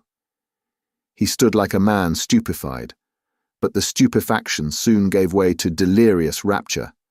"Axel! Axel!" he cried. "Come, come!" I ran. Hans and the Icelanders never stirred. "Look!" cried the professor. And sharing his astonishment, but I think not his joy, I read on the western face of the block, in runic characters, half moulded away with lapse of ages, this thrice accursed name. "Arne Saknussemm," replied my uncle. "Do you yet doubt?" I made no answer, and I returned in silence to my lava seat in a state of utter speechless consternation. Here was crushing evidence. How long I remained plunged in agonizing reflections I cannot tell. All that I know is that on raising my head again, I saw only my uncle and Hans at the bottom of the crater. The Icelanders had been dismissed, and they were now descending the outer slopes of Snaefell to return to Stapi. Hans slept peaceably at the foot of a rock in a lava bed, where he had found a suitable couch for himself. But my uncle was pacing around the bottom of the crater like a wild beast in a cage. I had neither the wish nor the strength to rise, and following the guide's example, I went off into an unhappy slumber, fancying I could hear ominous noises or feel tremblings within the recesses of the mountain. Thus the first night in the crater passed away. The next morning, a grey, heavy, cloudy sky seemed to droop over the summit of the cone. I did not know this first from the appearances of nature, but I found it out by my uncle's impetuous wrath. I soon found out the cause, and hope dawned again in my heart. For this reason. Of the 3 ways open before us, one had been taken by Saknussemm. The indications of the learned Icelander hinted at in the cryptogram pointed to this fact that the shadow of Scartaris came to touch that particular way during the latter days of the month of June. That sharp peak might hence be considered as the gnomon of a vast sundial, the shadow projected from which on a certain day would point out the road to the center of the earth. Now, no sun, no shadow, and therefore no guide. Here was June 25. If the sun was clouded for 6 days, we must postpone our visit till next year. My limited powers of description would fail were I to attempt a picture of the professor's angry impatience. The day wore on, and no shadow came to lay itself along the bottom of the crater. Hans did not move from the spot he had selected, yet he must be asking himself what were we waiting for, if he asked himself anything at all. My uncle spoke not a word to me. His gaze, ever directed upwards, was lost in the grey and misty space beyond. On the 26th, nothing yet. Rain mingled with snow was falling all day long. Hans built a hut of pieces of lava. I felt a malicious pleasure in watching the 1,000 rills and cascades that came tumbling down the sides of the cone, and the deafening continuous din awaked by every stone against which they bounded. My uncle's rage knew no bounds. It was enough to irritate a meeker man than he, for it was foundering almost within the port. But heaven never sends unmixed grief, and for Professor Lidenbrock there was a satisfaction in store, proportioned to his desperate anxieties. The next day the sky was again overcast, but on the 29th of June, the last day but one of the month, with the change of the moon, came a change of weather. The sun poured a flood of light down the crater. Every hillock, every rock and stone, every projecting surface had its share of the beaming torrent, and threw its shadow on the ground.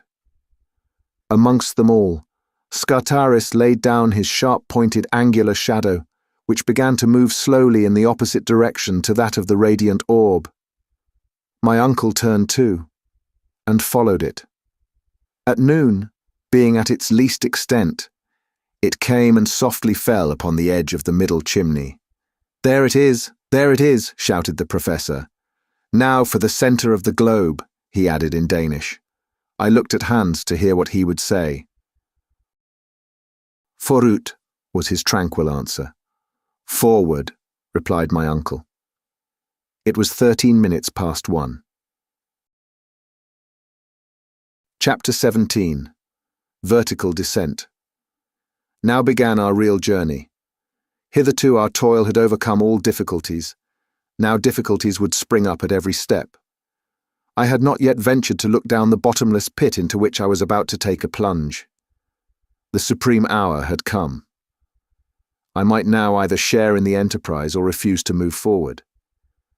But I was ashamed to recoil in the presence of the hunter. Hans accepted the enterprise with such calmness, such indifference, such perfect disregard of any possible danger, that I blushed at the idea of being less brave than he. If I had been alone, I might have once more tried the effect of argument, but in the presence of the guide I held my peace. My heart flew back to my sweet Virlandaise, and I approached the central chimney.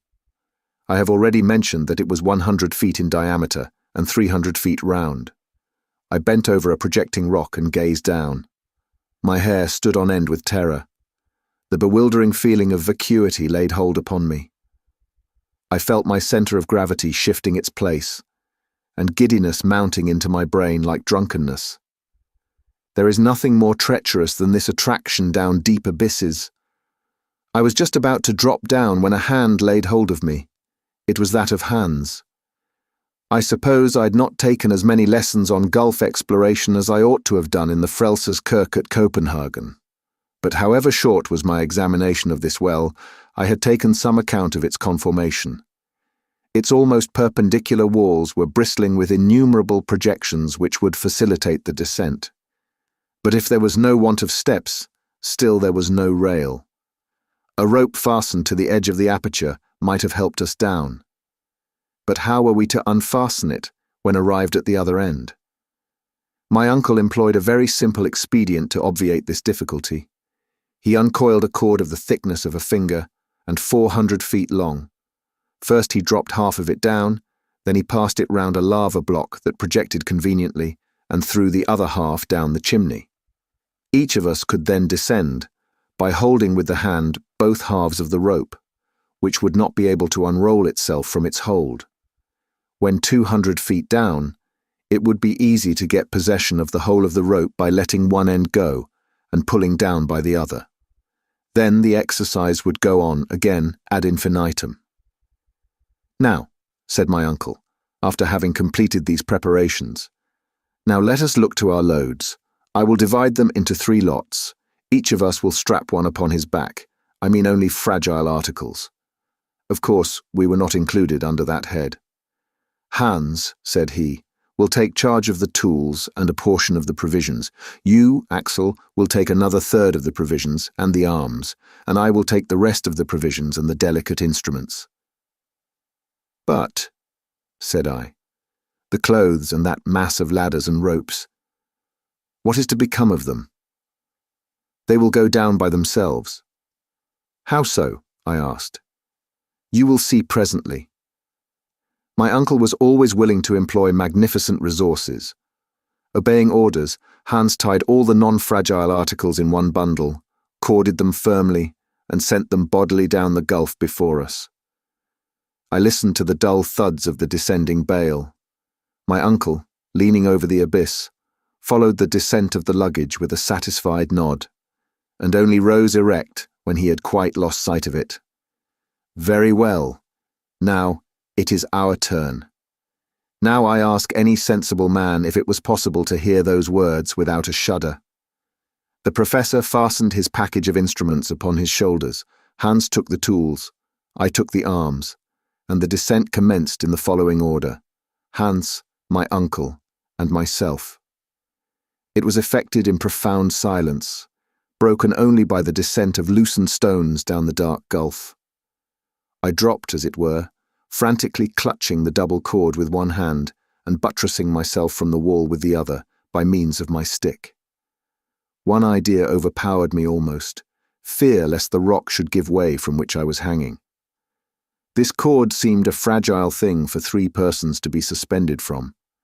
I made as little use of it as possible, performing wonderful feats of equilibrium upon the lava projections which my foot seemed to catch hold of like a hand. When one of these slippery steps shook under the heavier form of Hans, he said in his tranquil voice, "Gefacht." "Attention," repeated my uncle. In half an hour we were standing upon the surface of a rock jammed in across the chimney from one side to the other. Hans pulled the rope by one of its ends, the other rose in the air. After passing the higher rock it came down again, bringing with it a rather dangerous shower of bits of stone and lava. Leaning over the edge of our narrow standing ground, I observed that the bottom of the hole was still invisible. The same maneuver was repeated with the cord, and half an hour after, we had descended another 200 feet. I don't suppose the maddest geologist under such circumstances would have studied the nature of the rocks that we were passing. I am sure I did not trouble my head about them. Pliocene, Miocene, Eocene, Cretaceous, Jurassic, Triassic, Permian, Carboniferous, Devonian, Silurian, or Primitive was all one to me. But the professor, no doubt, was pursuing his observations or taking notes, for in one of our halts he said to me, "The farther I go, the more confidence I feel. The order of these volcanic formations affords the strongest confirmation to the theories of Davy. We are now among the primitive rocks, upon which the chemical operations took place that are produced by the contact of elementary bases of metals with water. I repudiate the notion of central heat altogether. We shall see further proof of that very soon. No variation, always the same conclusion." Of course, I was not inclined to argue. My silence was taken for consent, and the descent went on. Another 3 hours, and I saw no bottom to the chimney yet. When I lifted my head, I perceived the gradual contraction of its aperture. Its walls, by a gentle incline, were drawing closer to each other, and it was beginning to grow darker. Still, we kept descending. It seemed to me that the falling stones were meeting with an earlier resistance, and that the concussion gave a more abrupt and deadened sound. As I had taken care to keep an exact account of our maneuvers with the rope, which I knew that we had repeated 14 times, each descent occupying half an hour, the conclusion was easy that we had been 7 hours, plus 14 quarters of rest, making 10 hours and a half. We had started at 1. It must therefore now be 11 o'clock, and the depth to which we had descended was 14 times 200 feet, or 2,800 feet. At this moment, I heard the voice of Hans. "Halt!" he cried. I stopped short just as I was going to place my feet upon my uncle's head. "We are there," he cried. "Where?" said I, stepping near to him. "At the bottom of the perpendicular chimney," he answered. "Is there no way farther?" "Yes, there is a sort of passage which inclines to the right. We will see about that tomorrow. Let us have our supper and go to sleep." The darkness was not yet complete. The provision case was opened. We refreshed ourselves and went to sleep as well as we could upon a bed of stones and lava fragments. When lying on my back, I opened my eyes and saw a bright, sparkling point of light at the extremity of the gigantic tube 3,000 feet long, now a vast telescope. It was a star which, seen from this depth, had lost all scintillation, and which by my computation should be 46 Ursa Minor. Then I fell fast asleep. Chapter 18. The Wonders of Terrestrial Depths. At 8 in the morning, a ray of daylight came to wake us up. The 1,000 shining surfaces of lava on the walls received it on its passage and scattered it like a shower of sparks. There was light enough to distinguish surrounding objects. "Well, Axel, what do you say to it?" cried my uncle, rubbing his hands. "Did you ever spend a quieter night in our little house at Königsberg? No noise of cartwheels, no cries of basket women, no boatmen shouting. No doubt it is very quiet at the bottom of this well, but there is something alarming in the quietness itself." "Now come," my uncle cried. "If you are frightened already, what will you be by and by? We have not gone a single inch yet into the bowels of the earth." "What do you mean?" "I mean that we have only reached the level of the island. The long vertical tube which terminates at the mouth of the crater has its lower end only at the level of the sea." "Are you sure of that?" "Quite sure. Consult the barometer." In fact, the mercury, which had risen in the instrument as fast as we descended, had stopped at 29 inches. "You see," said the professor, "we have now only the pressure of our atmosphere, and I shall be glad when the aneroid takes the place of the barometer." And in truth, this instrument would become useless as soon as the weight of the atmosphere should exceed the pressure ascertained at the level of the sea. "But," I said, "is there not reason to fear that this ever-increasing pressure will become at last very painful to bear?" "No. We shall descend at a slow rate, and our lungs will become inured to a denser atmosphere. Aeronauts find the want of air as they rise to high elevations, but we shall perhaps have too much. Of the two, this is what I should prefer. Don't let us lose a moment. Where is the bundle we sent down before us?" I then remembered that we had searched for it in vain the evening before. My uncle questioned Hans, who, after having examined attentively with the eye of a huntsman, replied, "Der Höppe, up there." And so it was. The bundle had been caught by a projection 100 feet above us. Immediately, the Icelander climbed up like a cat, and in a few minutes the package was in our possession. "Now," said my uncle, "let us breakfast. But we must lay in a good stock, for we don't know how long we may have to go on." The biscuit and extract of meat were washed down with a draught of water, mingled with a little gin. Breakfast over, my uncle drew from his pocket a small notebook, intended for scientific observations. He consulted his instruments and recorded Monday, July 1st, chronometer, 8 hours, 17 minutes a.m., barometer, 297 inches, thermometer, 6 degrees Celsius, 43 degrees Fahrenheit, direction east-southeast. This last observation applied to the dark gallery and was indicated by the compass. "Now, Axel," cried the professor with enthusiasm, "now we are really going into the interior of the earth. At this precise moment the journey commences." So saying, my uncle took in one hand Ruhmkorff's apparatus, which was hanging from his neck. and with the other he formed an electric communication with the coil in the lantern, and a sufficiently bright light dispersed the darkness of the passage. Hans carried the other apparatus, which was also put into action. This ingenious application of electricity would enable us to go on for a long time by creating an artificial light, even in the midst of the most inflammable gases. "Now, march!" cried my uncle. Each shouldered his package. Hans drove before him the load of cords and clothes, and myself walking last, we entered the gallery. At the moment of becoming engulfed in this dark gallery, I raised my head and saw for the last time through the length of that vast tube the sky of Iceland, which I was never to behold again. The lava, in the last eruption of 1229, had forced a passage through this tunnel. It still lined the walls with a thick and glistening coat. The electric light was here intensified 100-fold by reflection. The only difficulty in proceeding lay in not sliding too fast down an incline of about 45 degrees. Happily, certain asperities and a few blisterings here and there formed steps, and we descended, letting our baggage slip before us from the end of a long rope. But that which formed steps under our feet became stalactites overhead. The lava, which was porous in many places, had formed a surface covered with small, rounded blisters.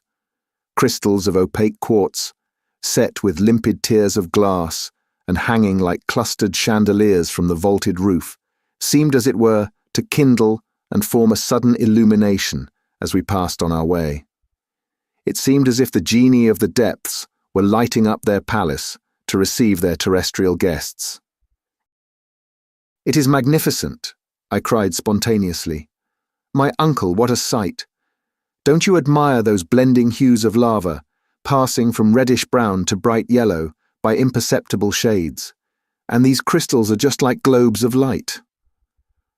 "Ah, you think so, do you, Axel, my boy?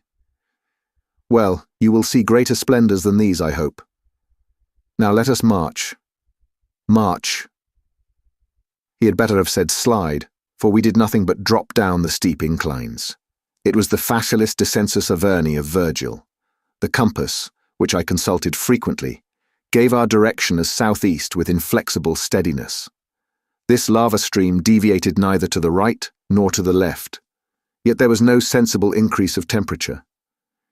This justified Davy's theory, and more than once I consulted the thermometer with surprise.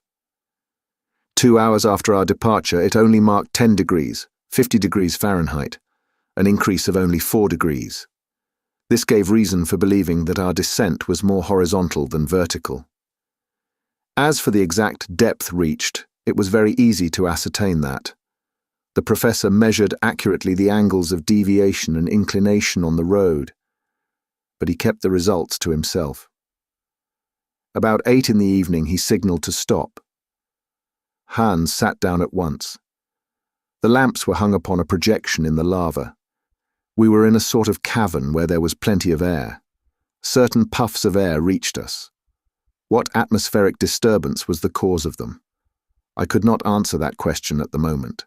Hunger and fatigue made me incapable of reasoning. A descent of 7 hours consecutively is not made without considerable expenditure of strength.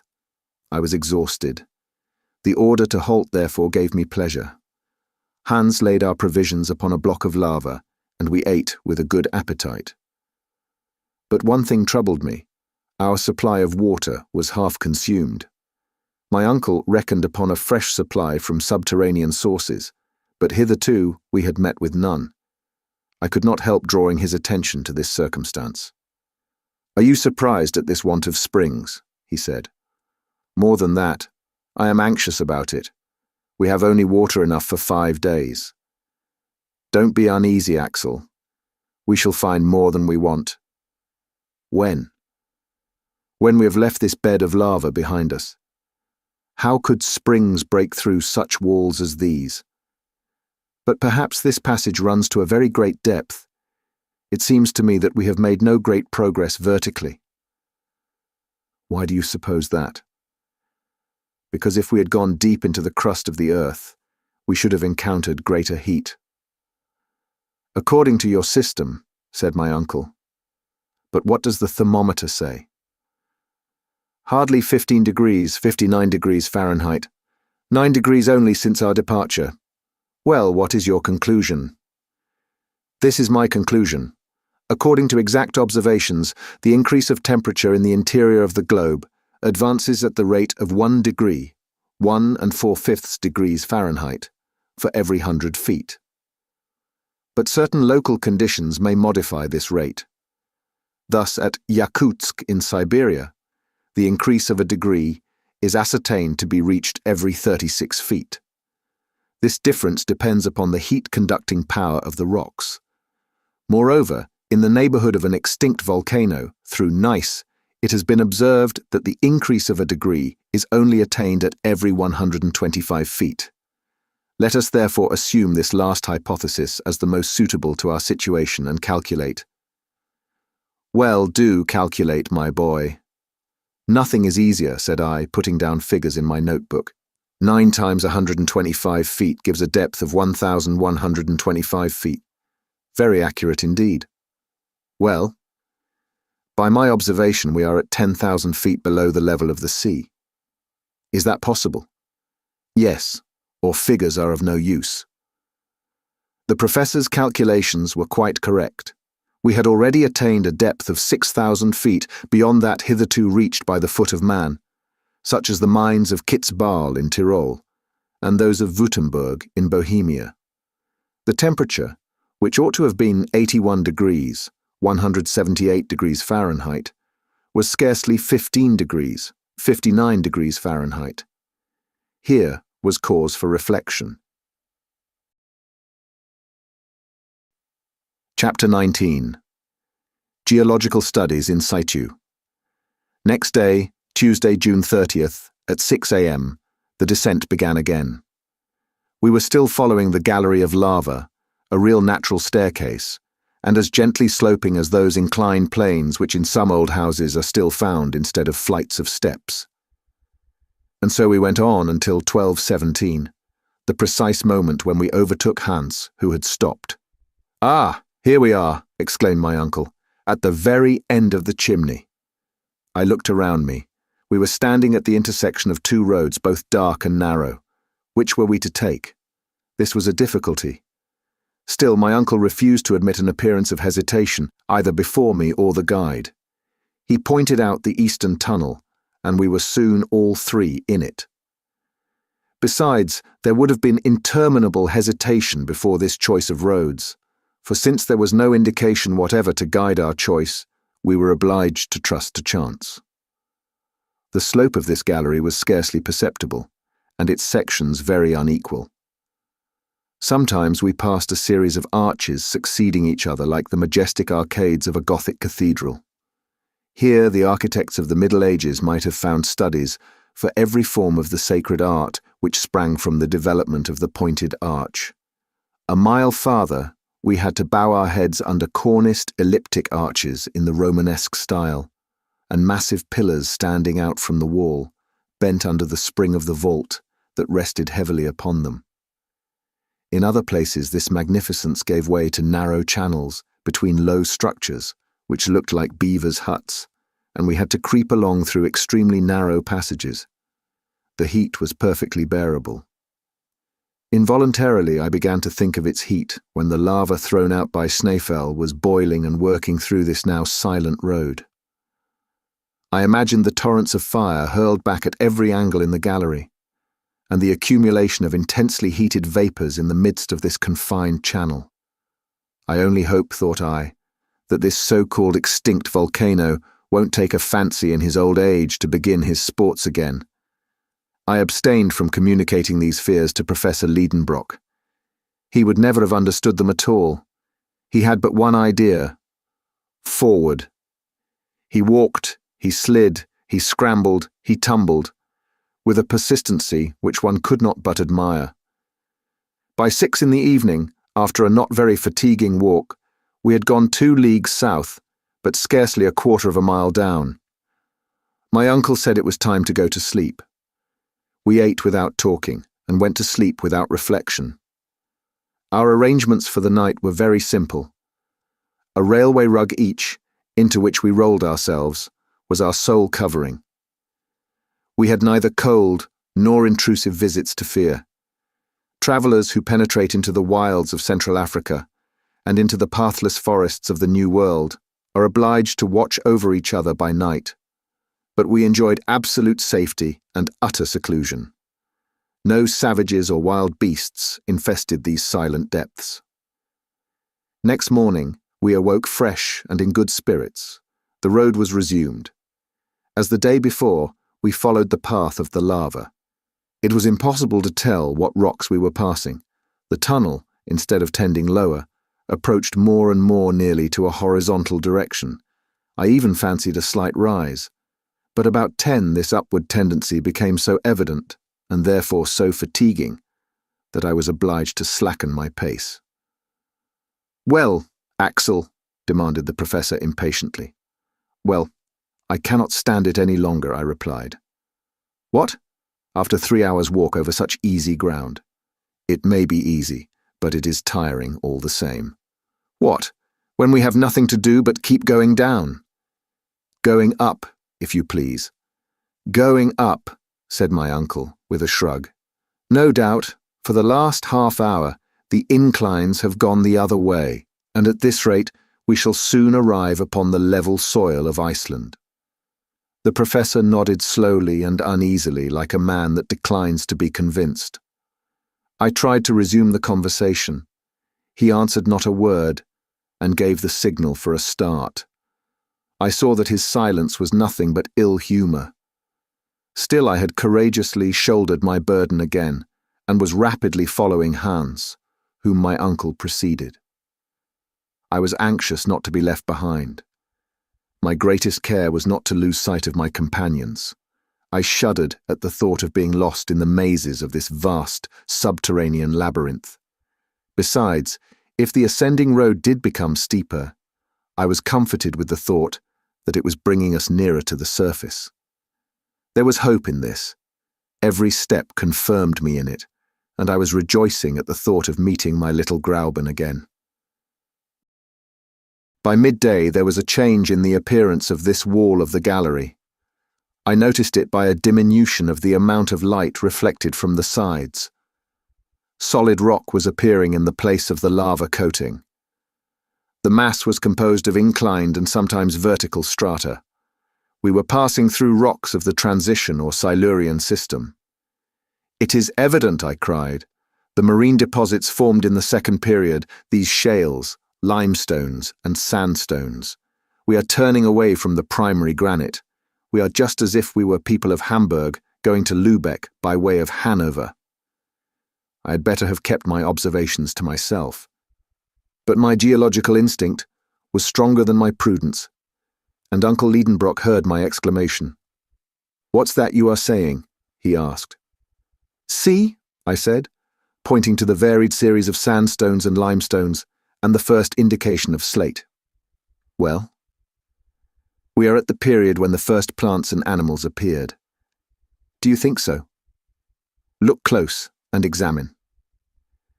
I obliged the professor to move his lamp over the walls of the gallery. I expected some signs of astonishment, but he spoke not a word and went on.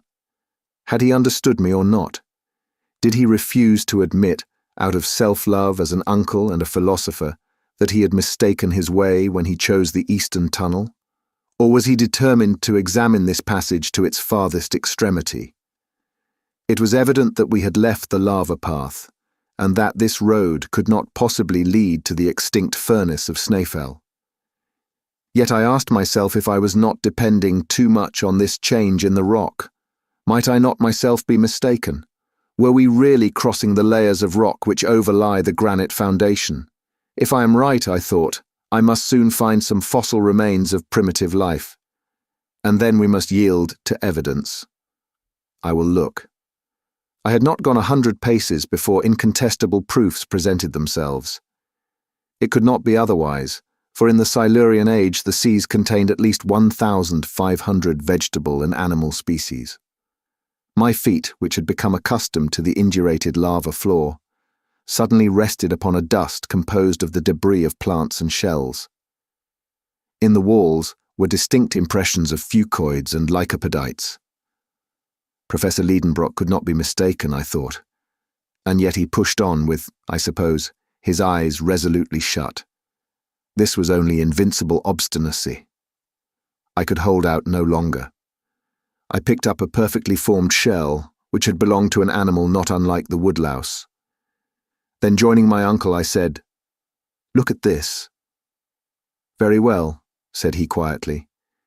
"It is the shell of a crustacean, of an extinct species called a trilobite, nothing more. But don't you conclude, just what you conclude yourself. Yes, I do, perfectly. We have left the granite and the lava. It is possible that I may be mistaken, but I cannot be sure of that until I have reached the very end of this gallery. You are right in doing this, my uncle, and I should quite approve of your determination, if there were not a danger threatening us nearer and nearer." "What danger?" "The want of water. Well, Axel, we will put ourselves upon rations." Chapter 20. The first signs of distress. In fact, we had to ration ourselves. Our provision of water could not last more than 3 days. I found that out for certain when supper time came. And to our sorrow, we had little reason to expect to find a spring in these transition beds. The whole of the next day, the gallery opened before us its endless arcades. We moved on almost without a word. Hans's silence seemed to be infecting us. The road was now not ascending, at least not perceptibly. Sometimes even, it seemed to have a slight fall. But this tendency, which was very trifling, could not do anything to reassure the professor, for there was no change in the beds, and the transitional characteristics became more and more decided. The electric light was reflected in sparkling splendor from the schist, limestone, and old red sandstone of the walls. It might have been thought that we were passing through a section of Wales, of which an ancient people gave its name to this system. Specimens of magnificent marbles clothed the walls, some of a greyish agate fantastically veined with white, others of rich crimson or yellow dashed with splotches of red. Then came dark cherry-coloured marbles relieved by the lighter tints of limestone. The greater part of these bore impressions of primitive organisms. Creation had evidently advanced since the day before. Instead of rudimentary trilobites, I noticed remains of a more perfect order of beings, amongst others ganoid fishes and some of those sauroids in which paleontologists have discovered the earliest reptile forms.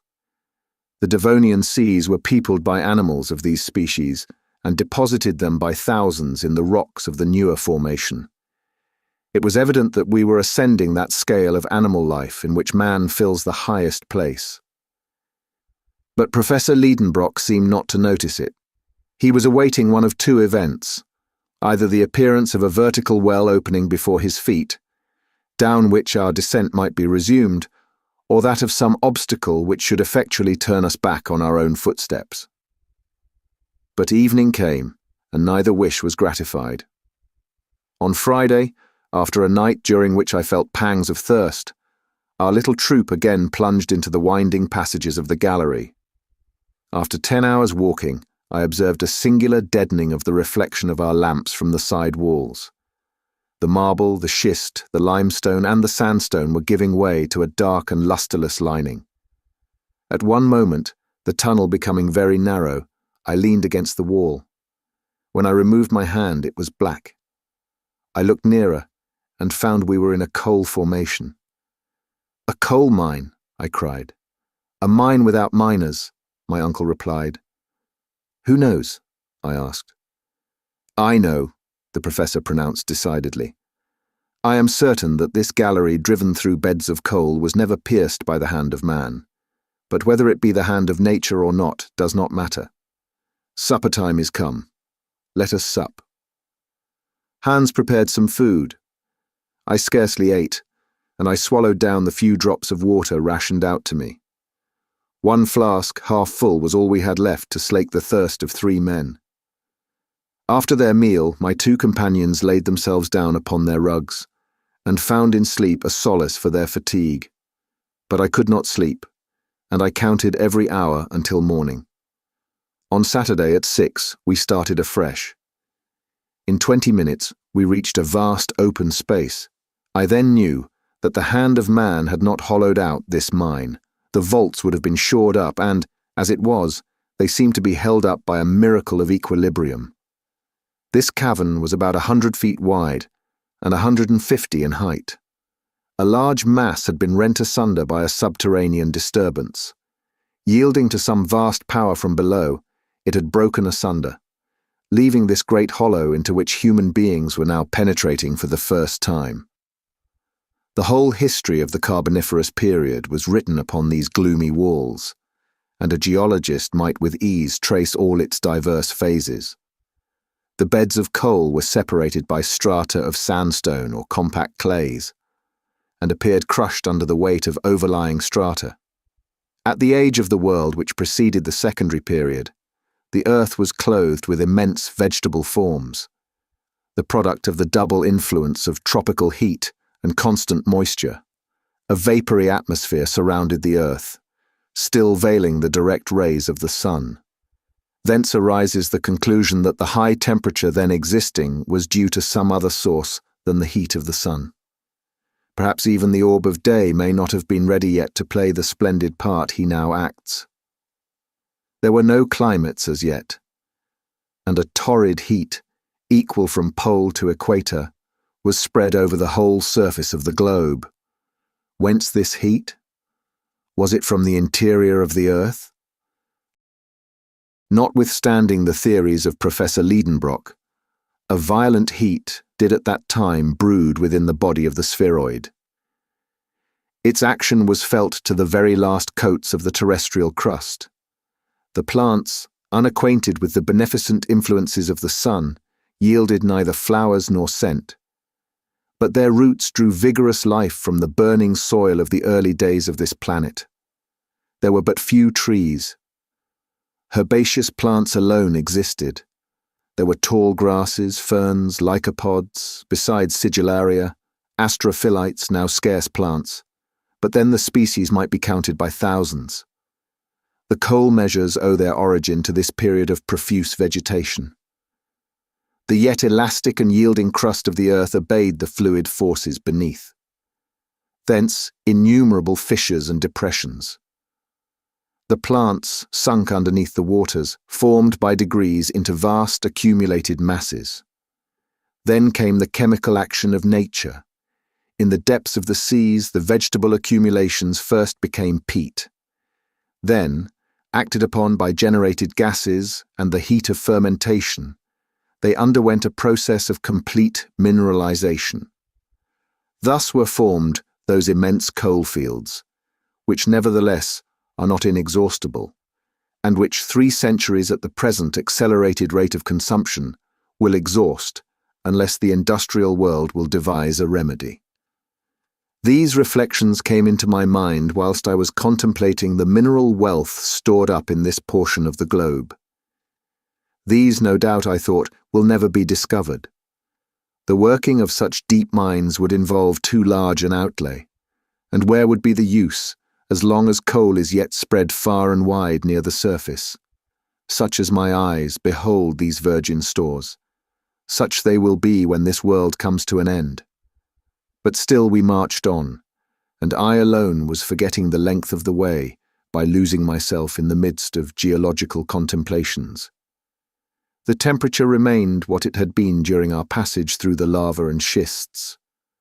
Only my sense of smell was forcibly affected by an odour of protocarburet of hydrogen.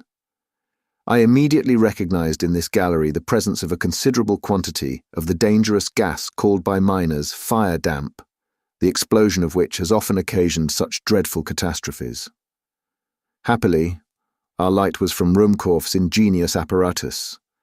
If unfortunately we had explored this gallery with torches, a terrible explosion would have put an end to travelling and travellers at one stroke. This excursion through the coal mine lasted till night. My uncle scarcely could restrain his impatience at the horizontal road. The darkness, always deep 20 yards before us, prevented us from estimating the length of the gallery, and I was beginning to think it must be endless, when suddenly, at 6 o'clock, a wall very unexpectedly stood before us.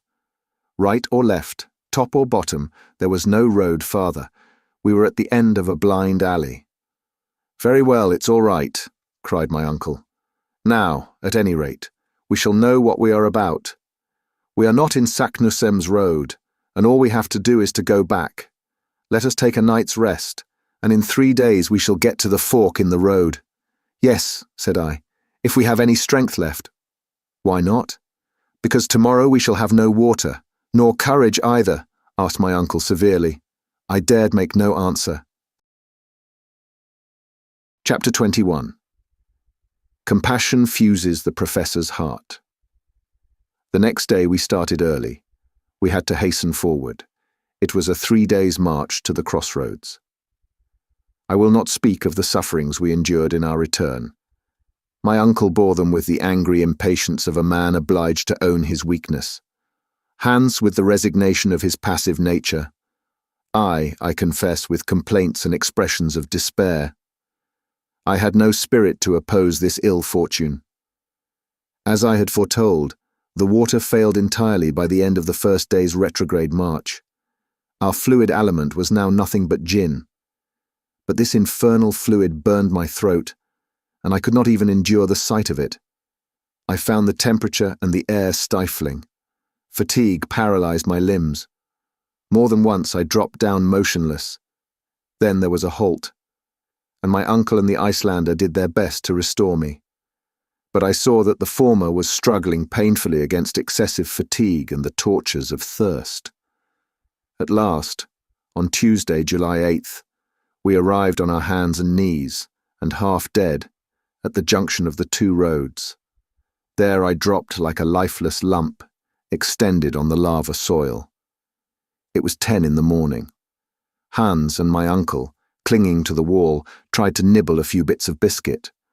Long moans escaped from my swollen lips. After some time my uncle approached me and raised me in his arms. "Poor boy," said he, in genuine tones of compassion. I was touched by these words, not being accustomed to see the excitable professor in a softened mood. I grasped his trembling hands in mine. He let me hold them and looked at me. His eyes were moistened. Then I saw him take the flask that was hanging at his side.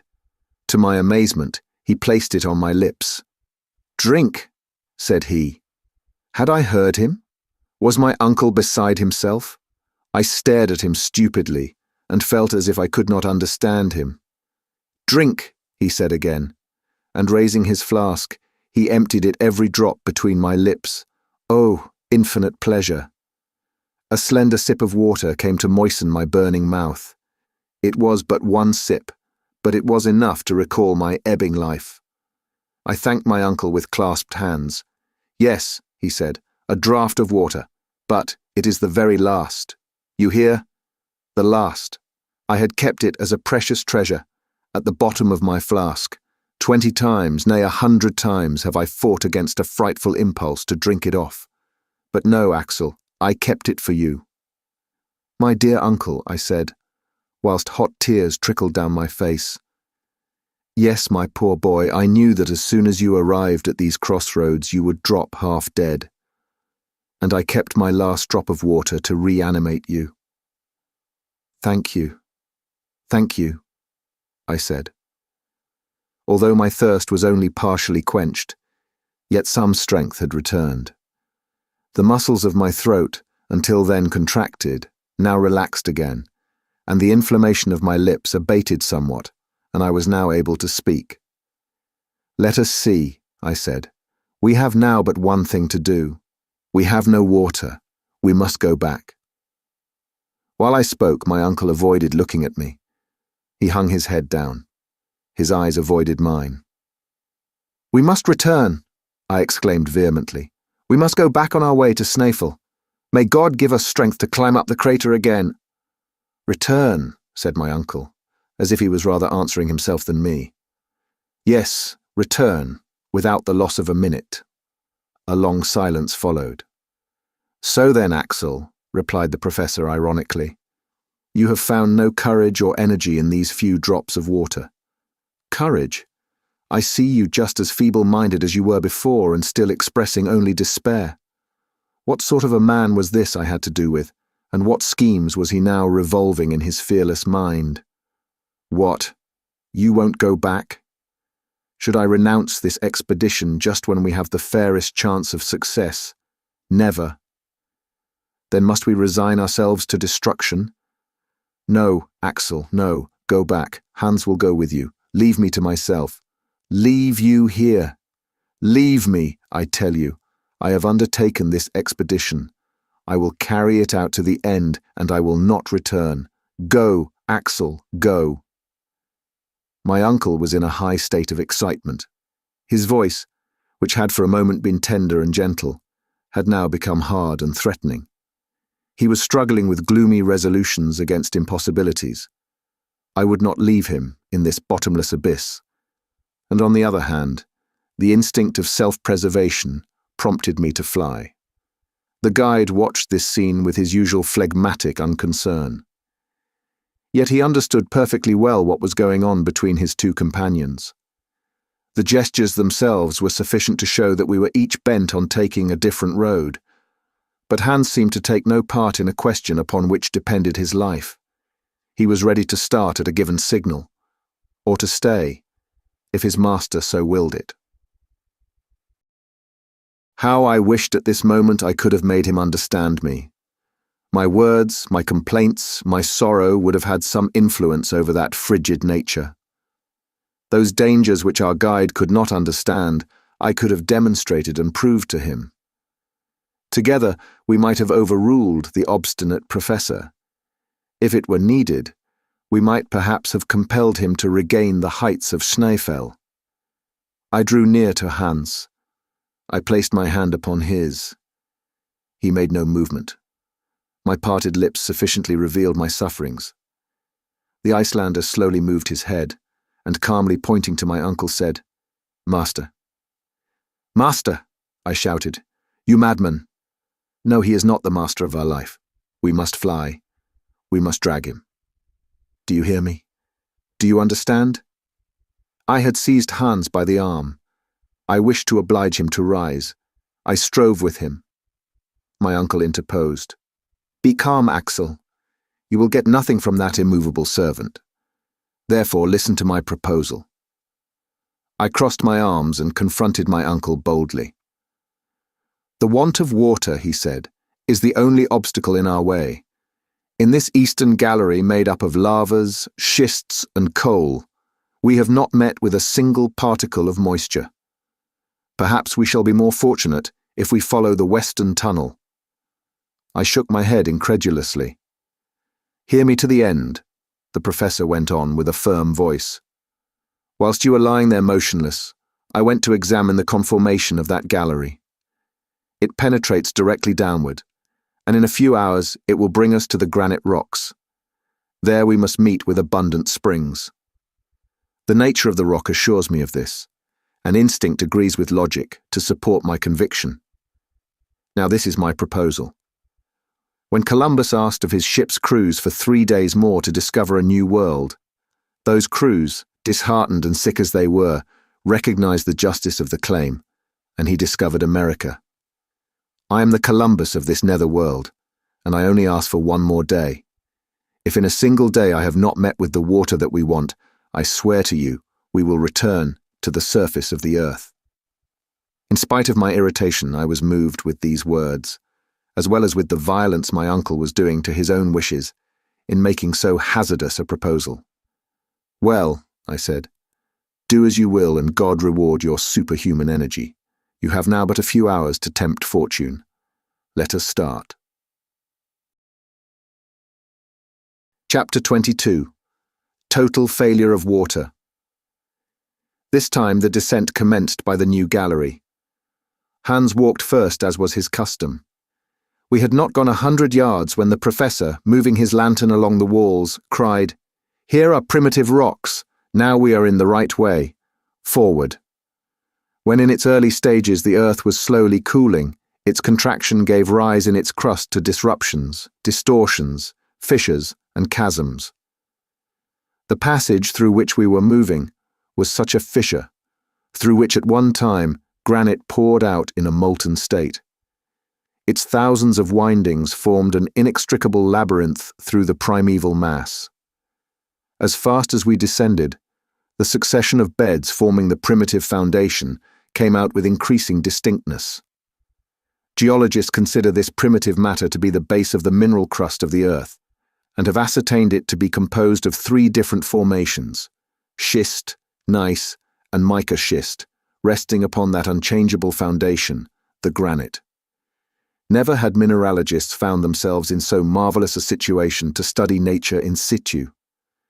What the boring machine, an insensible, inert instrument, was unable to bring to the surface of the inner structure of the globe, we were able to peruse with our own eyes and handle with our own hands.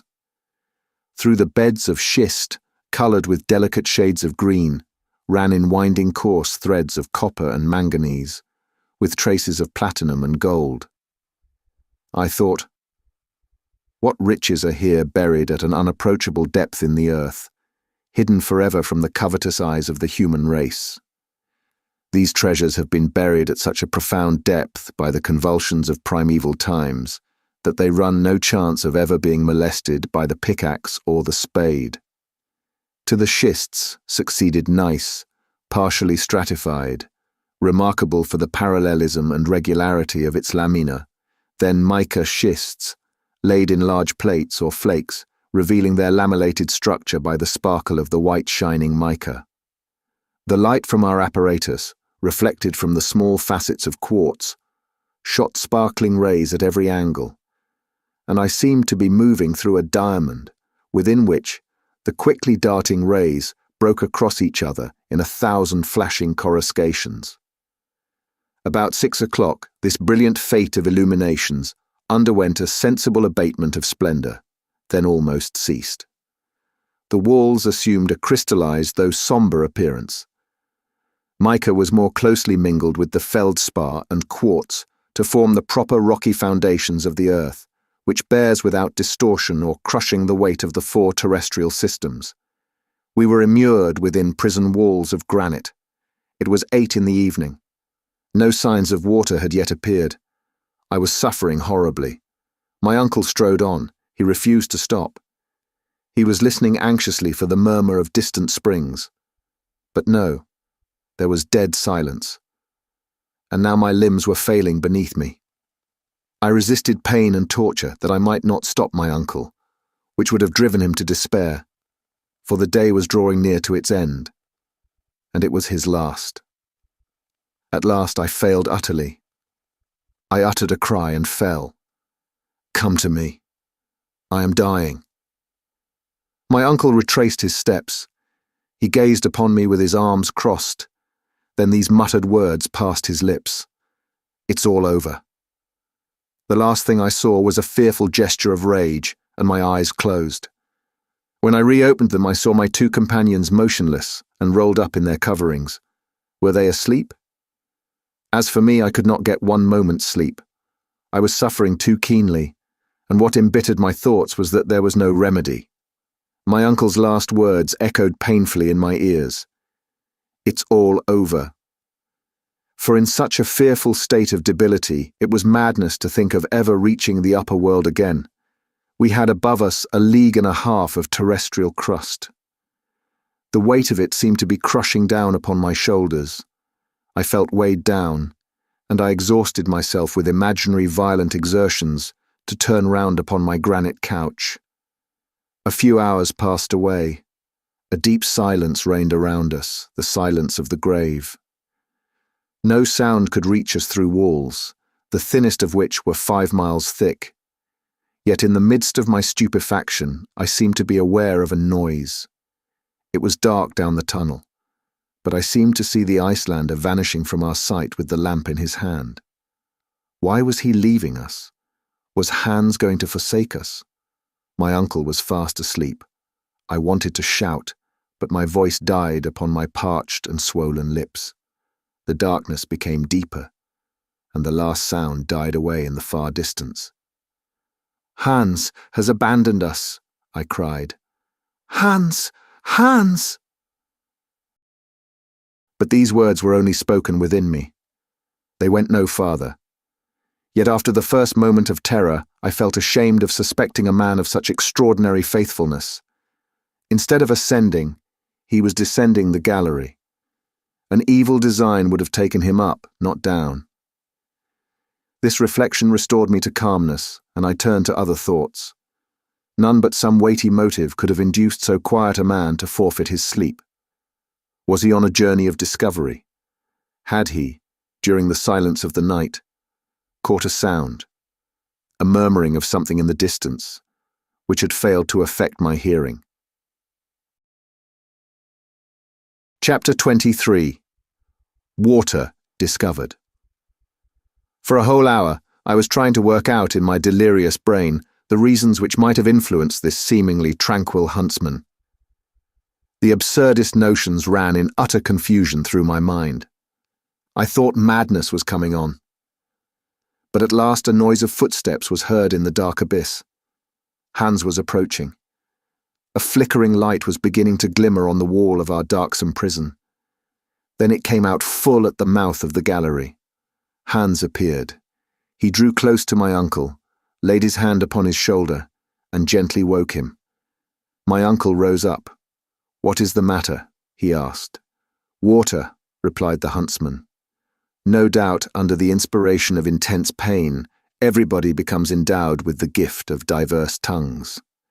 I did not know a word of Danish, yet instinctively I understood the word he had uttered. "Water!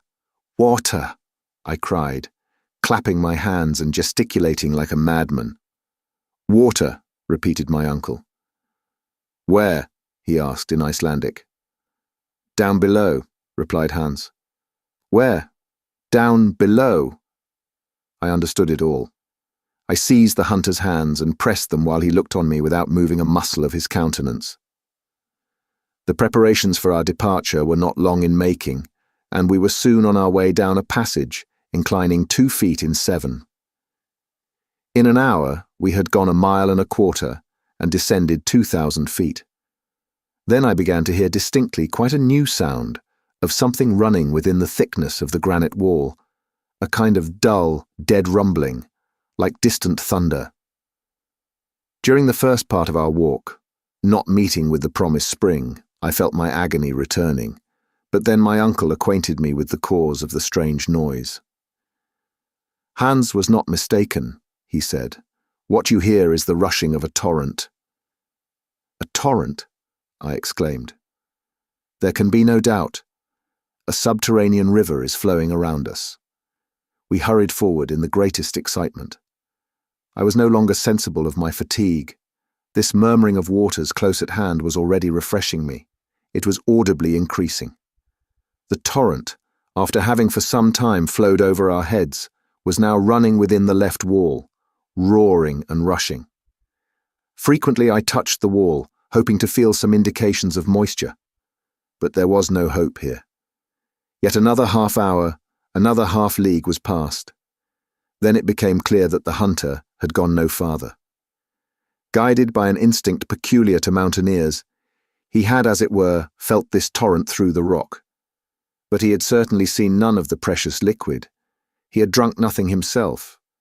Soon it became evident that if we continued our walk, we should widen the distance between ourselves and the stream, the noise of which was becoming fainter. We returned.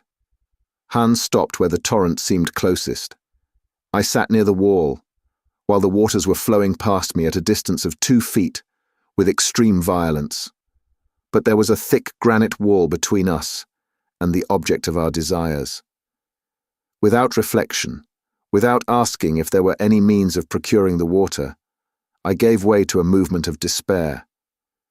Hans glanced at me with, I thought, a smile of compassion. He rose and took the lamp. I followed him. He moved towards the wall. I looked on. He applied his ear against the dry stone and moved it slowly to and fro, listening intently. I perceived at once that he was examining to find the exact place where the torrent could be heard the loudest. He met with that point on the left side of the tunnel, at 3 feet from the ground. I was stirred up with excitement. I hardly dared guess what the hunter was about to do, but I could not but understand and applaud and cheer him on when I saw him lay hold of the pickaxe to make an attack upon the rock. "We are saved!" I cried. "Yes!" cried my uncle, almost frantic with excitement. "Hans is right, capital fellow. Who but he would have thought of it? Yes, who but he? Such an expedient, however simple, would never have entered into our minds. True, it seemed most hazardous to strike a blow of the hammer in this part of the earth's structure. Suppose some displacement should occur and crush us all. Suppose the torrent bursting through should drown us in a sudden flood. There was nothing vain in these fancies, but still no fears of falling rocks or rushing floods could stay us now, and our thirst was so intense that to satisfy it, we would have dared the waves of the North Atlantic. Hans set about the task which my uncle and I together could not have accomplished. If our impatience had armed our hands with power, we should have shattered the rock into 1,000 fragments. Not so Hans. Full of self-possession, he calmly wore his way through the rock with a steady succession of light and skillful strokes, working through an aperture 6 inches wide at the outside. I could hear a louder noise of flowing waters, and I fancied I could feel the delicious fluid refreshing my parched lips. The pick had soon penetrated 2 feet into the granite partition, and our man had worked for above an hour. I was in an agony of impatience. My uncle wanted to employ stronger measures, and I had some difficulty in dissuading him. Still, he had just taken a pickaxe in his hand, when a sudden hissing was heard, and a jet of water spurted out with violence against the opposite wall. Hans, almost thrown off his feet by the violence of the shock, uttered a cry of grief and disappointment, of which I soon understood the cause, when plunging my hands into the spouting torrent, I withdrew them in haste, for the water was scalding hot. "The water is at the boiling point," I cried. "Well, never mind, let it cool," my uncle replied. The tunnel was filling with steam, whilst a stream was forming, which by degrees wandered away into subterranean windings, and soon we had the satisfaction of swallowing our first draught. Could anything be more delicious than the sensation that our burning, intolerable thirst was passing away, and leaving us to enjoy comfort and pleasure? But where was this water from? No matter. It was water, and though still warm, it brought life back to the dying. I kept drinking without stopping, and almost without tasting. At last, after a most delightful time of reviving energy, I cried, "Why, this is a chalybeate spring." "Nothing could be better for the digestion," said my uncle. "It is highly impregnated with iron. It will be as good for us as going to the spa, or to Toplitz." "Well, it is delicious." "Of course it is. Water should be found 6 miles underground. It has an inky flavour, which is not at all unpleasant. What a capital source of strength Hans has found for us here. We will call it after his name." "Agreed," I cried. And Hansbach it was from that moment. Hans was none the prouder. After a moderate draught, he went quietly into a corner to rest. "Now," I said, "we must not lose this water." "What is the use of troubling ourselves?" my uncle replied. "I fancy it will never fail." "Never mind, we cannot be sure. Let us fill the water bottle and our flasks, and then stop up the opening." My advice was followed so far as getting in a supply, but the stopping up of the hole was not so easy to accomplish. It was in vain that we took up fragments of granite and stuffed them in with tow. We only scalded our hands without succeeding. The pressure was too great, and our efforts were fruitless. "It is quite plain," said I, "that the higher body of this water is at a considerable elevation. The force of the jet shows that." "No doubt," answered my uncle. "If this column of water is 32,000 feet high, that is, from the surface of the earth, it is equal to the weight of 1,000 atmospheres. But I have got an idea." "Well?" Why should we trouble ourselves to stop the stream from coming out at all? Because, well, I could not assign a reason. When our flasks are empty, where shall we fill them again? Can we tell that? No, there was no certainty. Well, let us allow the water to run on. It will flow down and will both guide and refresh us. That is well planned, I cried. With this stream for our guide, there is no reason why we should not succeed in our undertaking. Ah, my boy, you agree with me now, cried the professor, laughing. I agree with you most heartily. Well, let us rest a while, and then we will start again. I was forgetting that it was night. The chronometer soon informed me of that fact, and in a very short time, refreshed and thankful, we all three fell into a sound sleep. Chapter 24. Well said, old mole. Canst thou work in the ground so fast? By the next day, we had forgotten all our sufferings. At first, I was wondering that I was no longer thirsty, and I was for asking for the reason. The answer came in the murmuring of the stream at my feet. We breakfasted and drank of this excellent chalybeate water. I felt wonderfully stronger and quite decided upon pushing on. Why should not so firmly convinced a man as my uncle, furnished with so industrious a guide as Hans, and accompanied by so determined a nephew as myself, go on to final success? Such were the magnificent plans which struggled for mastery within me. If it had been proposed to me to return to the summit of Snaefell, I should have indignantly declined. Most fortunately, all we had to do was to descend. Let us start, I cried, awakening by my shouts the echoes of the vaulted hollows of the earth. On Thursday at 8 a.m., we started afresh. The granite tunnel, winding from side to side, earned us past unexpected turns and seemed almost to form a labyrinth, but on the whole, its direction seemed to be southeasterly. My uncle never ceased to consult his compass, to keep account of the ground gone over. The gallery dipped down a very little way from the horizontal, scarcely more than 2 inches in a fathom, and the stream ran gently murmuring at our feet. I compared it to a friendly genius guiding us underground, and caressed with my hand the soft naiad, whose comforting voice accompanied our steps. With my reviving spirits, these mythological notions seemed to come unbidden. As for my uncle, he was beginning to storm against the horizontal road. He loved nothing better than a vertical path, but this way seemed indefinitely prolonged, and instead of sliding along the hypotenuse as we were now doing, he would willingly have dropped down the terrestrial radius. But there was no help for it, and as long as we were approaching the centre at all, we felt that we must not complain. From time to time, a steeper path appeared.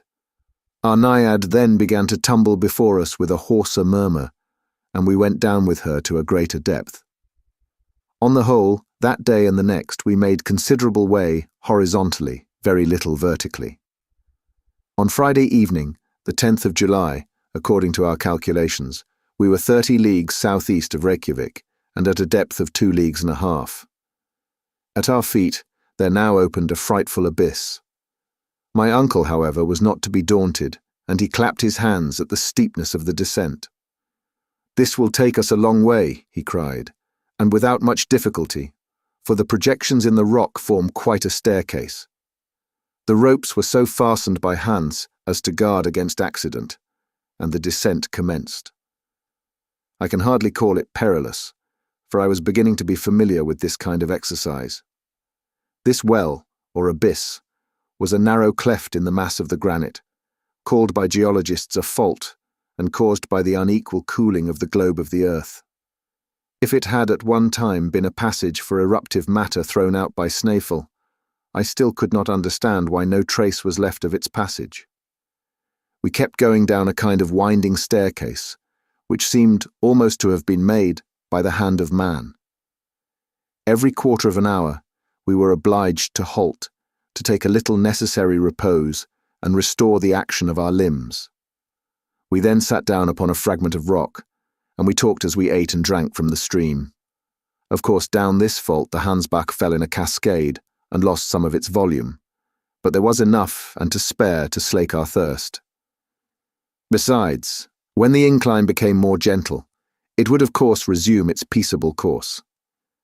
At this moment, it reminded me of my worthy uncle in his frequent fits of impatience and anger, while below it ran with the calmness of the Icelandic hunter. On the 6th and 7th of July, we kept following the spiral curves of this singular well, penetrating in actual distance no more than 2 leagues, but being carried to a depth of 5 leagues below the level of the sea. But on the 8th, about noon, the fault took, towards the southeast, a much gentler slope, one of about 45 degrees. Then the road became monotonously easy.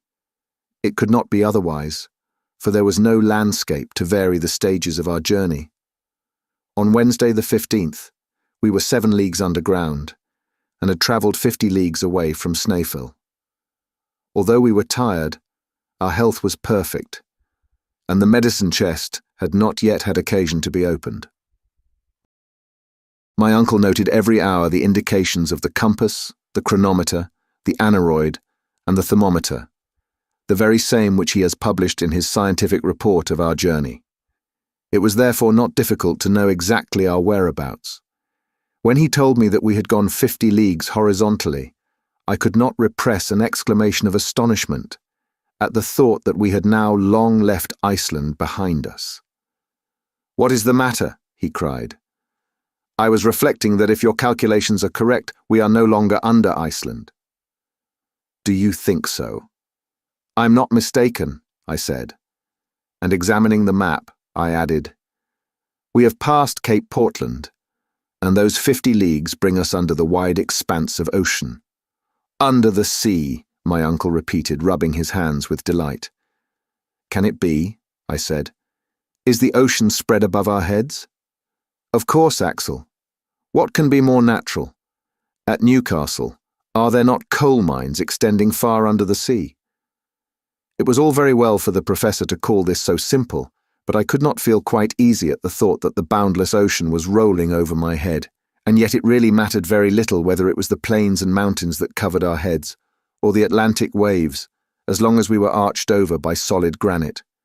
And besides, I was getting used to this idea, for the tunnel, now running straight, now winding as capriciously in its inclines as in its turnings, but constantly preserving its southeasterly direction, and always running deeper, was gradually carrying us to very great depths indeed.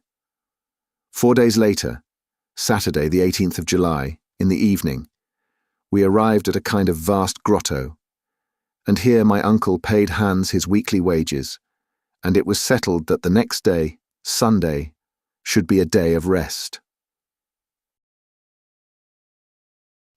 Chapter 25. De Profundis. I therefore awoke next day relieved from the preoccupation of an immediate start. Although we were in the very deepest of known depths, there was something not unpleasant about it. And besides, we were beginning to get accustomed to this troglodyte life.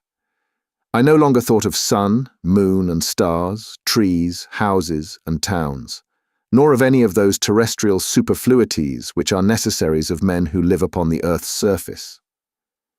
Being fossils, we looked upon all those things as mere jokes. The grotto was an immense apartment. Along its granite floor ran our faithful stream.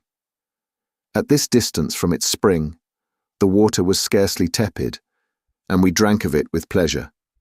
After breakfast, the professor gave a few hours to the arrangement of his daily notes. "First," said he, "I will make a calculation to ascertain our exact position. I hope, after our return, to draw a map of our journey, which will be in reality a vertical section of the globe, containing the track of our expedition." "That will be curious, uncle, but are your observations sufficiently accurate to enable you to do this correctly?" "Yes, I have everywhere observed the angles and the inclines. I am sure there is no error. Let us see where we are now. Take your compass and note the direction." I looked and replied carefully, southeast by east. Well, answered the professor, after a rapid calculation, I infer that we have gone 85 leagues since we started. Therefore we are under mid-Atlantic? To be sure we are. And perhaps at this very moment there is a storm above, and ships over our heads are being rudely tossed by the tempest. Quite probable. And whales are lashing the roof of our prison with their tails. It may be, Axel, but they won't shake us here. But let us go back to our calculation. Here we are, 85 leagues southeast of Snaefell, and I reckon that we are at a depth of 16 leagues. 16 leagues? I cried, no doubt. Why, this is the very limit assigned by science to the thickness of the crust of the earth. I don't deny it. And here, according to the law of increasing temperature, there ought to be a heat of 2,732 degrees Fahrenheit. So there should, my lad. And all this solid granite ought to be running in fusion. You see that it is not so, and that, as so often happens, facts come to overthrow theories. I am obliged to agree, but after all, it is surprising. What does the thermometer say? 27.6, 82 degrees Fahrenheit. Therefore the savants are wrong by 2,705 degrees, and the proportional increase is a mistake. Therefore Humphrey Davy was right, and I am not wrong in following him. What do you say now? Nothing. In truth, I had a good deal to say. I gave way in no respect to Davy's theory. I still held to the central heat, although I did not feel its effects. I preferred to admit in truth that this chimney of an extinct volcano, lined with lavas, which are non-conductors of heat, did not suffer the heat to pass through its walls. But without stopping to look up new arguments, I simply took up our situation such as it was. Well, admitting all your calculations to be quite correct, you must allow me to draw one rigid result therefrom. What is it? Speak freely. At the latitude of Iceland, where we now are, the radius of the Earth, the distance from the centre to the surface, is about 1,583 leagues. Let us say in round numbers 1,600 leagues, or 4,800 miles. Out of 1,600 leagues, we have gone 12. So you say. And these 12 at a cost of 85 leagues, diagonally. Exactly so. In 20 days? Yes. Now 16 leagues are the 100th part of the Earth's radius. At this rate, we shall be 2,000 days, or nearly 5 years and a half, in getting to the centre.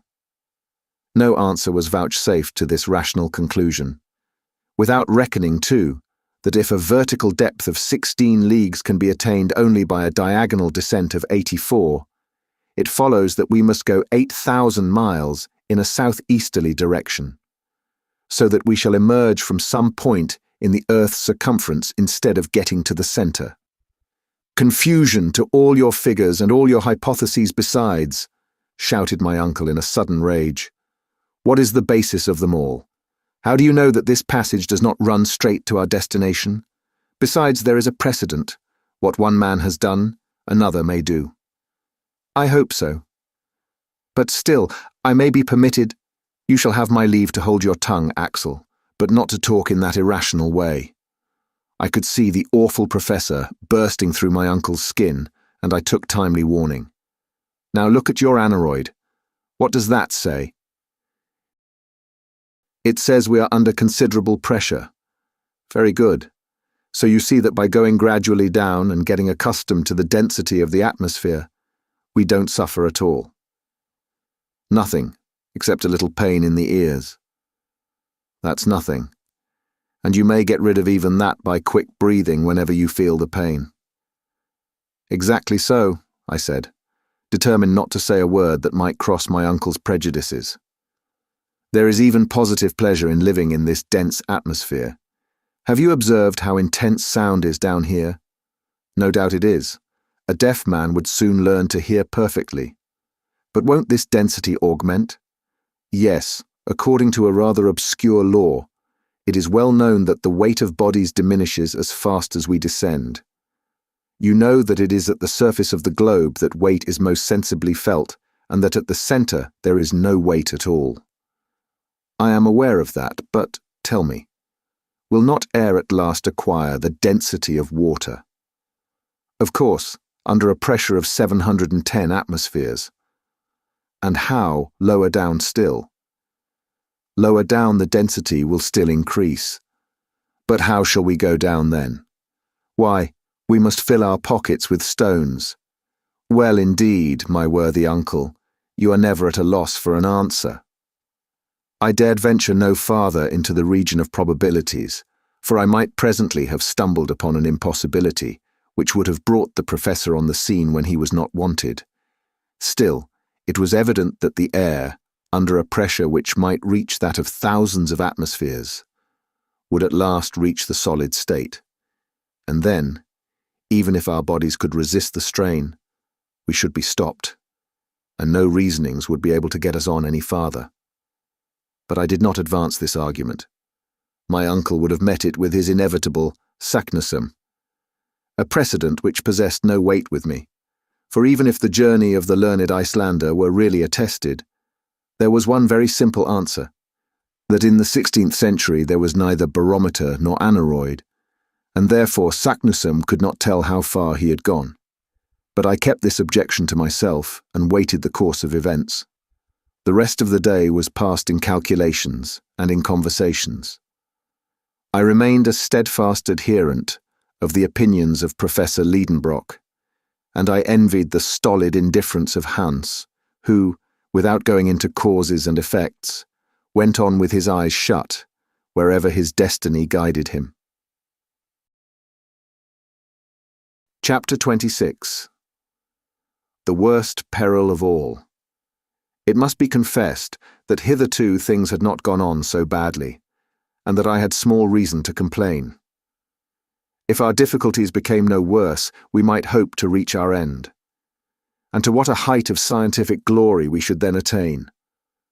I had become quite a Lidenbrock in my reasonings, seriously I had. But would this state of things last in the strange place we had come to? Perhaps it might. For several days, steeper inclines, some even frightfully near to the perpendicular, brought us deeper and deeper into the mass of the interior of the earth. Some days we advanced nearer to the centre by 1.5 leagues, or nearly 2 leagues. These were perilous descents in which the skill and marvellous coolness of Hans were invaluable to us. That unimpassioned Icelander devoted himself with incomprehensible deliberation, and thanks to him we crossed many a dangerous spot which we should never have cleared alone. But his habit of silence gained upon him day by day, and was infecting us. External objects produce decided effects upon the brain. A man shut up between 4 walls soon loses the power to associate words and ideas together. How many prisoners in solitary confinement become idiots, if not mad, for want of exercise for the thinking faculty? During the fortnight following our last conversation, no incident occurred worthy of being recorded.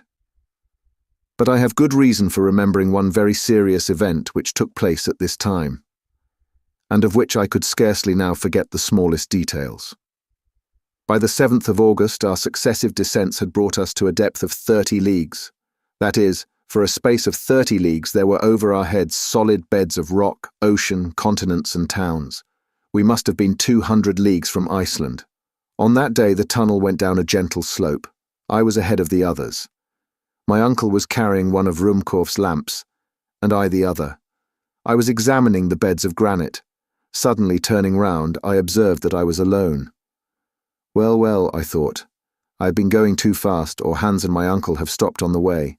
Come, this won't do. I must join them. Fortunately, there is not much of an ascent. I retraced my steps. I walked for a quarter of an hour. I gazed into the darkness. I shouted. No reply. My voice was lost in the midst of the cavernous echoes which alone replied to my call. I began to feel uneasy. A shudder ran through me. Calmly, I said aloud to myself, I am sure to find my companions again. There are not 2 roads. I was too far ahead. I will return. For half an hour I climbed up. I listened for a call, and in that dense atmosphere, a voice could reach very far. But there was a dreary silence in all that long gallery. I stopped. I could not believe that I was lost. I was only bewildered for a time, not lost. I was sure I should find my way again. "Come," I repeated. "Since there is but one road, and they are on it, I must find them again. I have but to ascend still. Unless, indeed, missing me, and supposing me to be behind, they too should have gone back. But even in this case I have only to make the greater haste. I shall find them, I am sure." I repeated these words in the fainter tones of a half-convinced man. Besides, to associate even such simple ideas with words, and reason with them, was a work of time. A doubt then seized upon me. Was I indeed in advance when we became separated? Yes, to be sure I was. Hans was after me, preceding my uncle. He had even stopped for a while to strap his baggage better over his shoulders. I could remember this little incident. It was at that very moment that I must have gone on. Besides, I thought, have I not a guarantee that I shall not lose my way, a clue in the labyrinth that cannot be broken, my faithful stream? I have but to trace it back, and I must come upon them. This conclusion revived my spirits, and I resolved to resume my march without loss of time. How I then blessed my uncle's foresight in preventing the hunter from stopping up the hole in the granite. This beneficent spring, after having satisfied our thirst on the road, would now be my guide among the windings of the terrestrial crust. Before starting afresh, I thought a wash would do me good. I stooped to bathe my face in the Hansbach. To my stupefaction and utter dismay, my feet trod only the rough, dry granite. The stream was no longer at my feet. Chapter 27. Lost in the bowels of the earth. To describe my despair would be impossible. No words could tell it. I was buried alive, with the prospect before me of dying of hunger and thirst. Mechanically I swept the ground with my hands. How dry and hard the rock seemed to me. But how had I left the course of the stream? For it was a terrible fact that it no longer ran at my side.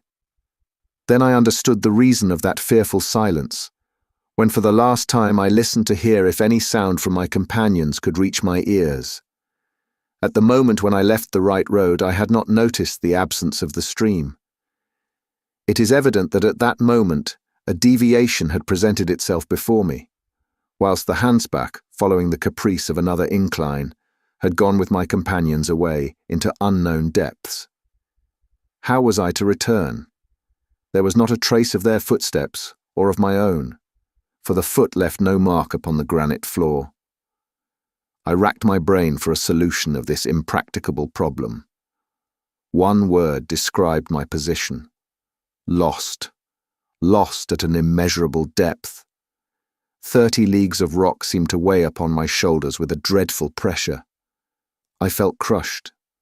I tried to carry back my ideas to things on the surface of the earth. I could scarcely succeed. Hamburg, the house in the Königstrasse, my poor Grauben, all that busy world underneath which I was wandering about, was passing in rapid confusion before my terrified memory. I could revive with vivid reality all the incidents of our voyage: Iceland, Monsieur Friedrichsen, Snaefell.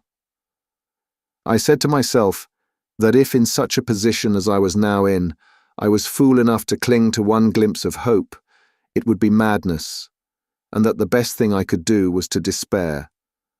What human power could restore me to the light of the sun by rending asunder the huge arches of rock which united over my head, buttressing each other with impregnable strength? Who could place my feet on the right path and bring me back to my company? "Oh, my uncle," burst from my lips in the tone of despair. It was my only word of reproach, for I knew how much he must be suffering in seeking me, wherever he might be. When I saw myself thus far removed from all earthly help, I had recourse to heavenly succour. The remembrance of my childhood, the recollection of my mother, whom I had only known in my tender early years, came back to me, and I knelt in prayer imploring for the divine help of which I was so little worthy. This return of trust in God's providence allayed the turbulence of my fears, and I was enabled to concentrate upon my situation all the force of my intelligence. I had 3 days' provisions with me, and my flask was full. But I could not remain alone for long. Should I go up or down? Up, of course. Up continually. I must thus arrive at the point where I had left the stream, that fatal turn in the road. With the stream at my feet, I might hope to regain the summit of Snaefell. Why had I not thought of that sooner? Here was evidently a chance of safety. The most pressing duty was to find out again the course of the Hansbach. I rose, and leaning upon my iron-pointed stick, I ascended the gallery. The slope was rather steep. I walked on without hope but without indecision, like a man who has made up his mind. For half an hour I met with no obstacle. I tried to recognize my way by the form of the tunnel, by the projections of certain rocks, by the disposition of the fractures. But no particular sign appeared, and I soon saw that this gallery could not bring me back to the turning point. It came to an abrupt end. I struck against an impenetrable wall, and fell down upon the rock. Unspeakable despair then seized upon me. I lay overwhelmed, aghast. My last hope was shattered against this granite wall. Lost in this labyrinth, whose windings crossed each other in all directions, it was no use to think of flight any longer. Here I must die the most dreadful of deaths. And strange to say, the thought came across me that when some day my petrified remains should be found 30 leagues below the surface in the bowels of the earth, the discovery might lead to grave scientific discussions. I tried to speak aloud, but hoarse sounds alone passed my dry lips. I panted for breath. In the midst of my agony, a new terror laid hold of me. In falling, my lamp had got wrong. I could not set it right, and its light was paling, and would soon disappear altogether. I gazed painfully upon the luminous current growing weaker and weaker in the wire coil. A dim procession of moving shadows seemed slowly unfolding down the darkening walls. I scarcely dared to shut my eyes for one moment, for fear of losing the least glimmer of this precious light. Every instant it seemed about to vanish, and the dense blackness to come rolling in palpably upon me. One last trembling glimmer shot feebly up. I watched it in trembling and anxiety. I drank it in as if I could preserve it, concentrating upon it the full power of my eyes, as upon the very last sensation of light which they were ever to experience, and the next moment I lay in the heavy gloom of deep, thick, unfathomable darkness. A terrible cry of anguish burst from me. Upon earth, in the midst of the darkest night, light never abdicates its functions altogether. It is still subtle and diffusive, but whatever little there may be, the eye still catches that little. Here there was not an atom. The total darkness made me totally blind. Then I began to lose my head. I arose with my arms stretched out before me, attempting painfully to feel my way. I began to run wildly, hurrying through the inextricable maze, still descending, still running through the substance of the earth's thick crust, a struggling denizen of geological faults, crying, shouting, yelling, soon bruised by contact with the jagged rock, falling and rising again bleeding, trying to drink the blood which covered my face, and even waiting for some rock to shatter my skull against. I shall never know whither my mad career took me. After the lapse of some hours, no doubt exhausted, I fell like a lifeless lump at the foot of the wall and lost all consciousness. Chapter 28. The Rescue in the Whispering Gallery. When I returned to partial life, my face was wet with tears. How long that state of insensibility had lasted, I cannot say. I had no means now of taking account of time. Never was solitude equal to this. Never had any living being been so utterly forsaken. After my fall, I had lost a good deal of blood. I felt it flowing over me.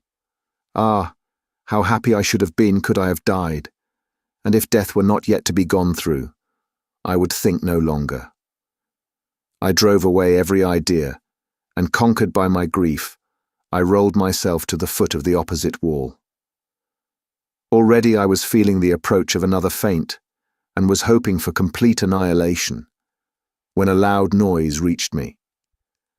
It was like the distant rumble of continuous thunder, and I could hear its sounding undulations rolling far away into the remote recesses of the abyss. Whence could this noise proceed? It must be from some phenomenon proceeding in the great depths amidst which I lay helpless. Was it an explosion of gas? Was it the fall of some mighty pillar of the globe? I listened still. I wanted to know if the noise would be repeated. A quarter of an hour passed away. Silence reigned in this gallery. I could not hear even the beating of my heart. Suddenly my ear, resting by chance against the wall, caught, or seemed to catch, certain vague, indescribable, distant, articulate sounds, as of words. This is a delusion, I thought, but it was not. Listening more attentively, I heard in reality a murmuring of voices. But my weakness prevented me from understanding what the voices said. Yet it was language, I was sure of it. For a moment I feared the words might be my own, brought back by the echo. Perhaps I had been crying out unknown to myself. I closed my lips firmly and laid my ear against the wall again. Yes, truly, someone is speaking. Those are words. Even a few feet from the wall, I could hear distinctly. I succeeded in catching uncertain, strange, undistinguishable words. They came as if pronounced in low, murmured whispers. The word forlorad was several times repeated in a tone of sympathy and sorrow. "Help!" I cried with all my might. "Help!" I listened. I watched in the darkness for an answer, a cry, a mere breath of sound. But nothing came. Some minutes passed. A whole world of ideas had opened in my mind. I thought that my weakened voice could never penetrate to my companions. "It is they," I repeated. "What other men can be 30 leagues underground?" I again began to listen. Passing my ear over the wall from one place to another, I found the point where the voices seemed to be best heard. The word forlorad again returned, then the rolling of thunder, which had roused me from my lethargy. "No!" I said. "No! It is not through such a mass that a voice can be heard. I am surrounded by granite walls, and the loudest explosion could never be heard here. This noise comes along the gallery. There must be here some remarkable exercise of acoustic laws." I listened again, and this time, yes, this time, I did distinctly hear my name pronounced across the wide interval. It was my uncle's own voice. He was talking to the guide, and forlorad is a Danish word. Then I understood it all. To make myself heard, I must speak along this wall, which would conduct the sound of my voice just as wire conducts electricity. But there was no time to lose. If my companions moved but a few steps away, the acoustic phenomenon would cease. I therefore approached the wall and pronounced these words as clearly as possible. "Uncle Lidenbrock." I waited with the deepest anxiety. Sound does not travel with great velocity. Even increased density air has no effect upon its rate of travelling. It merely augments its intensity. Seconds, which seemed ages, passed away, and at last these words reached me. "Axel, Axel, is it you?" Yes, I replied. "My boy, where are you?" "Lost in the deepest darkness." "Where is your lamp?" "It is out." "And the stream?" "Disappeared." "Axel, Axel, take courage." "Wait, I am exhausted. I can't answer. Speak to me." "Courage," resumed my uncle. "Don't speak. Listen to me. We have looked for you up the gallery and down the gallery. Could not find you. I wept for you, my poor boy. At last, supposing you were still on the Hansbach, we fired our guns. Our voices are audible to each other, but our hands cannot touch. But don't despair, Axel. It is a great thing that we can hear each other." During this time, I had been reflecting. A vague hope was returning to my heart. There was one thing I must know to begin with. I placed my lips close to the wall, saying, "My uncle." "My boy," came to me after a few seconds. "We must know how far we are apart."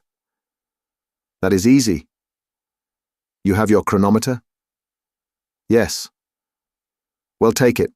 Pronounce my name, noting exactly the second when you speak.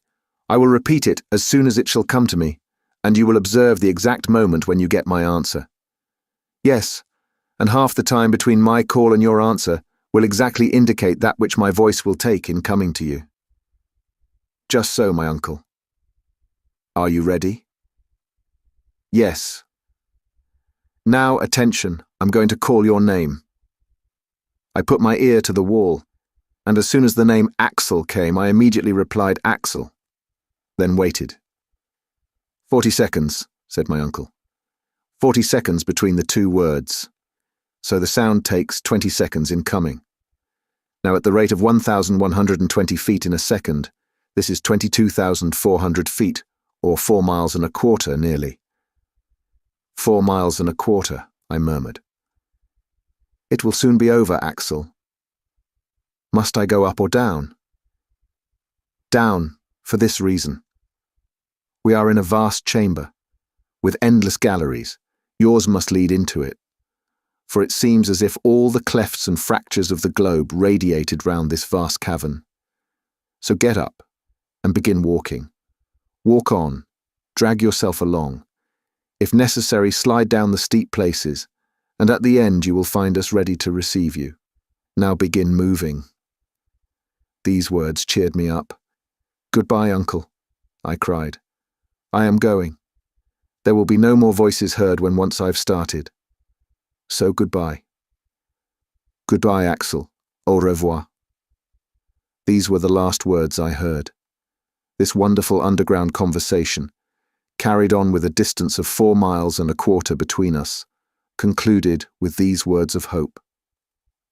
I thanked God from my heart, for it was He who had conducted me through those vast solitudes to the point where, alone of all others perhaps, the voices of my companions could have reached me.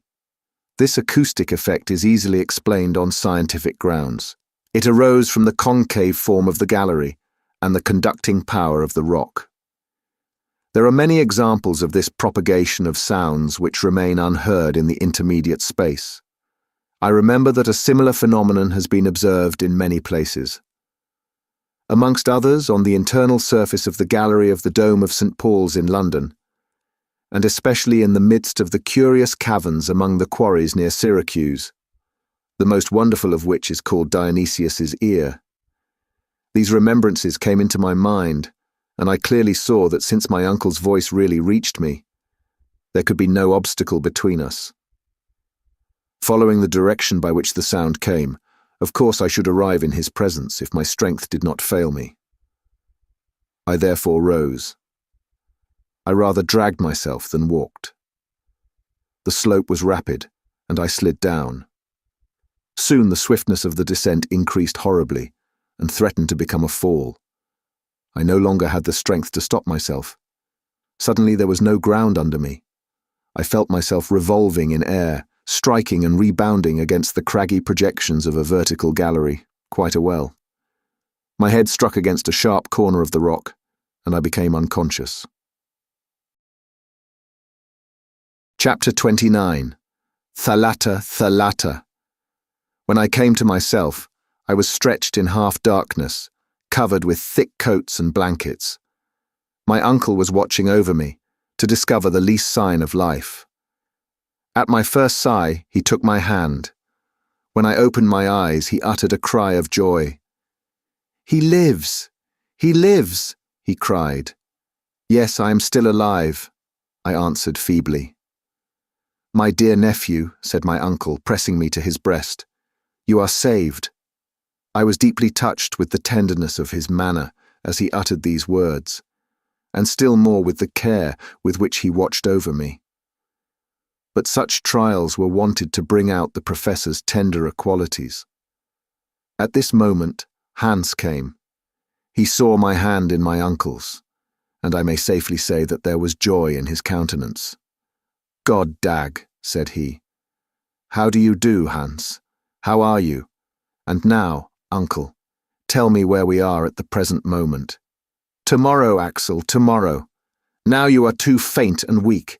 I have bandaged your head with compresses, which must not be disturbed. Sleep now, and tomorrow I will tell you all. But do tell me what time it is, and what day." "It is Sunday, the 8th of August, and it is 10 at night. You must ask me no more questions until the 10th. In truth, I was very weak, and my eyes involuntarily closed. I wanted a good night's rest, and I therefore went off to sleep, with the knowledge that I had been 4 long days alone in the heart of the earth. Next morning, on awakening, I looked round me. My couch, made up of all our travelling gear, was in a charming grotto, adorned with splendid stalactites, and the soil of which was a fine sand. It was half light. There was no torch, no lamp, yet certain mysterious glimpses of light came from without through a narrow opening in the grotto. I heard, too, a vague and indistinct noise, something like the murmuring of waves breaking upon a shingly shore, and at times I seemed to hear the whistling of wind. I wondered whether I was awake, whether I was dreaming, whether my brain, crazed by my fall, was not affected by imaginary noises, yet neither eyes nor ears could be so utterly deceived. It is a ray of daylight, I thought, sliding in through this cleft in the rock. That is indeed the murmuring of waves. That is the rustling noise of wind. Am I quite mistaken, or have we returned to the surface of the earth? Has my uncle given up the expedition, or is it happily terminated? I was asking myself these unanswerable questions when the professor entered. "Good morning, Axel," he cried cheerily. "I feel sure you are better." "Yes, I am indeed," said I, sitting up on my couch. "You can hardly fail to be better, for you have slept quietly. Hans and I watched you by turns, and we have noticed you were evidently recovering." "Indeed, I do feel a great deal better, and I will give you a proof of that presently, if you will let me have my breakfast." "You shall eat, lad. The fever has left you.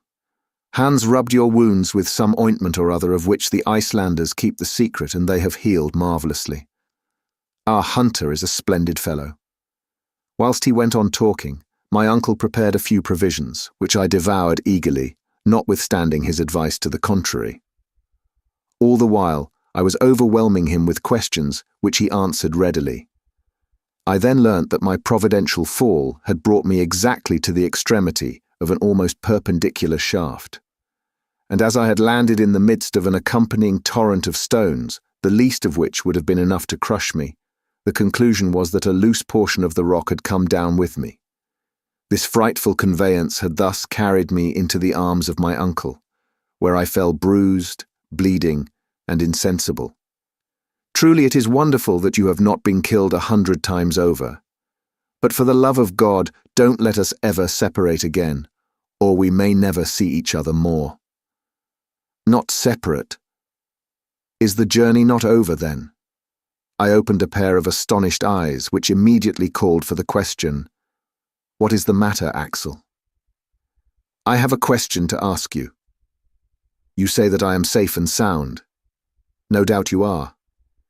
And all my limbs unbroken?" "Certainly. And my head?" "Your head, except for a few bruises, is all right, and it is on your shoulders, where it ought to be." "Well, I am afraid my brain is affected. Your mind affected." "Yes, I fear so. Are we again on the surface of the globe?" "No, certainly not." "Then I must be mad, for don't I see the light of day, and don't I hear the wind blowing and the sea breaking on the shore?"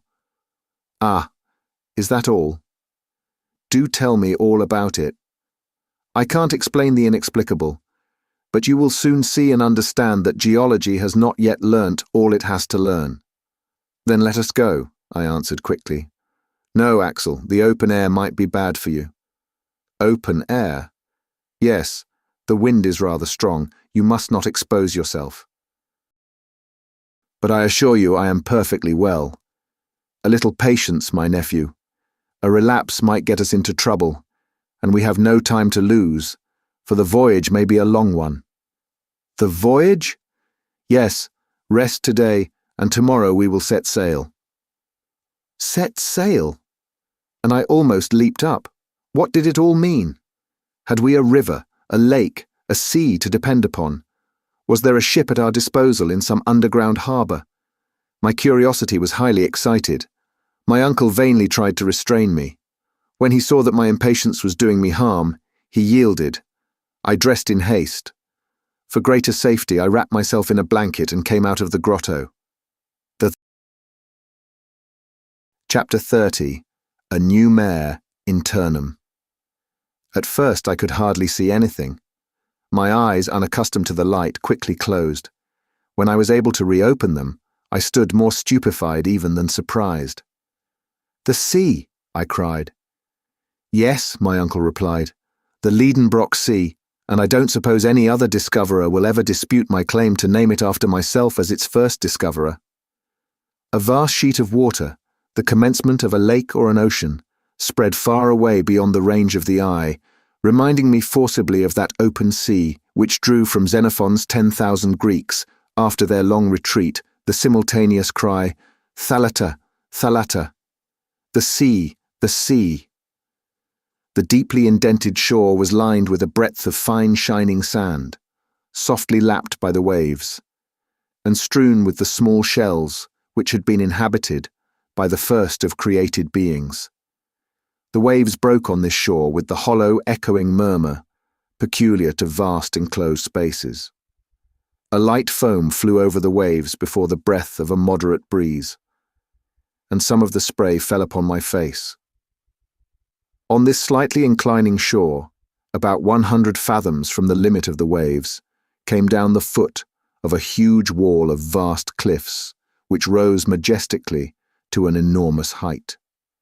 Some of these, dividing the beach with their sharp spurs, formed capes and promontories, worn away by the ceaseless action of the surf. Farther on, the eye discerned their massive outline sharply defined against the hazy, distant horizon. It was quite an ocean, with the irregular shores of earth, but desert and frightfully wild in appearance. If my eyes were able to range afar over this great sea, it was because a peculiar light brought to view every detail of it. It was not the light of the sun, with his dazzling shafts of brightness and the splendor of his rays, nor was it the pale and uncertain shimmer of the moonbeams, the dim reflection of a nobler body of light. No, the illuminating power of this light, its trembling diffusiveness, its bright clear whiteness, and its low temperature, showed that it must be of electric origin. It was like an aurora borealis, a continuous cosmical phenomenon, filling a cavern of sufficient extent to contain an ocean. The vault that spanned the space above, the sky, if it could be called so, seemed composed of vast plains of cloud, shifting and variable vapours, which by their condensation must at certain times fall in torrents of rain. I should have thought that under so powerful a pressure of the atmosphere there could be no evaporation, and yet, under a law unknown to me, there were broad tracts of vapour suspended in the air. But then, the weather was fine. The play of the electric light produced singular effects upon the upper strata of cloud. Deep shadows reposed upon their lower wreaths, and often between two separated fields of cloud, there glided down a ray of unspeakable lustre. But it was not solar light, and there was no heat. The general effect was sad, supremely melancholy.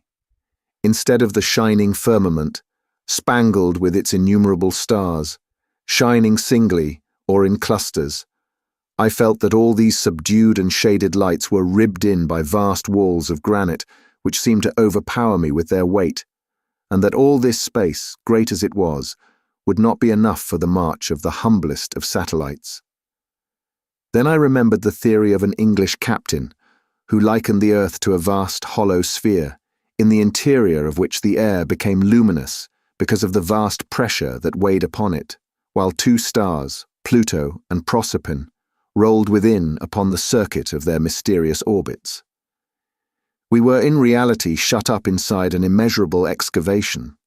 Its width could not be estimated, since the shore ran widening as far as the eye could reach, nor could its length, for the dim horizon bounded the new. As for its height, it must have been several leagues.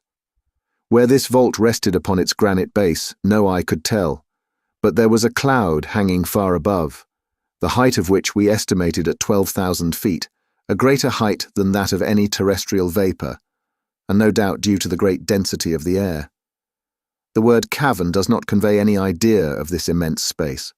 Words of human tongue are inadequate to describe the discoveries of him who ventures into the deep abysses of earth. Besides, I could not tell upon what geological theory to account for the existence of such an excavation. Had the cooling of the globe produced it? I knew of celebrated caverns from the descriptions of travellers, but had never heard of any of such dimensions as this. If the grotto of Guachara, in Colombia, visited by Humboldt, had not given up the whole of the secret of its depth to the philosopher, who investigated it to the depth of 2,500 feet, it probably did not extend much farther. The immense Mammoth Cave in Kentucky is of gigantic proportions, since its vaulted roof rises 500 feet above the level of an unfathomable lake, and travellers have explored its ramifications to the extent of 40 miles. But what were these cavities compared to that in which I stood with wonder and admiration, with its sky of luminous vapours, its bursts of electric light, and a vast sea filling its bed? My imagination fell powerless before such immensity. I gazed upon these wonders in silence. Words failed me to express my feelings. I felt as if I was in some distant planet, Uranus or Neptune, and in the presence of phenomena of which my terrestrial experience gave me no cognizance. For such novel sensations, new words were wanted, and my imagination failed to supply them. I gazed, I thought, I admired, with a stupefaction mingled with a certain amount of fear. The unforeseen nature of this spectacle brought back the colour to my cheeks. I was under a new course of treatment with the aid of astonishment, and my convalescence was promoted by this novel system of therapeutics. Besides, the dense and breezy air invigorated me, supplying more oxygen to my lungs. It will be easily conceived that after an imprisonment of 47 days in a narrow gallery, it was the height of physical enjoyment to breathe a moist air impregnated with saline particles. I was delighted to leave my dark grotto. My uncle, already familiar with these wonders, had ceased to feel surprise. "You feel strong enough to walk a little way now?" he asked. "Yes, certainly, and nothing could be more delightful." "Well, take my arm, Axel, and let us follow the windings of the shore." I eagerly accepted, and we began to coast along this new sea. On the left, huge pyramids of rock, piled one upon another, produced a prodigious titanic effect. Down their sides flowed numberless waterfalls, which went on their way in brawling but pellucid streams. A few light vapours leaping from rock to rock denoted the place of hot springs, and streams flowed softly down to the common basin, gliding down the gentle slopes with a softer murmur. Amongst these streams I recognized our faithful travelling companion, the Hansbach, coming to lose its little volume quietly in the mighty sea, just as if it had done nothing else since the beginning of the world. "We shall see it no more," I said, with a sigh. "What matters," replied the philosopher, "whether this or another serves to guide us?" I thought him rather ungrateful. But at that moment my attention was drawn to an unexpected sight. At a distance of 500 paces, at the turn of a high promontory, appeared a high, tufted, dense forest. It was composed of trees of moderate height, formed like umbrellas, with exact geometrical outlines. The currents of wind seemed to have had no effect upon their shape, and in the midst of the windy blasts, they stood unmoved and firm, just like a clump of petrified cedars. I hastened forward. I could not give any name to these singular creations. Were they some of the 200,000 species of vegetables known hitherto, and did they claim a place of their own in the lacustrine flora? No. When we arrived under their shade, my surprise turned into admiration. There stood before me productions of earth, but of gigantic stature, which my uncle immediately named. "It is only a forest of mushrooms," said he. And he was right. Imagine the large development attained by these plants, which prefer a warm, moist climate. I knew that the Lycopodium giganteum attains, according to Bulliard, a circumference of 8 or 9 feet, but here were pale mushrooms, 30 to 40 feet high, and crowned with a cap of equal diameter. There they stood in thousands. No light could penetrate between their huge cones, and complete darkness reigned beneath those giants. They formed settlements of domes placed in close array, like the round, thatched roofs of a Central African city. Yet I wanted to penetrate farther underneath, though a chill fell upon me as soon as I came under those cellular vaults. For half an hour we wandered from side to side in the damp shades, and it was a comfortable and pleasant change to arrive once more upon the seashore. But the subterranean vegetation was not confined to these fungi. Farther on rose groups of tall trees of colourless foliage and easy to recognize. They were lowly shrubs of earth, here attaining gigantic size, Lycopodiums 100 feet high, the huge sigillaria found in our coal mines, tree ferns as tall as our fir trees in northern latitudes, lepidodendra, with cylindrical forked stems, terminated by long leaves, and bristling with rough hairs like those of the cactus. "Wonderful! Magnificent! Splendid!" cried my uncle. "Here is the entire flora of the second period of the world, the transition period. These humble garden plants with us were tall trees in the early ages. Look, Axel, and admire it all. Never had a botanist such a feast as this." "You are right, my uncle. Providence seems to have preserved in this immense conservatory the antediluvian plants which the wisdom of philosophers has so sagaciously put together again. It is a conservatory, Axel, but is it not also a menagerie? Surely not a menagerie." "Yes, no doubt of it. Look at that dust under your feet. See the bones scattered on the ground." "So there are," I cried. "Bones of extinct animals." I had rushed upon these remains, formed of indestructible phosphates of lime, and without hesitation I named these monstrous bones, which lay scattered about like decayed trunks of trees. "Here is the lower jaw of a mastodon," I said. "These are the molar teeth of the Dinotherium. This femur must have belonged to the greatest of those beasts, the Megatherium. It certainly is a menagerie, for these remains were not brought here by a deluge. The animals to which they belonged roamed on the shores of this subterranean sea, under the shade of those arborescent trees. Here are entire skeletons, and yet I cannot understand the appearance of these quadrupeds in a granite cavern. These animals belong to a late geological period, the Pliocene, just before the glacial epoch, and therefore could have no connection with the Carboniferous vegetation. Why? Because animal life existed upon the earth only in the secondary period, when a sediment of soil had been deposited by the rivers and taken the place of the incandescent rocks of the primitive period. Well, Axel, there is a very simple answer to your objection that this soil is alluvial. What? At such a depth below the surface of the earth?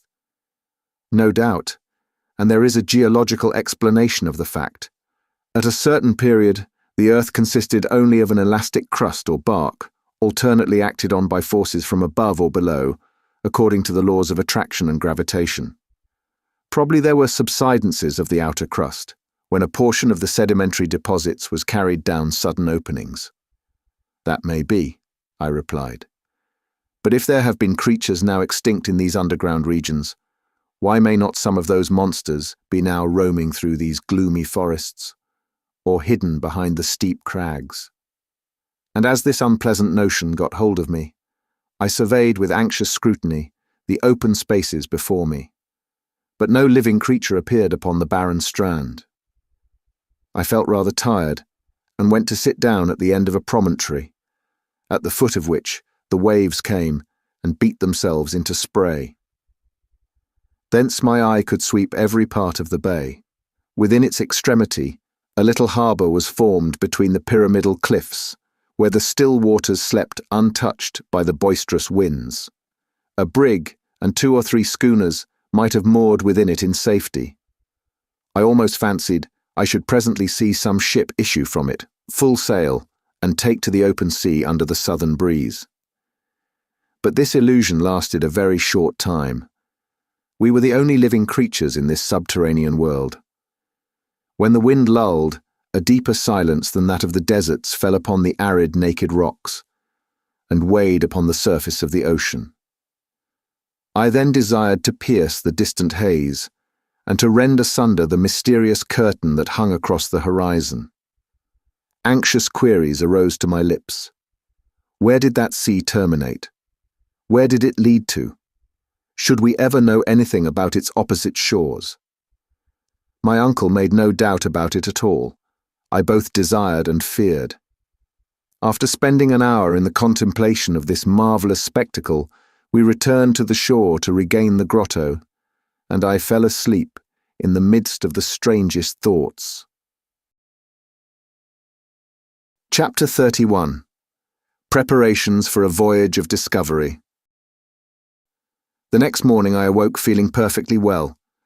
I thought a bathe would do me good, and I went to plunge for a few minutes into the waters of this Mediterranean Sea, for assuredly it better deserved this name than any other sea. I came back to breakfast with a good appetite. Hans was a good caterer for our little household. He had water and fire at his disposal, so that he was able to vary our bill of fare now and then. For dessert, he gave us a few cups of coffee, and never was coffee so delicious. "Now," said my uncle, "now is the time for high tide, and we must not lose the opportunity to study this phenomenon." "What? The tide?" I cried. "Can the influence of the sun and moon be felt down here?" "Why not? Are not all bodies subject throughout their mass to the power of universal attraction? This mass of water cannot escape the general law, and in spite of the heavy atmospheric pressure on the surface, you will see it rise like the Atlantic itself."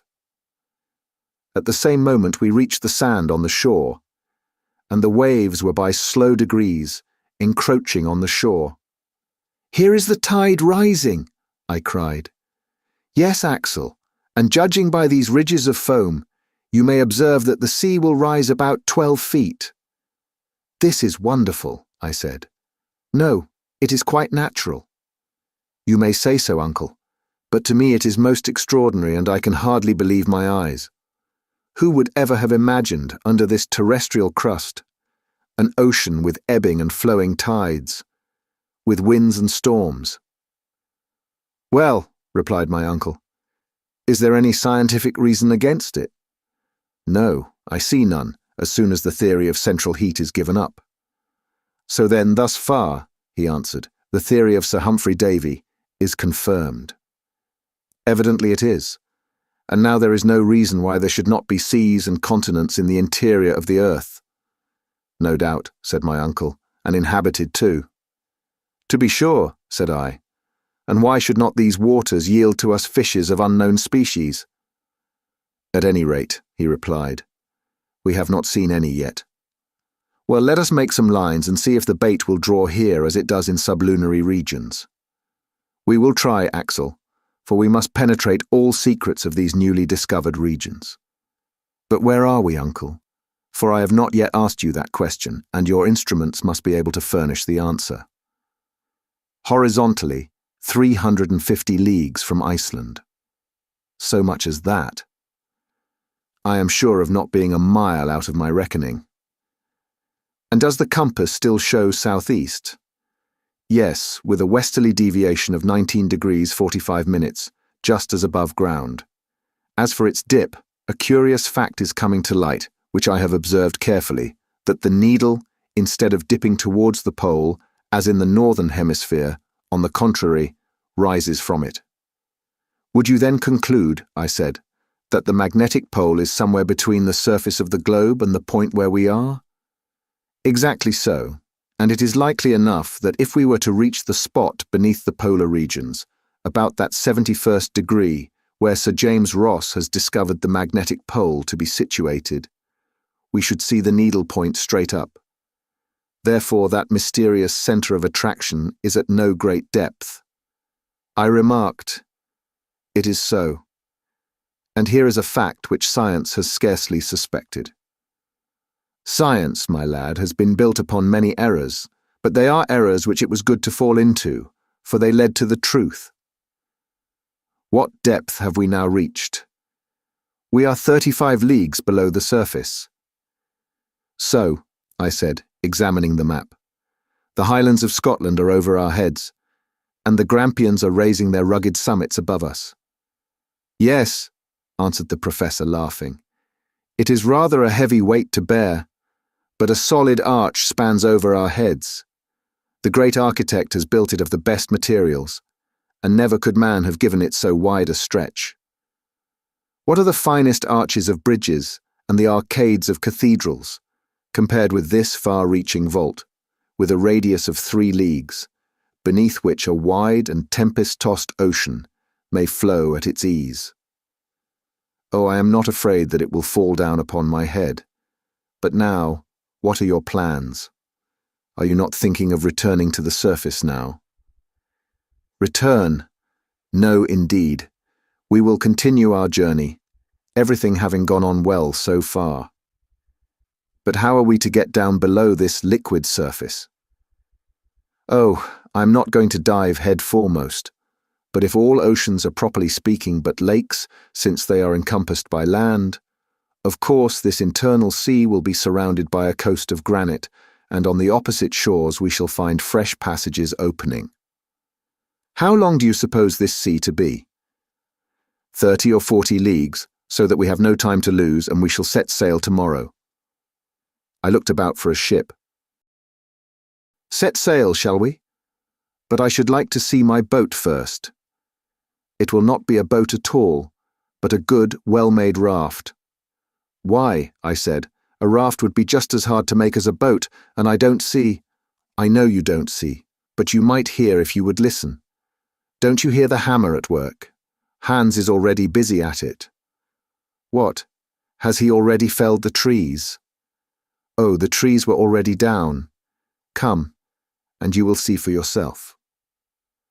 After half an hour's walking on the other side of the promontory which formed the little natural harbour, I perceived Hans at work. In a few more steps I was at his side. To my great surprise, a half-finished raft was already lying on the sand, made of a peculiar kind of wood, and a great number of planks, straight and bent and of frames, were covering the ground, enough almost for a little fleet. "Uncle, what wood is this?" I cried. "It is fir, pine or birch and other northern coniferae, mineralized by the action of the sea. It is called surturbrand, a variety of brown coal or lignite, found chiefly in Iceland. But surely then, like other fossil wood, it must be as hard as stone and cannot float." "Sometimes that may happen. Some of these woods become true anthracites, but others, such as this, have only gone through the first stage of fossil transformation. Just look," added my uncle, throwing into the sea one of those precious waifs. The bit of wood, after disappearing, returned to the surface and oscillated to and fro with the waves. "Are you convinced?" said my uncle. "I am quite convinced, although it is incredible." By next evening, thanks to the industry and skill of our guide, the raft was made. It was 10 feet by 5. The planks of surturbrand, braced strongly together with cords, presented an even surface, and when launched, this improvised vessel floated easily upon the waves of the Lidenbrock Sea. Chapter 32. Wonders of the Deep. On the 13th of August we awoke early. We were now to begin to adopt a mode of travelling both more expeditious and less fatiguing than hitherto. A mast was made of 2 poles spliced together. A yard was made of a third. A blanket borrowed from our coverings made a tolerable sail.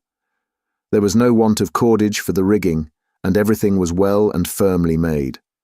The provisions, the baggage, the instruments, the guns, and a good quantity of fresh water from the rocks around all found their proper places on board, and at 6 o'clock the professor gave the signal to embark. Hans had fitted up a rudder to steer his vessel. He took the tiller and unmoored. The sail was set, and we were soon afloat. At the moment of leaving the harbour, my uncle, who was tenaciously fond of naming his new discoveries, wanted to give it a name, and proposed mine amongst others. "But I have a better to propose," I said. "Grauben, let it be called Port Grauben. It will look very well upon the map. Port Grauben, let it be then." And so the cherished remembrance of my VIII days became associated with our adventurous expedition. The wind was from the northwest. We went with it at a high rate of speed. The dense atmosphere acted with great force and impelled us swiftly on. In an hour, my uncle had been able to estimate our progress. "At this rate," he said, "we shall make 30 leagues in 24 hours, and we shall soon come in sight of the opposite shore." I made no answer, but went and sat forward. The northern shore was already beginning to dip under the horizon. The eastern and western strands spread wide as if to bid us farewell. Before our eyes lay far and wide a vast sea. Shadows of great clouds swept heavily over its silver-grey surface. The glistening bluish rays of electric light, here and there reflected by the dancing drops of spray, shot out little sheaves of light from the track we left in our rear.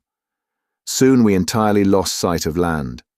No object was left for the eye to judge by, and but for the frothy track of the raft, I might have thought we were standing still. About noon, immense shoals of seaweeds came in sight. I was aware of the great powers of vegetation that characterize these plants, which grow at a depth of 12,000 feet, reproduce themselves under a pressure of 400 atmospheres, and sometimes form barriers strong enough to impede the course of a ship. But never, I think, were such seaweeds as those which we saw floating in immense waving lines upon the sea of Lidenbrock. Our raft skirted the whole length of the Fuci, 3,000 or 4,000 feet long, undulating like vast serpents beyond the reach of sight. I found some amusement in tracing these endless waves, always thinking I should come to the end of them, and for hours my patience was vying with my surprise. What natural force could have produced such plants, and what must have been the appearance of the earth in the first ages of its formation, when, under the action of heat and moisture, the vegetable kingdom alone was developing on its surface? Evening came, and as on the previous day, I perceived no change in the luminous condition of the air. It was a constant condition, the permanency of which might be relied upon. After supper, I laid myself down at the foot of the mast, and fell asleep in the midst of fantastic reveries. Hans, keeping fast by the helm, let the raft run on, which after all needed no steering, the wind blowing directly aft. Since our departure from Port Grauben, Professor Lidenbrock had entrusted the log to my care. I was to register every observation, make entries of interesting phenomena, the direction of the wind, the rate of sailing, the way we made, in a word, every particular of our singular voyage. I shall therefore reproduce here these daily notes, written, so to speak, as the course of events directed, in order to furnish an exact narrative of our passage. Friday, August 14th. Wind steady northwest. The raft makes rapid way in a direct line, coast 30 leagues to leeward. Nothing in sight before us. Intensity of light the same. Weather fine. That is to say that the clouds are flying high, are light, and bathed in a white atmosphere resembling silver in a state of fusion. Thermometer, 89 degrees Fahrenheit. At noon, Hans prepared a hook at the end of a line. He baited it with a small piece of meat and flung it into the sea. For 2 hours, nothing was caught. Are these waters then bare of inhabitants? No, there's a pull at the line. Hans draws it in and brings out a struggling fish. "A sturgeon," I cried. "A small sturgeon." The professor eyes the creature attentively, and his opinion differs from mine. The head of this fish was flat but rounded in front, and the anterior part of its body was plated with bony, angular scales. It had no teeth, its pectoral fins were large, and of tail there was none. The animal belonged to the same order as the sturgeon, but differed from that fish in many essential particulars. After a short examination, my uncle pronounced his opinion. "This fish belongs to an extinct family, of which only fossil traces are found in the Devonian formations." "What?" I cried. "Have we taken alive an inhabitant of the seas of primitive ages?"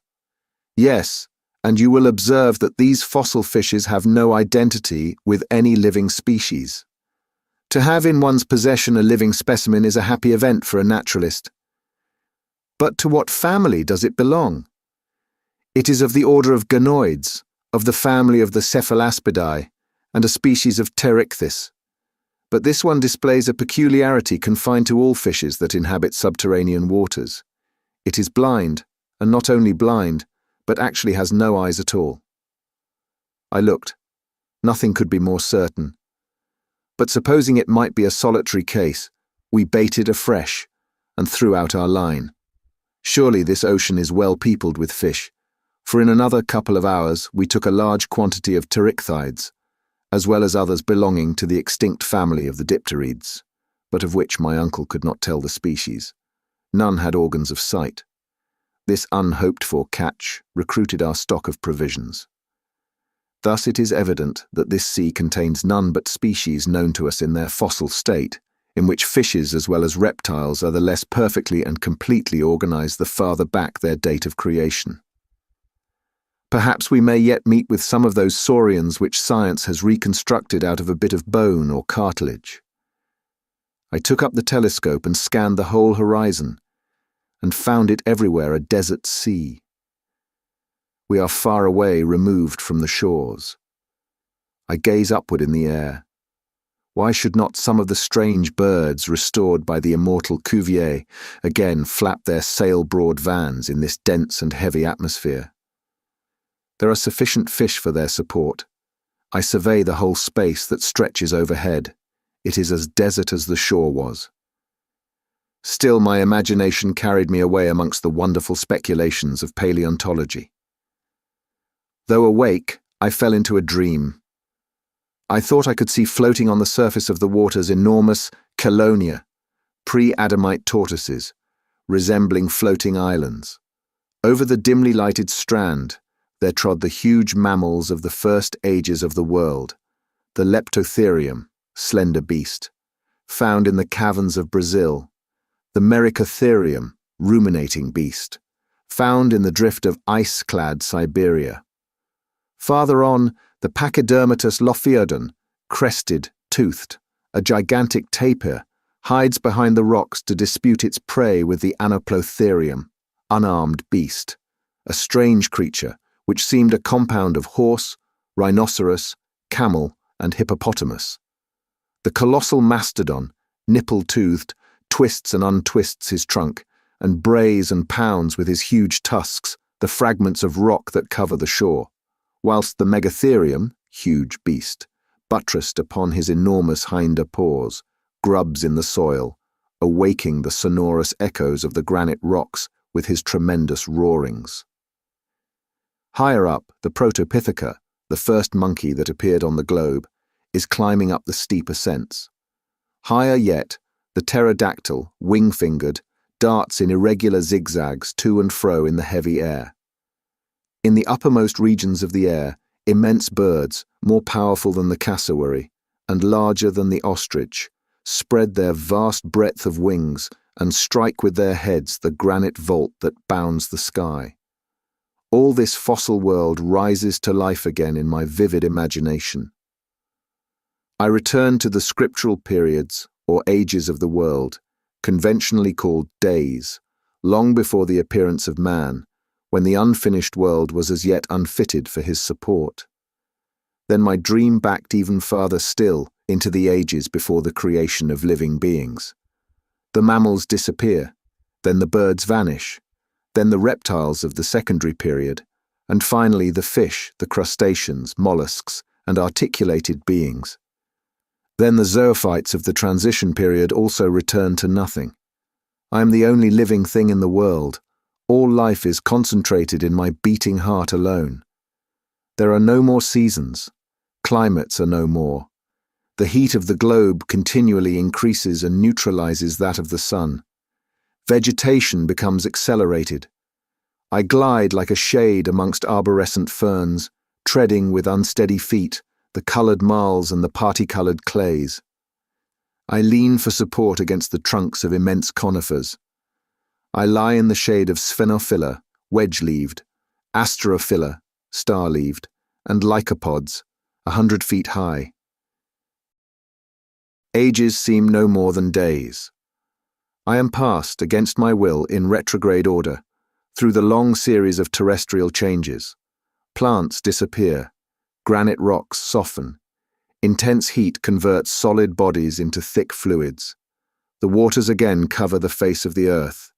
They boil, they rise in whirling eddies of steam. White and ghastly mists wrap round the shifting forms of the earth, which by imperceptible degrees dissolves into a gaseous mass, glowing fiery red and white, as large and as shining as the sun. And I myself am floating with wild caprice in the midst of this nebulous mass of 1,400,000 times the volume of the earth into which it will one day be condensed and carried forward amongst the planetary bodies. My body is no longer firm and terrestrial. It is resolved into its constituent atoms, subtilized, volatilized. Sublimed into imponderable vapor, I mingle and am lost in the endless floods of those vast globular volumes of vaporous mists which roll upon their flaming orbits through infinite space. But is it not a dream? Whither is it carrying me? My feverish hand has vainly attempted to describe upon paper its strange and wonderful details. I have forgotten everything that surrounds me. The professor, the guide, the raft, are all gone out of my ken. An illusion has laid hold upon me. What is the matter? My uncle breaks in. My staring eyes are fixed vacantly upon him. Take care, Axel, or you will fall overboard. At that moment, I felt the sinewy hand of Hans seizing me vigorously. But for him, carried away by my dream, I should have thrown myself into the sea. Is he mad? Cried the professor. What is it all about? At last I cried, returning to myself. Do you feel ill? My uncle asked. No, but I have had a strange hallucination. It is over now. Is all going on right? Yes, it is a fair wind and a fine sea. We are sailing rapidly along, and if I am not out in my reckoning, we shall soon land. At these words I rose and gazed round upon the horizon, still everywhere bounded by clouds alone. Chapter 33. A Battle of Monsters. Saturday, August 15th. The sea unbroken all round. No land in sight. The horizon seems extremely distant. My head is still stupefied with the vivid reality of my dream. My uncle has had no dreams, but he is out of temper. He examines the horizon all round with his glass and folds his arms with the air of an injured man. I remark that Professor Lidenbrock has a tendency to relapse into an impatient mood, and I make a note of it in my log. All my danger and sufferings were needed to strike a spark of human feeling out of him. But now that I am well, his nature has resumed its sway. And yet, what cause was there for anger? Is not the voyage prospering as favourably as possible under the circumstances? Is not the raft spinning along with marvellous speed? You seem anxious, my uncle, I said, seeing him continually with his glass to his eye. Anxious? No, not at all. Impatient, then? One might be, with less reason than now. Yet we are going very fast. What does that signify? I am not complaining that the rate is slow, but that the sea is so wide. I then remembered that the professor, before starting, had estimated the length of this underground sea at 30 leagues. Now we had made 3 times the distance, yet still the southern coast was not in sight. We are not descending as we ought to be, the professor declares. We are losing time, and the fact is, I've not come all this way to take a little sail upon a pond on a raft. He called this sea a pond, and our long voyage, taking a little sail. But, I remarked, since we have followed the road that Saknussemm has shown us, that is just the question. Have we followed that road? Did Saknussemm meet this sheet of water? Did he cross it? Has not the stream that we followed led us altogether astray? At any rate, we cannot feel sorry to have come so far. This prospect is magnificent but I don't care for prospects. I came with an object, and I mean to attain it. Therefore don't talk to me about views and prospects. I take this as my answer, and I leave the professor to bite his lips with impatience. At 6 in the evening, Hans asks for his wages, and his 3 rix dollars are counted out to him. Sunday, August 16th. Nothing new, weather unchanged, the wind freshens. On awaking, my first thought was to observe the intensity of the light. I was possessed with an apprehension lest the electric light should grow dim or fail altogether. But there seemed no reason to fear. The shadow of the raft was clearly outlined upon the surface of the waves. Truly, this sea is of infinite width. It must be as wide as the Mediterranean or the Atlantic. And why not? My uncle took soundings several times. He tied the heaviest of our pickaxes to a long rope which he let down 200 fathoms. No bottom yet, and we had some difficulty in hauling up our plummet. But when the pick was shipped again, Hans pointed out on its surface deep prints as if it had been violently compressed between 2 hard bodies. I looked at the hunter. "Tanda," said he. I could not understand him, and turned to my uncle, who was entirely absorbed in his calculations. I had rather not disturb him while he is quiet. I returned to the Icelander. He, by a snapping motion of his jaws, conveys his ideas to me. "Teeth!" I cried, considering the iron bar with more attention. Yes, indeed, those are the marks of teeth imprinted upon the metal. The jaws which they arm must be possessed of amazing strength. Is there some monster beneath us belonging to the extinct races, more voracious than the shark, more fearful in vastness than the whale? I could not take my eyes off this indented iron bar. Surely will my last night's dream be realized? These thoughts agitated me all day, and my imagination scarcely calmed down after several hours' sleep. Monday, August 17th. I am trying to recall the peculiar instincts of the monsters of the pre-Adamite world, who, coming next in succession after the mollusks, the crustaceans and the fishes, preceded the animals of mammalian race upon the earth. The world then belonged to reptiles. Those monsters held the mastery in the seas of the secondary period. They possessed a perfect organization, gigantic proportions, prodigious strength. The saurians of our day, the alligators and the crocodiles, are but feeble reproductions of their forefathers of primitive ages. I shudder as I recall these monsters to my remembrance. No human eye has ever beheld them living. They burdened this earth 1,000 ages before man appeared, but their fossil remains, found in the argillaceous limestone called by the English the lias, have enabled their colossal structure to be perfectly built up again and anatomically ascertained. I saw at the Hamburg Museum the skeleton of one of these creatures 30 feet in length. Am I then fated, I, a denizen of Earth, to be placed face to face with these representatives of long extinct families? No, surely it cannot be.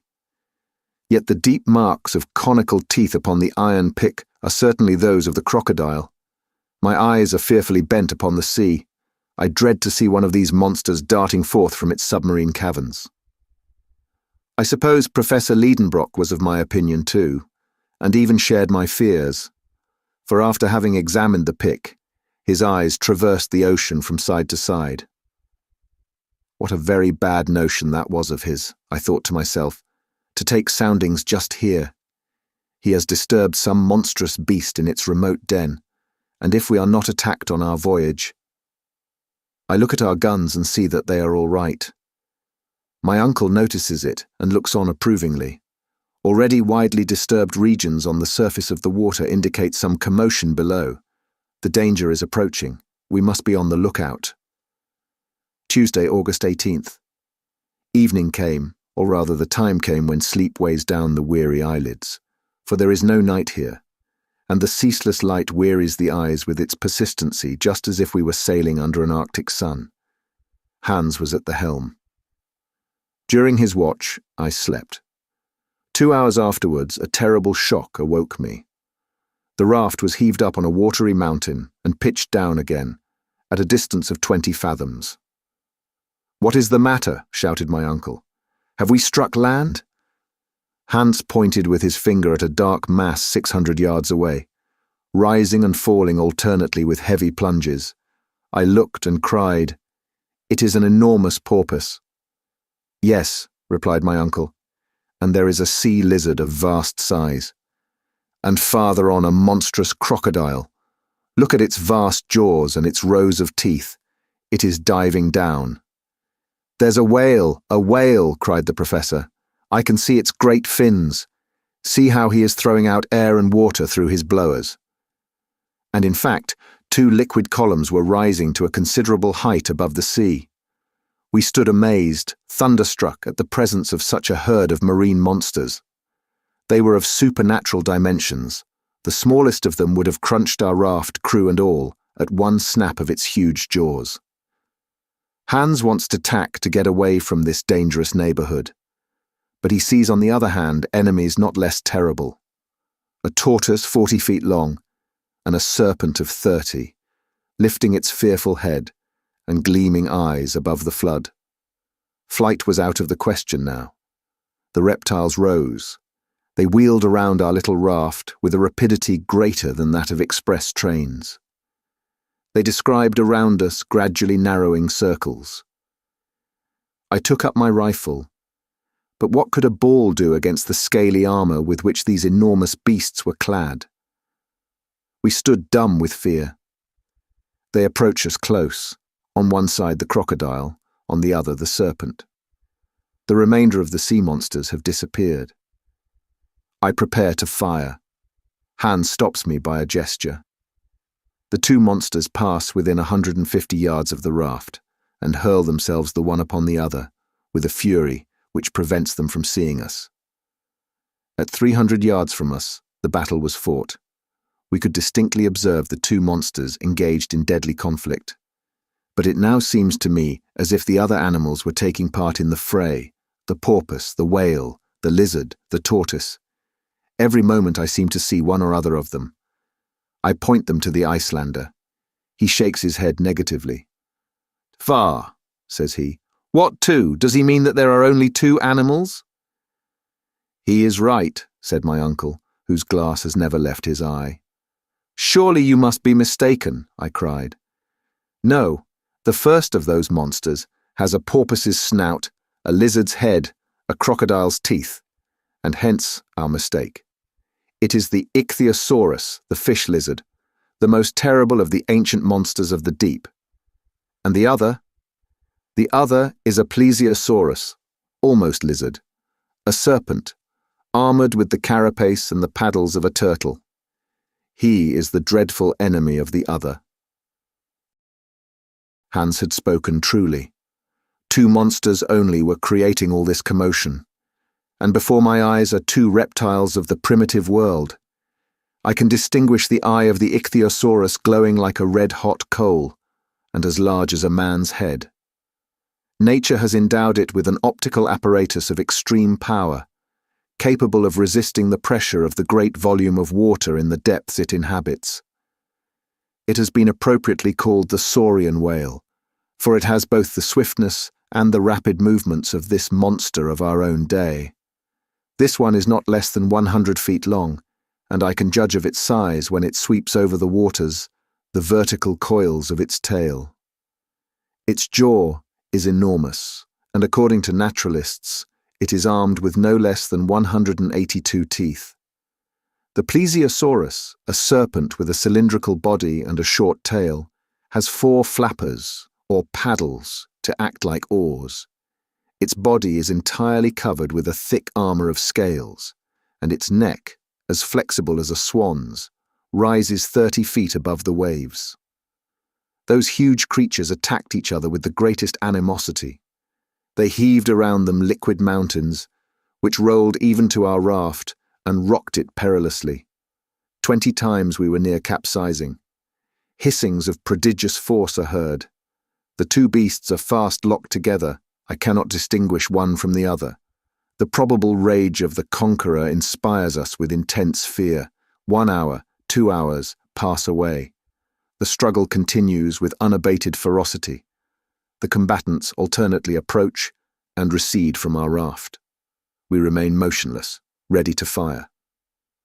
Suddenly, the ichthyosaurus and the plesiosaurus disappear below, leaving a whirlpool eddying in the water. Several minutes pass by while the fight goes on underwater. All at once, an enormous head is darted up, the head of the plesiosaurus. The monster is wounded to death. I no longer see his scaly armor. Only his long neck shoots up, drops again, coils and uncoils, droops, lashes the waters like a gigantic whip, and writhes like a worm that you tread on. The water is splashed for a long way around. The spray almost blinds us. But soon the reptile's agony draws to an end. Its movements become fainter. Its contortions cease to be so violent, and the long serpentine form lies a lifeless log on the laboring deep. As for the ichthyosaurus, has he returned to his submarine cavern, or will he reappear on the surface of the sea? Chapter 34. The Great Geyser. Wednesday, August 19th. Fortunately, the wind blows violently and has enabled us to flee from the scene of the late terrible struggle. Hans keeps at his post at the helm. My uncle, whom the absorbing incidents of the combat had drawn away from his contemplations, began again to look impatiently around him. The voyage resumes its uniform tenor, which I don't care to break with a repetition of such events as yesterday's. Thursday, August 20th. Wind north-northeast, unsteady and fitful. Temperature high. Rate 3.5 leagues an hour. About noon, a distant noise is heard. I note the fact without being able to explain it. It is a continuous roar.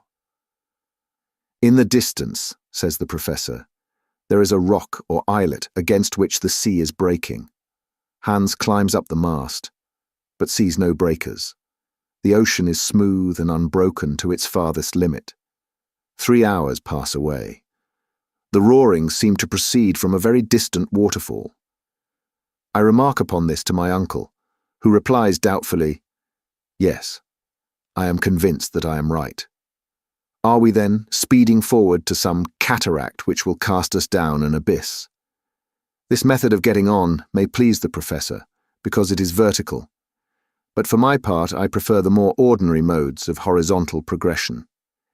At any rate, some leagues to the windward there must be some noisy phenomenon, for now the roarings are heard with increasing loudness. Do they proceed from the sky or the ocean?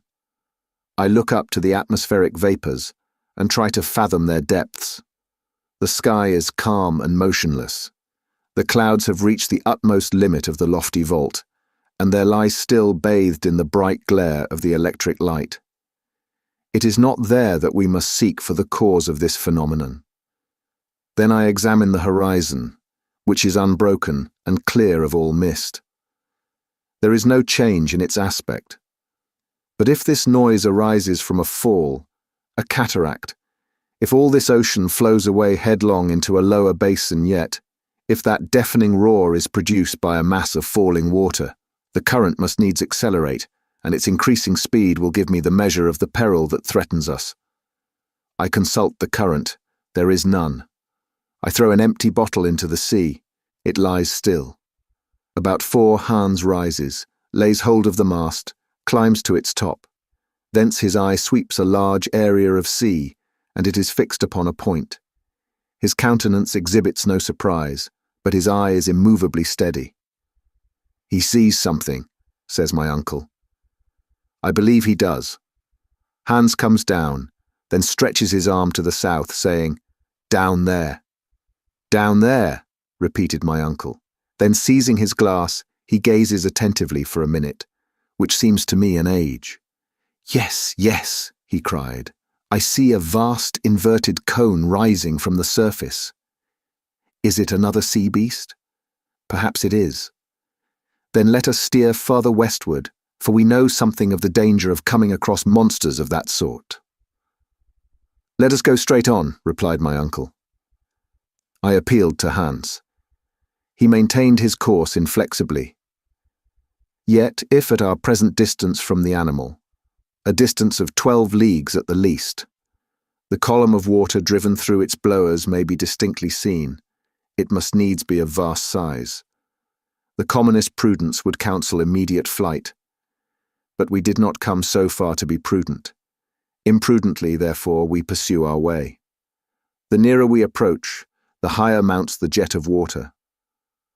What monster can possibly fill itself with such a quantity of water and spurt it up so continuously?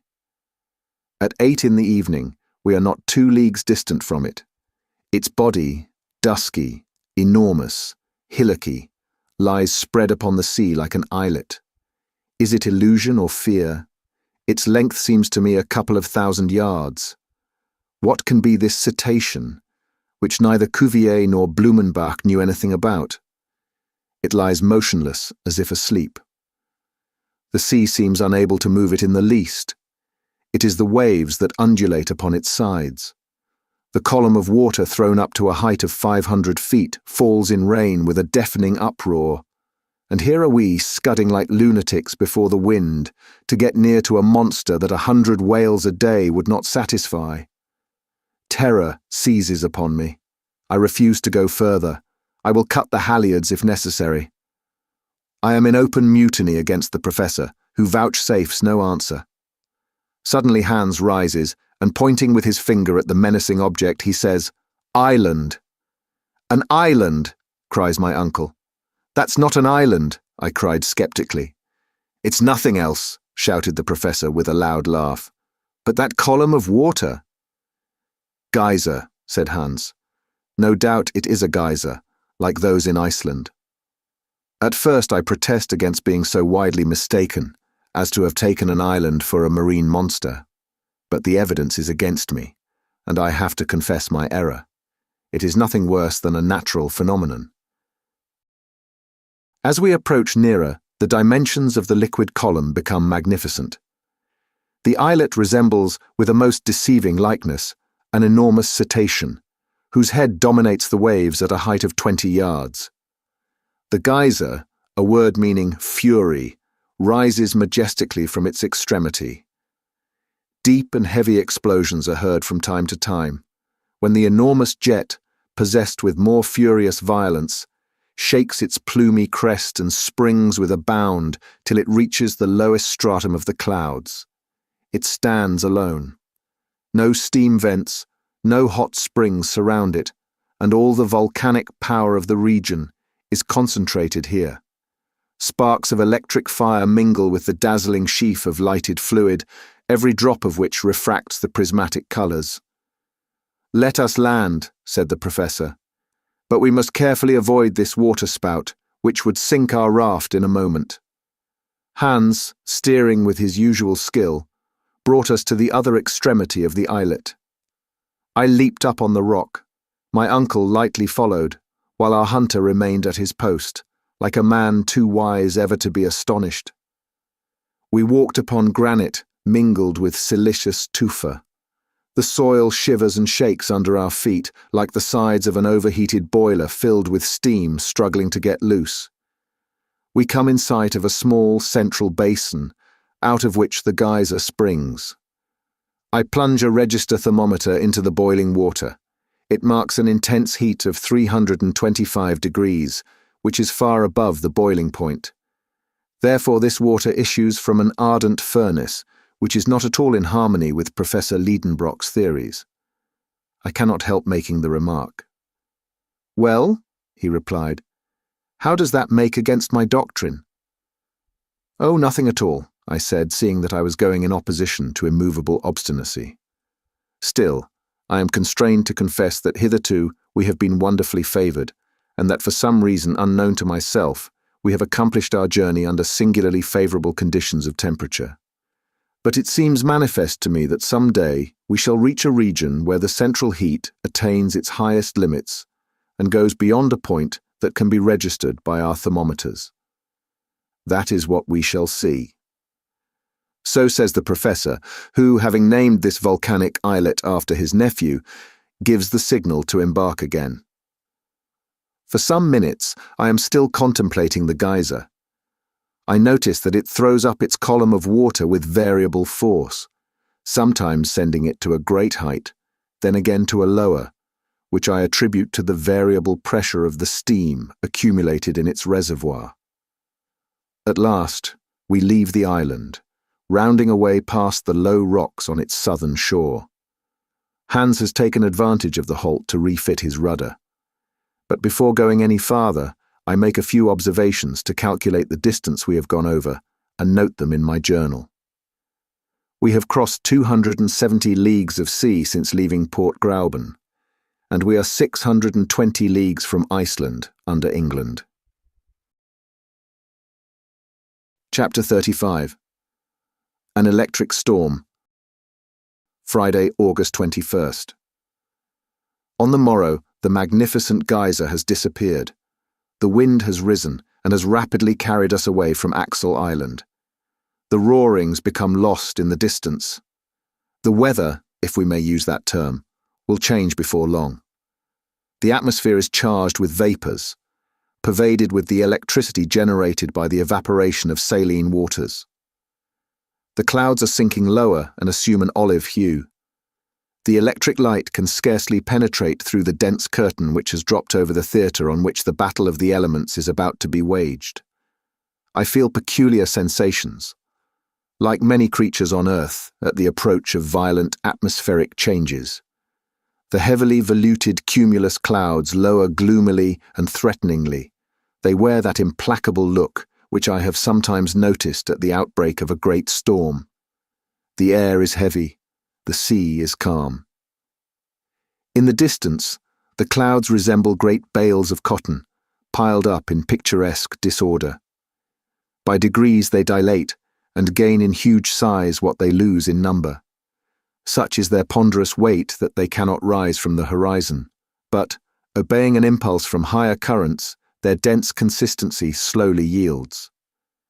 The gloom upon them deepens, and they soon present to our view a ponderous mass of almost level surface. From time to time, a fleecy tuft of mist, with yet some gleaming light left upon it, drops down upon the dense floor of grey, and loses itself in the opaque and impenetrable mass. The atmosphere is evidently charged and surcharged with electricity. My whole body is saturated. My hair bristles just as when you stand upon an insulated stool under the action of an electrical machine.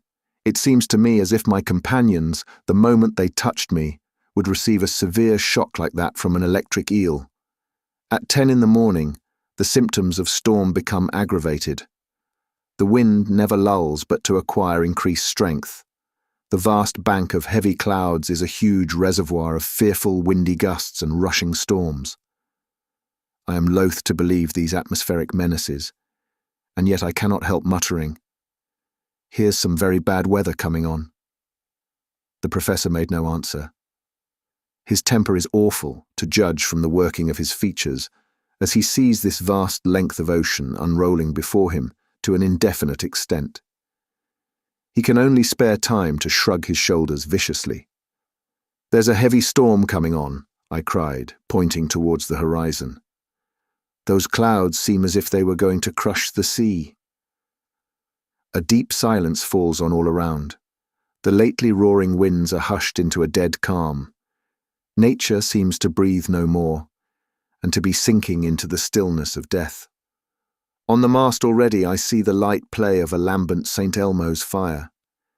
The outstretched sail catches not a breath of wind, and hangs like a sheet of lead. The rudder stands motionless in a sluggish, waveless sea. But if we have now ceased to advance, why do we yet leave that sail loose, which at the first shock of the tempest may capsize us in a moment? "Let us reef the sail and cut the mast down," I cried. "That will be safest." "No, no, never," shouted my impetuous uncle. "Never. Let the wind catch us if it will.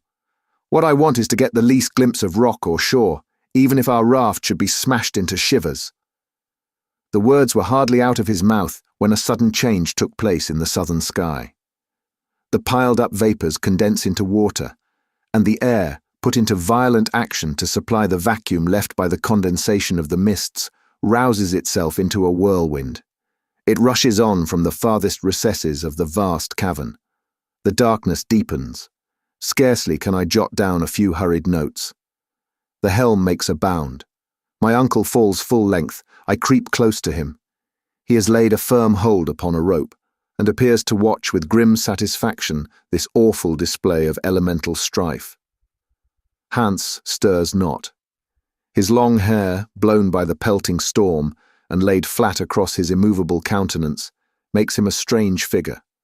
For the end of each lock of loose flowing hair is tipped with little luminous radiations. This frightful mask of electric sparks suggests to me, even in this dizzy excitement, a comparison with pre-Adamic man, the contemporary of the ichthyosaurus and the megatherium. The mast yet holds firm. The sail stretches tight, like a bubble ready to burst. The raft flies at a rate that I cannot reckon, but not so fast as the foaming clouds of spray, which it dashes from side to side in its headlong speed. "The sail! The sail!" I cry, motioning to lower it. "No," replies my uncle. "Neige," repeats Hans, leisurely shaking his head. But now the rain forms a rushing cataract in front of that horizon, toward which we are running with such maddening speed. But before it has reached us, the rain cloud parts asunder, the sea boils, and the electric fires are brought into violent action by a mighty chemical power that descends from the higher regions. The most vivid flashes of lightning are mingled with the violent crash of continuous thunder. Ceaseless fiery arrows dart in and out amongst the flying thunderclouds. The vaporous mass soon glows with incandescent heat. Hailstones rattle fiercely down, and as they dash upon our iron tools, they too emit gleams and flashes of lurid light. The heaving waves resemble fiery volcanic hills, each belching forth its own interior flames, and every crest is plumed with dancing fire. My eyes fail under the dazzling light. My ears are stunned with the incessant crash of thunder. I must be bound to the mast, which bows like a reed before the mighty strength of the storm. Here my notes become vague and indistinct. I have only been able to find a few which I seem to have jotted down almost unconsciously. But their very brevity and their obscurity reveal the intensity of the excitement which dominated me, and describe the actual position even better than my memory could do. Sunday, 23rd. Where are we? Driven forward with a swiftness that cannot be measured. The night was fearful, no abatement of the storm. The din and uproar are incessant, our ears are bleeding. To exchange a word is impossible. The lightning flashes with intense brilliancy, and never seems to cease for a moment. Zigzag streams of bluish-white fire dash down upon the sea and rebound, and then take an upward flight till they strike the granite vault that overarches our heads. Suppose that solid roof should crumble down upon our heads. Other flashes with incessant play cross their vivid fires, while others again roll themselves into balls of living fire, which explode like bombshells, but the music of which scarcely adds to the din of the battle strife, that almost deprives us of our senses of hearing and sight. The limit of intense loudness has been passed within which the human ear can distinguish one sound from another. If all the powder magazines in the world were to explode at once, we should hear no more than we do now. From the undersurface of the clouds there are continual emissions of lurid light. Electric matter is in continual evolution from their component molecules. The gaseous elements of the air need to be slaked with moisture, for innumerable columns of water rush upwards into the air and fall back again in white foam. Whither are we flying? My uncle lies full length across the raft. The heat increases. I refer to the thermometer. It indicates. The figure is obliterated. Monday, August 24. Will there be an end to it? Is the atmospheric condition, having once reached this density, to become final? We are prostrated and worn out with fatigue. But Hans is as usual. The raft bears on still to the southeast. We have made 200 leagues since we left Axel Island. At noon, the violence of the storm redoubles. We are obliged to secure as fast as possible every article that belongs to our cargo. Each of us is lashed to some part of the raft. The waves rise above our heads. For 3 days we have never been able to make each other hear a word. Our mouths open, our lips move, but not a word can be heard. We cannot even make ourselves heard by approaching our mouth close to the ear. My uncle has drawn nearer to me. He has uttered a few words. They seem to be, "We are lost," but I am not sure. At last I write down the words, "Let us lower the sail." He nods his consent. Scarcely has he lifted his head again, before a ball of fire has bounded over the waves and lighted on board our raft. Mast and sail flew up in an instant together, and I saw them carried up to prodigious height, resembling in appearance a pterodactyl, one of those strong birds of the infant world. We lay there, our blood running cold with unspeakable terror. The fireball, half of it white, half azure blue, and the size of a 10-inch shell, moved slowly about the raft, but revolving on its own axis with astonishing velocity, as if whipped round by the force of the whirlwind. Here it comes, there it glides. Now it is up the ragged stump of the mast, thence it lightly leaps on the provision bag, descends with a light bound, and just skims the powder magazine. Horrible. We shall be blown up, but no, the dazzling disk of mysterious light nimbly leaps aside. It approaches Hans, who fixes his blue eye upon it steadily. It threatens the head of my uncle, who falls upon his knees with his head down to avoid it. And now my turn comes. Pale and trembling under the blinding splendor and the melting heat, it drops at my feet, spinning silently round upon the deck. I try to move my foot away, but cannot. A suffocating smell of nitrogen fills the air. It enters the throat. It fills the lungs. We suffer stifling pains. Why am I unable to move my foot? Is it riveted to the planks? Alas, the fall upon our fated raft of this electric globe has magnetized every iron article on board. The instruments, the tools, our guns, are clashing and clanking violently in their collisions with each other. The nails of my boots cling tenaciously to a plate of iron let into the timbers, and I cannot draw my foot away from the spot. At last, by a violent effort, I release myself at the instant when the ball in its gyrations was about to seize upon it and carry me off my feet. Ah, what a flood of intense and dazzling light! The globe has burst and we are deluged with tongues of fire. Then all the light disappears.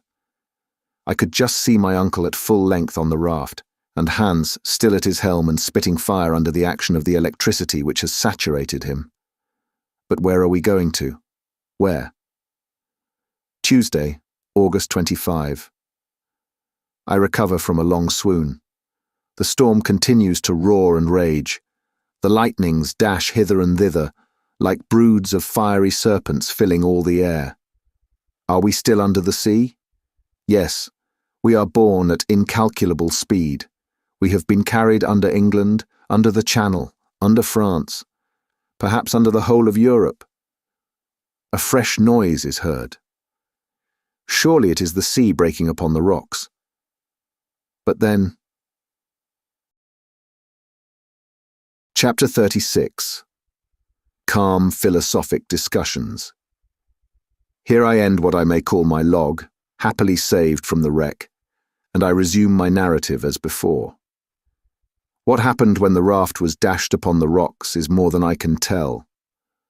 I felt myself hurled into the waves, and if I escaped from death, and if my body was not torn over the sharp edges of the rocks, it was because the powerful arm of Hans came to my rescue. The brave Icelander carried me out of the reach of the waves, over a burning sand, where I found myself by the side of my uncle. Then he returned to the rocks, against which the furious waves were beating, to save what he could. I was unable to speak. I was shattered with fatigue and excitement. I wanted a whole hour to recover, even a little. But a deluge of rain was still falling, though with that violence which generally denotes the near cessation of a storm. A few overhanging rocks afforded us some shelter from the storm. Hans prepared some food, which I could not touch, and each of us, exhausted with 3 sleepless nights, fell into a broken and painful sleep. The next day the weather was splendid. The sky and the sea had sunk into sudden repose. Every trace of the awful storm had disappeared. The exhilarating voice of the professor fell upon my ears as I awoke. He was ominously cheerful. "Well, my boy," he cried, "have you slept well? Would not anyone have thought that we were still in our cheerful little house on the Königstrasse, and that I was only just coming down to breakfast, and that I was to be married to Grauben that day? Alas, if the tempest had but sent the raft a little more east, we should have passed under Germany, under my beloved town of Hamburg, under the very street where dwelt all that I loved most in the world. Then only 40 leagues would have separated us. But they were 40 leagues perpendicular of solid granite wall, and in reality we were 1,000 leagues asunder. All these painful reflections rapidly crossed my mind before I could answer my uncle's question. "Well now," he repeated, "won't you tell me how you have slept?" "Oh, very well," I said. "I am only a little knocked up, but I shall soon be better." "Oh," says my uncle, "that's nothing to signify. You are only a little bit tired. But you, uncle, you seem in very good spirits this morning." "Delighted, my boy, delighted. We have got there. To our journey's end? No, but we have got to the end of that endless sea. Now we shall go by land, and really begin to go down, down, down. But my dear uncle, do let me ask you one question." "Of course, Axel." "How about returning?" "Returning? Why, you are talking about the return before the arrival." "No, I only want to know how that is to be managed." "In the simplest way possible. When we have reached the center of the globe, either we shall find some new way to get back, or we shall come back like decent folks the way we came. I feel pleased at the thought that it is sure not to be shut against us. But then we shall have to refit the raft." "Of course. Then, as to provisions, have we enough to last?" "Yes. To be sure we have. Hans is a clever fellow, and I am sure he must have saved a large part of our cargo, but still let us go and make sure. We left this grotto which lay open to every wind. At the same time I cherished a trembling hope which was a fear as well. It seemed to me impossible that the terrible wreck of the raft should not have destroyed everything on board. On my arrival on the shore, I found Hans surrounded by an assemblage of articles, all arranged in good order. My uncle shook hands with him with a lively gratitude. This man, with almost superhuman devotion, had been at work all the while that we were asleep, and had saved the most precious of the articles at the risk of his life. Not that we had suffered no losses, for instance, our firearms, but we might do without them. Our stock of powder had remained uninjured after having risked blowing up during the storm. "Well," cried the professor, "as we have no guns, we cannot hunt, that's all." "Yes, but how about the instruments? Here is the aneroid, the most useful of all, and for which I would have given all the others. By means of it I can calculate the depth and know when we have reached the center. Without it we might very likely go beyond and come out at the antipodes. Such high spirits as these were rather too strong." "But where is the compass?" I asked. "Here it is upon this rock in perfect condition, as well as the thermometers and the chronometer. The hunter is a splendid fellow." There was no denying it. We had all our instruments. As for tools and appliances, there they all lay on the ground. Ladders, ropes, picks, spades, etc. Still there was the question of provisions to be settled, and I asked, "How are we off for provisions?" The boxes containing these were in a line upon the shore, in a perfect state of preservation. For the most part the sea had spared them, and what with biscuits, salt meat, spirits, and salt fish, we might reckon on 4 months' supply. "4 months!" cried the professor. "We have time to go and to return, and with what is left, I will give a grand dinner to my friends at the Johanneum." I ought by this time to have been quite accustomed to my uncle's ways, yet there was always something fresh about him to astonish me.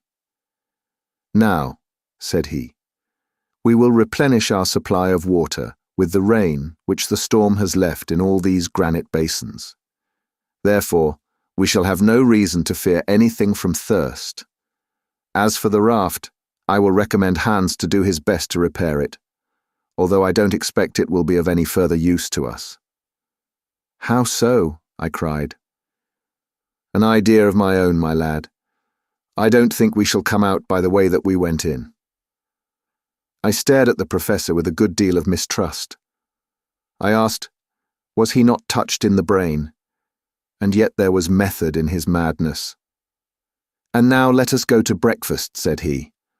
I followed him to a headland, after he had given his instructions to the hunter.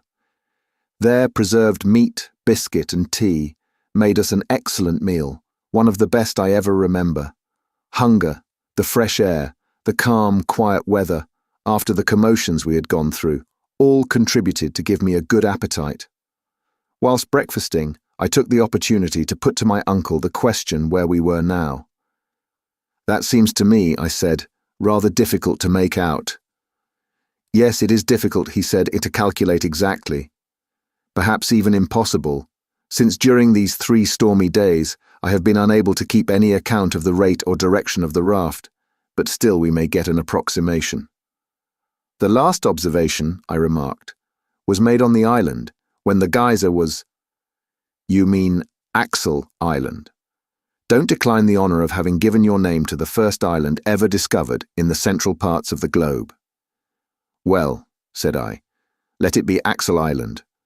Then we had cleared 270 leagues of sea, and we were 600 leagues from Iceland. "Very well," answered my uncle. "Let us start from that point and count 4 days' storm, during which our rate cannot have been less than 80 leagues in the 24 hours. "That is right, and this would make 300 leagues more." "Yes, and the Lidenbrock Sea would be 600 leagues from shore to shore." "Surely, Axel, it may vie in size with the Mediterranean itself." "Especially," I replied, "if it happens that we have only crossed it in its narrowest part. And it is a curious circumstance," I added, "that if my computations are right, and we are 900 leagues from Reykjavik, we have now the Mediterranean above our head. That is a good long way, my friend. But whether we are under Turkey or the Atlantic depends very much upon the question in what direction we have been moving. Perhaps we have deviated." "No, I think not. Our course has been the same all along, and I believe this shore is southeast of Port Grauben." "Well," replied my uncle, "we may easily ascertain this by consulting the compass. Let us go and see what it says." The professor moved towards the rock upon which Hans had laid down the instruments. He was gay and full of spirits. He rubbed his hands. He studied his attitudes. I followed him, curious to know if I was right in my estimate.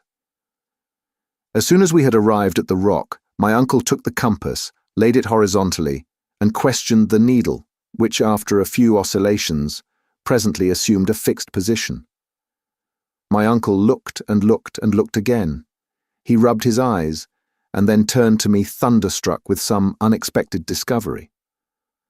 "What is the matter?" I asked. He motioned to me to look. An exclamation of astonishment burst from me. The north pole of the needle was turned to what we supposed to be the south. It pointed to the shore instead of to the open sea. I shook the box, examined it again. It was in perfect condition. In whatever position I placed the box, the needle pertinaciously returned to this unexpected quarter. Therefore, there seemed no reason to doubt that during the storm there had been a sudden change of wind unperceived by us, which had brought our raft back to the shore which we thought we had left so long a distance behind us. Chapter 37. The Lidenbrock Museum of Geology. How shall I describe the strange series of passions which in succession shook the breast of Professor Lidenbrock? First stupefaction, then incredulity, lastly a downright burst of rage. Never had I seen the man so put out of countenance and so disturbed. The fatigues of our passage across, the dangers met, had all to be begun over again. We had gone backwards instead of forwards. But my uncle rapidly recovered himself. "Aha! Will fate play tricks upon me? Will the elements lay plots against me? Shall fire, air, and water make a combined attack against me? Well, they shall know what a determined man can do. I will not yield. I will not stir a single foot backwards, and it will be seen whether man or nature is to have the upper hand." Erect upon the rock, angry and threatening, Otto Lidenbrock was a rather grotesque, fierce parody upon the fierce Achilles defying the lightning.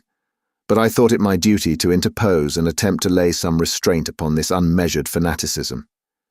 "Just listen to me," I said firmly. "Ambition must have a limit somewhere.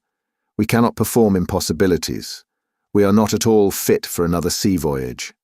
Who would dream of undertaking a voyage of 500 leagues upon a heap of rotten planks, with a blanket in rags for a sail, a stick for a mast, and fierce winds in our teeth? We cannot steer. We shall be buffeted by the tempests, and we should be fools and madmen to attempt to cross a second time." I was able to develop this series of unanswerable reasons for 10 minutes without interruption. Not that the professor was paying any respectful attention to his nephew's arguments, but because he was deaf to all my eloquence. "To the raft!" he shouted. Such was his only reply.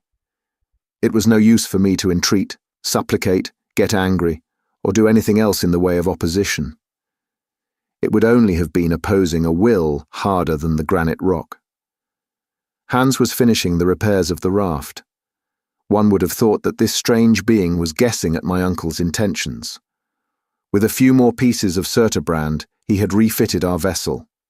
A sail already hung from the new mast, and the wind was playing in its waving folds. The professor said a few words to the guide, and immediately he put everything on board and arranged every necessary for our departure. The air was clear, and the northwest wind blew steadily. What could I do? Could I stand against the two? It was impossible. If Hans had but taken my side. But no, it was not to be. The Icelander seemed to have renounced all will of his own and made a vow to forget and deny himself. I could get nothing out of a servant so feudalized, as it were, to his master. My only course was to proceed. I was therefore going with as much resignation as I could find to resume my accustomed place on the raft, when my uncle laid his hand upon my shoulder. "We shall not sail until tomorrow," he said. I made a movement intended to express resignation. "I must neglect nothing," he said, "and since my fate has driven me on this part of the coast, I will not leave it until I have examined it." To understand what followed, it must be borne in mind that, through circumstances hereafter to be explained, we were not really where the professor supposed we were. In fact, we were not upon the north shore of the sea. "Now let us start upon fresh discoveries," I said, and leaving Hans to his work, we started off together.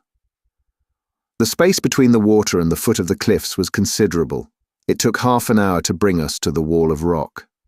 We trampled under our feet numberless shells of all the forms and sizes which existed in the earliest ages of the world. I also saw immense carapaces more than 15 feet in diameter. They had been the coverings of those gigantic glyptodons or armadillos of the Pliocene period, of which the modern tortoise is but a miniature representative. The soil was, besides this, scattered with stony fragments, boulders rounded by water action, and ridged up in successive lines. I was therefore led to the conclusion that, at one time, the sea must have covered the ground on which we were treading.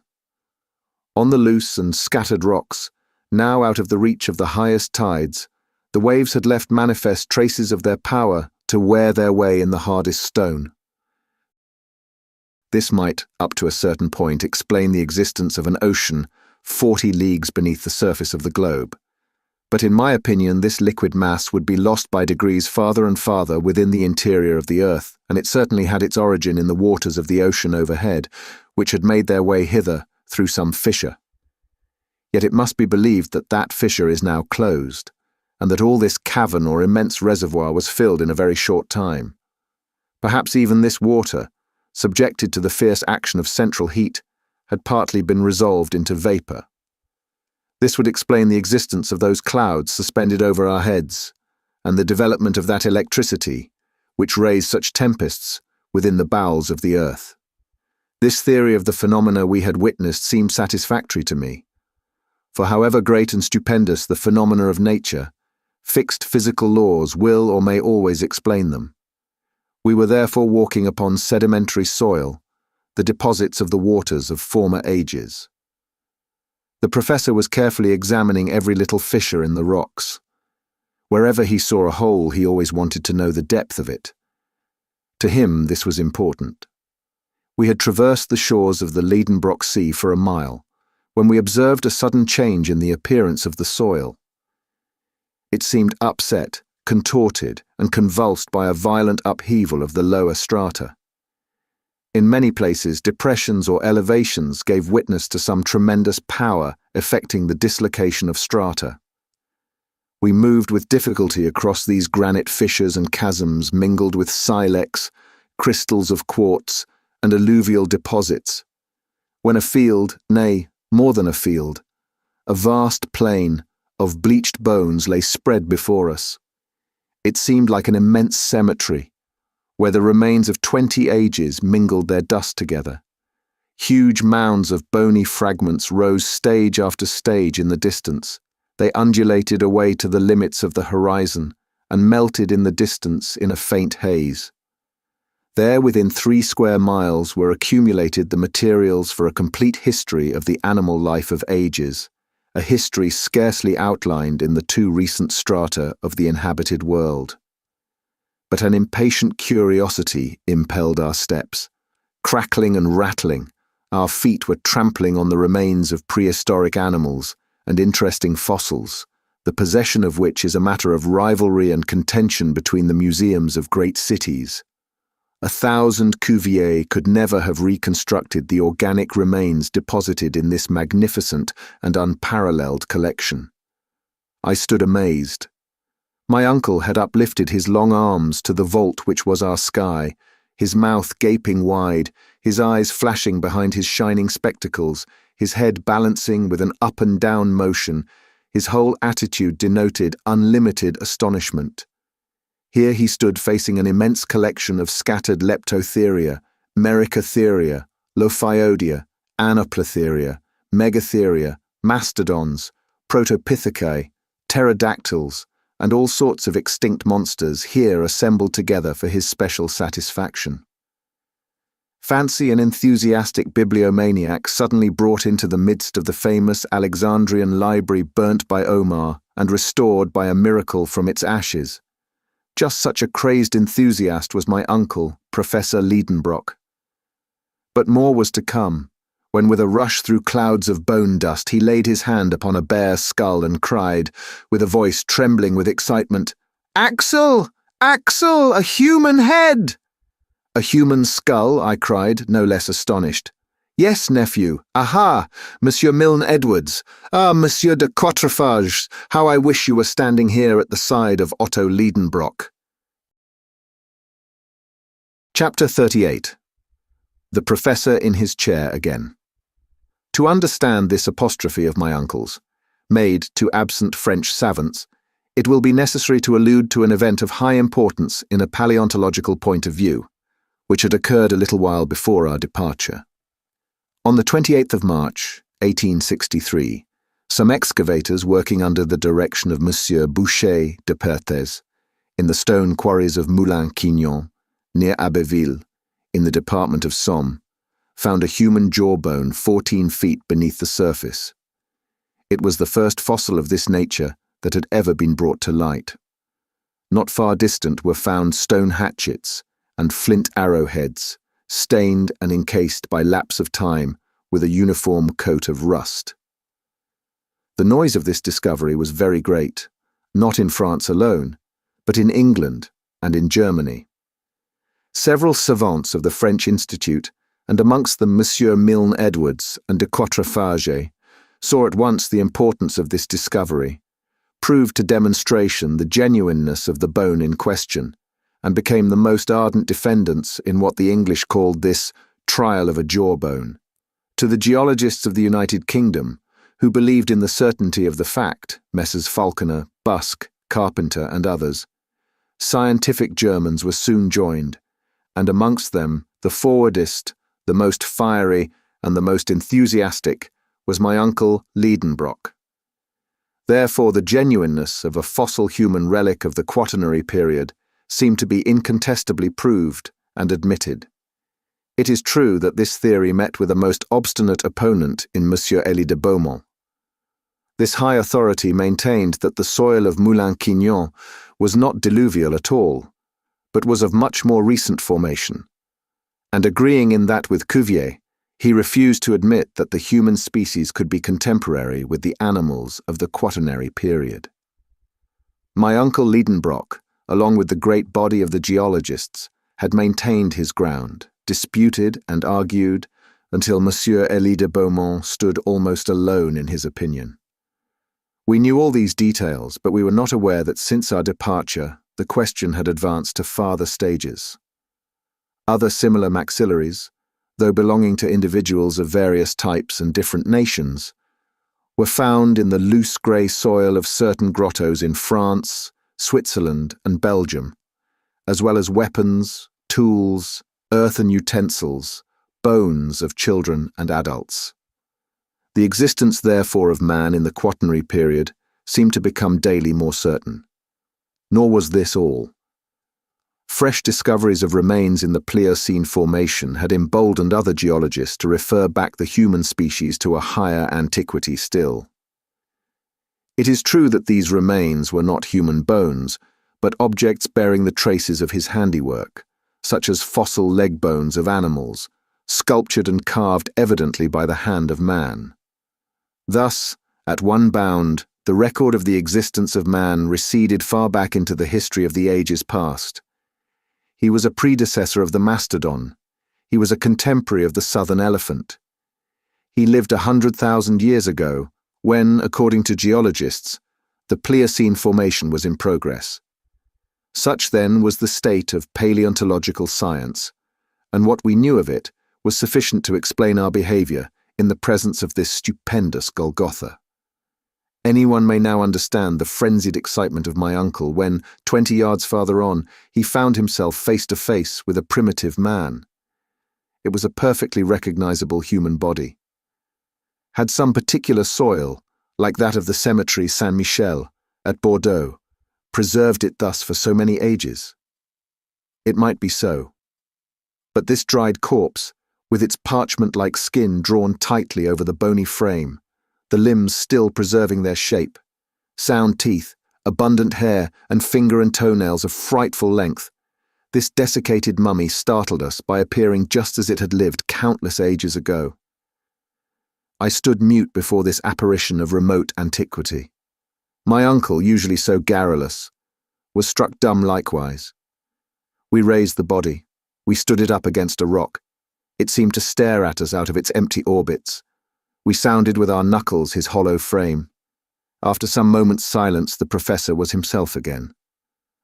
Otto Lidenbrock, yielding to his nature, forgot all the circumstances of our eventful journey, forgot where we were standing, forgot the vaulted cavern which contained us. No doubt he was in mind back again in his Johanneum, holding forth to his pupils, for he assumed his learned air, and addressing himself to an imaginary audience, he proceeded thus. Gentlemen, I have the honour to introduce to you a man of the quaternary or post-tertiary system. Eminent geologists have denied his existence. Others, no less eminent, have affirmed it. The St. Thomases of paleontology, if they were here, might now touch him with their fingers, and would be obliged to acknowledge their error. I am quite aware that science has to be on its guard with discoveries of this kind. I know what capital enterprising individuals like Barnum have made out of fossil men. I have heard the tale of the knee-pan of Ajax, the pretended body of Orestes claimed to have been found by the Spartans, and of the body of Asterius, 10 cubits long, of which Pausanias speaks. I have read the reports of the skeleton of Trapani, found in the 14th century, and which was at the time identified as that of Polyphemus, and the history of the giant unearthed in the 16th century near Palermo. You know as well as I do, gentlemen, the analysis made at Lucerne in 1577 of those huge bones which the celebrated Dr. Felix Plater affirmed to be those of a giant 19 feet high. I have gone through the treatises of Cassanion and all those memoirs, pamphlets, answers, and rejoinders, published respecting the skeleton of Teutobucus, the invader of Gaul, dug out of a sandpit in the Dauphine in 1613. In the 18th century, I would have stood up for Scheuchzer's pre-Adamite man against Peter Campe. I have perused a writing entitled Gigan. Here my uncle's unfortunate infirmity met him, that of being unable in public to pronounce hard words. The pamphlet entitled Gigan. He could get no further. Gigantio. It was not to be done. The unlucky word would not come out. At the Johanneum, there would have been a laugh. Gigantosteology. At last the professor burst out, between two words which I shall not record here, then rushing on with renewed vigour and with great animation. Yes, gentlemen, I know all these things and more. I know that Cuvier and Blumenbach have recognized in these bones nothing more remarkable than the bones of the mammoth and other mammals of the post-tertiary period. But in the presence of this specimen, to doubt would be to insult science. There stands the body. You may see it, touch it. It is not a mere skeleton. It is an entire body, preserved for a purely anthropological end and purpose. I was good enough not to contradict this startling assertion. If I could only wash it in a solution of sulfuric acid, pursued my uncle, I should be able to clear it from all the earthy particles and the shells which are encrusted about it. But I do not possess that valuable solvent. Yet, such as it is, the body shall tell us its own wonderful story. Here the professor laid hold of the fossil skeleton and handled it with the skill of a dexterous showman. You see, he said, that it is not 6 feet long, and that we are still separated by a long interval from the pretended race of giants. As for the family to which it belongs, it is evidently Caucasian. It is the white race, our own. The skull of this fossil is a regular oval, or rather ovoid. It exhibits no prominent cheekbones, no projecting jaws. It presents no appearance of that prognathism which diminishes the facial angle. Measure that angle. It is nearly 90 degrees. But I will go further in my deductions, and I will affirm that this specimen of the human family is of the Japhetic race, which has since spread from the Indies to the Atlantic. Don't smile, gentlemen. Nobody was smiling, but the learned professor was frequently disturbed by the broad smiles provoked by his learned eccentricities.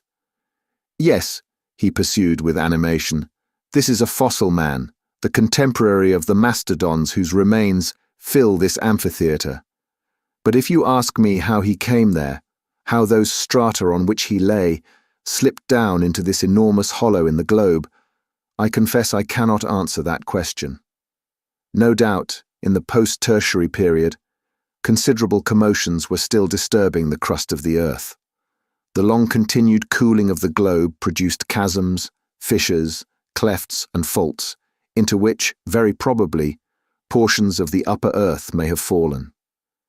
I make no rash assertions, but there is the man surrounded by his own works, by hatchets, by flint arrowheads, which are the characteristics of the Stone Age, and unless he came here, like myself, as a tourist on a visit and as a pioneer of science, I can entertain no doubt of the authenticity of his remote origin.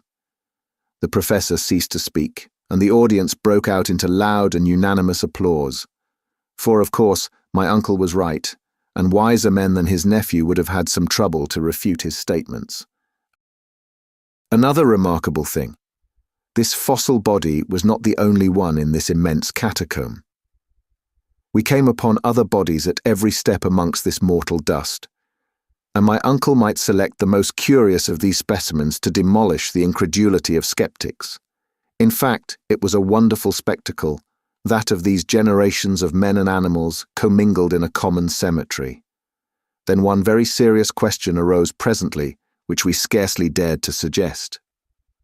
Had all those creatures slid through a great fissure in the crust of the earth, down to the shores of the Lidenbrock Sea, when they were dead and turning to dust, or had they lived and grown and died here in this subterranean world under a false sky, just like inhabitants of the upper earth? Until the present time, we had seen alive only marine monsters and fishes. Might not some living man, some native of the abyss, be yet a wanderer below on this desert strand? Chapter 39. Forest scenery illuminated by electricity. For another half hour we trod upon a pavement of bones. We pushed on, impelled by our burning curiosity. What other marvels did this cavern contain? What new treasures lay here for science to unfold? I was prepared for any surprise. My imagination was ready for any astonishment, however astounding. We had long lost sight of the seashore behind the hills of bones. The rash professor, careless of losing his way, hurried me forward. We advanced in silence, bathed in luminous electric fluid. By some phenomenon which I am unable to explain, it lighted up all sides of every object equally. Such was its diffusiveness, there being no central point from which the light emanated, that shadows no longer existed. You might have thought yourself under the rays of a vertical sun in a tropical region at noonday and the height of summer. No vapor was visible. The rocks, the distant mountains, a few isolated clumps of forest trees in the distance, presented a weird and wonderful aspect under these totally new conditions of a universal diffusion of light. We were like Hoffmann's shadowless man. After walking a mile, we reached the outskirts of a vast forest, but not one of those forests of fungi which bordered Port Grauben. Here was the vegetation of the tertiary period in its fullest blaze of magnificence. Tall palms, belonging to species no longer living, splendid palmacites, firs, yews, cypress trees, thujas, representatives of the conifers, were linked together by a tangled network of long climbing plants. A soft carpet of moss and hepaticas luxuriously clothed the soil. A few sparkling streams ran almost in silence under what would have been the shade of the trees, but that there was no shadow. On their banks grew tree ferns similar to those we grow in hothouses. But a remarkable feature was the total absence of colour in all those trees, shrubs, and plants, growing without the life-giving heat and light of the sun. Everything seemed mixed up and confounded in one uniform silver-grey or light-brown tint like that of fading and faded leaves. Not a green leaf anywhere, and the flowers, which were abundant enough in the tertiary period, which first gave birth to flowers, looked like brown paper flowers, without colour or scent. My uncle Lidenbrock ventured to penetrate under this colossal grove. I followed him, not without fear. Since nature had here provided vegetable nourishment, Why should not the terrible mammals be there too? I perceived in the broad clearings left by fallen trees, decayed with age, leguminous plants, acerini, rubici, and many other eatable shrubs, dear to ruminant animals at every period. Then I observed, mingled together in confusion, trees of countries far apart on the surface of the globe. The oak and the palm were growing side by side. The Australian eucalyptus leaned against the Norwegian pine. The birch tree of the north mingled its foliage with New Zealand cowris. It was enough to distract the most ingenious classifier of terrestrial botany. Suddenly, I halted. I drew back my uncle. The diffused light revealed the smallest object in the dense and distant thickets. I had thought I saw, no, I did see with my own eyes vast, colossal forms moving amongst the trees. They were gigantic animals. It was a herd of mastodons, not fossil remains, but living and resembling those the bones of which were found in the marshes of Ohio in 1801. I saw those huge elephants whose long, flexible trunks were grouting and turning up the soil under the trees like a legion of serpents. I could hear the crashing noise of their long, ivory tusks boring into the old, decaying trunks. The boughs cracked, and the leaves torn away by cartloads went down the cavernous throats of the vast brutes. So then, the dream in which I had had a vision of the prehistoric world, of the tertiary and post-tertiary periods, was now realized. And there we were, alone, in the bowels of the earth, at the mercy of its wild inhabitants. My uncle was gazing with intense and eager interest. "Come on!" said he, seizing my arm. "Forward, forward!" "No, I will not," I cried. "We have no firearms. What could we do in the midst of a herd of these four-footed giants? Come away, uncle, come. No human being may with safety dare the anger of these monstrous beasts." "No human creature," replied my uncle in a lower voice. "You are wrong, Axel. Look down there. I fancy I see a living creature similar to ourselves. It is a man." I looked, shaking my head incredulously. But though at first I was unbelieving, I had to yield to the evidence of my senses.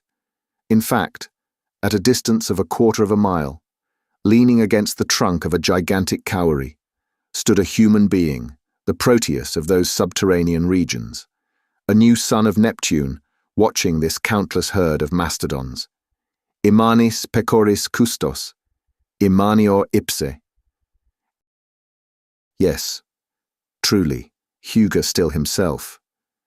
It was no longer a fossil being like him, whose dried remains we had easily lifted up in the field of bones. It was a giant, able to control those monsters. In stature he was at least 12 feet high. His head, huge and unshapely as a buffalo's, was half hidden in the thick and tangled growth of his unkempt hair. It most resembled the mane of the primitive elephant. In his hand he wielded with ease an enormous bow, a staff worthy of this shepherd of the geologic period. We stood petrified and speechless with amazement. But he might see us. We must fly. "Come, do come," I said to my uncle, who for once allowed himself to be persuaded. In another 1/4 of an hour, our nimble heels had carried us beyond the reach of this horrible monster. And yet, now that I can reflect quietly, now that my spirit has grown calm again, now that months have slipped by since this strange and supernatural meeting, what am I to think? What am I to believe? I must conclude that it was impossible that our senses had been deceived, that our eyes did not see what we supposed they saw. No human being lives in this subterranean world. No generation of men dwells in those inferior caverns of the globe, unknown to and unconnected with the inhabitants of its surface. It is absurd to believe it. I had rather admit that it may have been some animal whose structure resembled the human, some ape or baboon of the early geological ages, some proto-Pitheca or some Mesopithica, some early or middle ape like that discovered by Mr. Lartet in the bone cave of Sanzao. But this creature surpassed in stature all the measurements known in modern paleontology. but that a man, a living man, and therefore whole generations, doubtless besides, should be buried there in the bowels of the earth, is impossible. However, we had left behind us the luminous forest, dumb with astonishment, overwhelmed and struck down with a terror which amounted to stupefaction. We kept running on for fear the horrible monster might be on our track. It was a flight, a fall, like that fearful pulling and dragging which is peculiar to nightmare. Instinctively we got back to the Lidenbrock sea, and I cannot say into what vagaries my mind would not have carried me, but for a circumstance which brought me back to practical matters. Although I was certain that we were now treading upon a soil not hitherto touched by our feet, I often perceived groups of rocks which reminded me of those about Port Gräuben. Besides, this seemed to confirm the indications of the needle, and to show that we had against our will returned to the north of the Lidenbrock Sea. Occasionally we felt quite convinced. Brooks and waterfalls were tumbling everywhere from the projections in the rocks. I thought I recognized the bed of Sir Terbrand, our faithful Hansbach, and the grotto in which I had recovered life and consciousness. Then a few paces farther on, the arrangement of the cliffs, the appearance of an unrecognized stream, or the strange outline of a rock, came to throw me again into doubt. I communicated my doubts to my uncle. Like myself, he hesitated. He could recognize nothing again amidst this monotonous scene. "Evidently," said I, "we have not landed again at our original starting point, but the storm has carried us a little higher, and if we follow the shore, we shall find Port Gräuben. If that is the case, it will be useless to continue our exploration, and we had better return to our raft. But Axel, are you not mistaken?" "It is difficult to speak decidedly, uncle, for all these rocks are so very much alike. Yet I think I recognize the promontory, at the foot of which Hans constructed our launch. We must be very near the little port, if indeed this is not it," I added, examining a creek, which I thought I recognized. "No, Axel, we should at least find our own traces, and I see nothing." "But I do see," I cried, darting upon an object lying on the sand, and I showed my uncle a rusty dagger which I had just picked up. "Come," said he. "Had you this weapon with you?" "I? No, certainly. But you, perhaps—" "Not that I am aware," said the professor. "I have never had this object in my possession." "Well, this is strange." "No, Axel, it is very simple. The Icelanders often wear arms of this kind. This must have belonged to Hans, and he has lost it." I shook my head. Hans had never had an object like this in his possession. "Did it not belong to some pre-Adamite warrior?" I cried. "To some living man, contemporary with the huge cattle driver? But no, this is not a relic of the Stone Age. It is not even of the Iron Age. This blade is steel."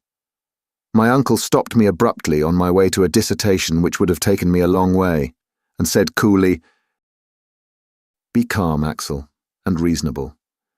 This dagger belongs to the 16th century. It is a poniard, such as gentlemen carried in their belts to give the coup de grâce. Its origin is Spanish.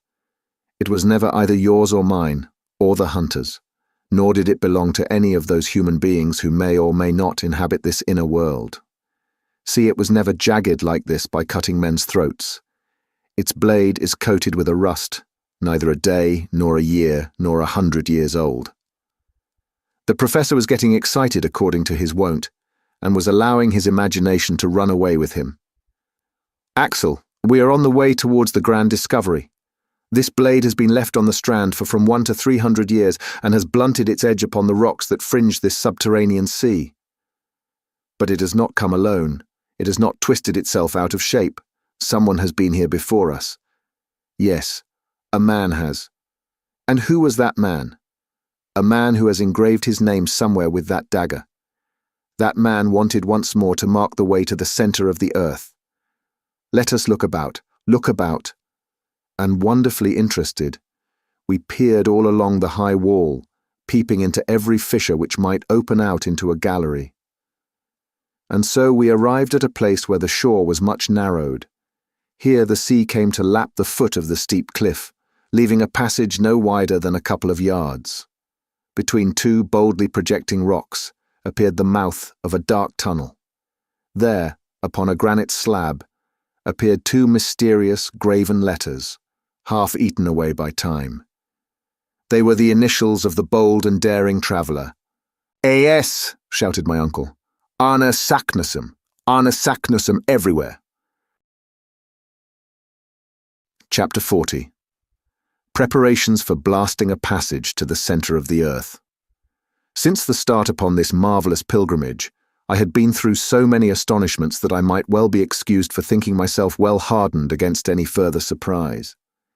Yet at the sight of these two letters engraved on this spot 300 years ago, I stood aghast in dumb amazement. Not only were the initials of the learned alchemist visible upon the living rock, but there lay the iron point with which the letters had been engraved. I could no longer doubt the existence of that wonderful traveller, and of the fact of his unparalleled journey, without the most glaring incredulity. Whilst these reflections were occupying me, Professor Lidenbrock had launched into a somewhat rhapsodical eulogium, of which Arne Saknussemm was, of course, the hero. "Thou marvellous genius," he cried, "thou hast not forgotten one indication which might serve to lay open to mortals the road through the terrestrial crust, and thy fellow creatures may even now, after the lapse of 3 centuries, again trace thy footsteps through these deep and darksome ways. You reserved the contemplation of these wonders for other eyes besides your own. Your name, graven from stage to stage, leads the bold follower of your footsteps to the very centre of our planet's core, and there again we shall find your own name written with your own hand.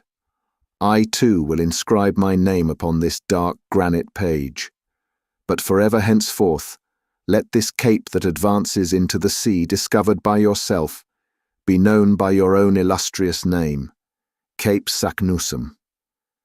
Such were the glowing words of panegyric which fell upon my attentive ear, and I could not resist the sentiment of enthusiasm with which I too was infected. The fire of zeal kindled afresh in me. I forgot everything. I dismissed from my mind the past perils of the journey, the future danger of our return. That which another had done, I supposed we might also do, and nothing that was not superhuman appeared impossible to me. "Forward, forward," I cried. I was already darting down the gloomy tunnel when the professor stopped me. He, the man of impulse, counselled patience and coolness. "Let us first return to Hans," he said, "and bring the raft to this spot."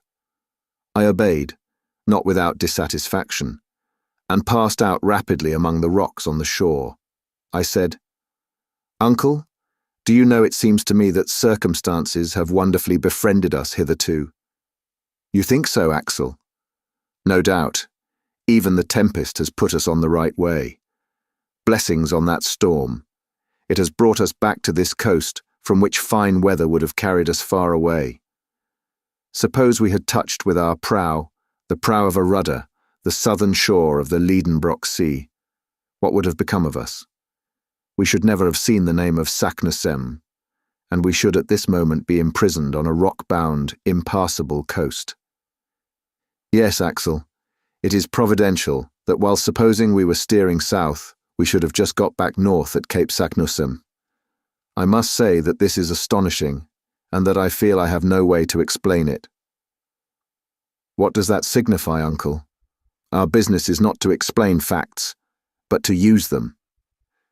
"Certainly, but, well, Uncle, we are going to resume the northern route, and to pass under the north countries of Europe, under Sweden, Russia, Siberia, who knows where, instead of burrowing under the deserts of Africa, or perhaps the waves of the Atlantic, and that is all I want to know."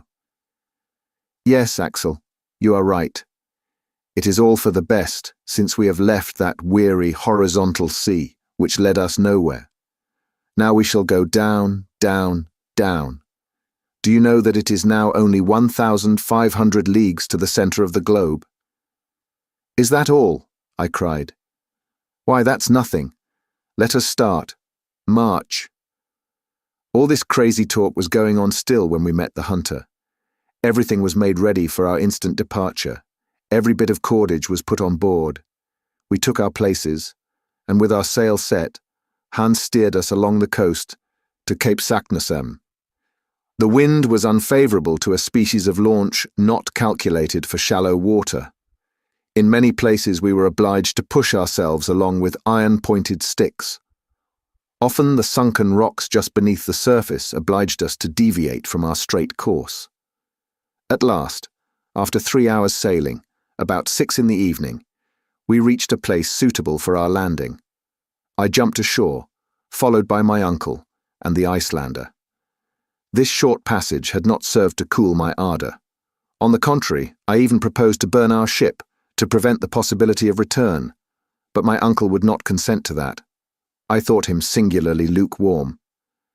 "At least," I said, "don't let us lose a minute." "Yes, yes, lad," he replied, "but first let us examine this new gallery to see if we shall require our ladders." My uncle put his Ruhmkorff's apparatus in action. The raft moored to the shore was left alone. The mouth of the tunnel was not 20 yards from us, and our party, with myself at the head, made for it without a moment's delay. The aperture, which was almost round, was about 5 feet in diameter. The dark passage was cut out in the live rock and lined with a coat of the eruptive matter which formerly issued from it. The interior was level with the ground outside, so that we were able to enter without difficulty. We were following a horizontal plane when, only 6 paces in, our progress was interrupted by an enormous block just across our way. "A cursed rock!" I cried in a passion, finding myself suddenly confronted by an impassable obstacle. Right and left we searched in vain for a way, up and down, side to side. There was no getting any farther. I felt fearfully disappointed, and I would not admit that the obstacle was final. I stopped. I looked underneath the block. No opening. Above, granite still. Hans passed his lamp over every portion of the barrier in vain. We must give up all hope of passing it. I sat down in despair. My uncle strode from side to side in the narrow passage. "But how was it with Saknussemm?" I cried. "Yes," said my uncle. "Was he stopped by this stone barrier?" No, I replied with animation. "This fragment of rock has been shaken down by some shock or convulsion, or by one of those magnetic storms which agitate these regions, and has blocked up the passage which lay open to him. Many years have elapsed since the return of Saknussemm to the surface, and the fall of this huge fragment. Is it not evident that this gallery was once the way open to the course of the lava, and that at that time there must have been a free passage? See, here are recent fissures grooving and channeling the granite roof. This roof itself is formed of fragments of rock carried down, of enormous stones, as if by some giant's hand.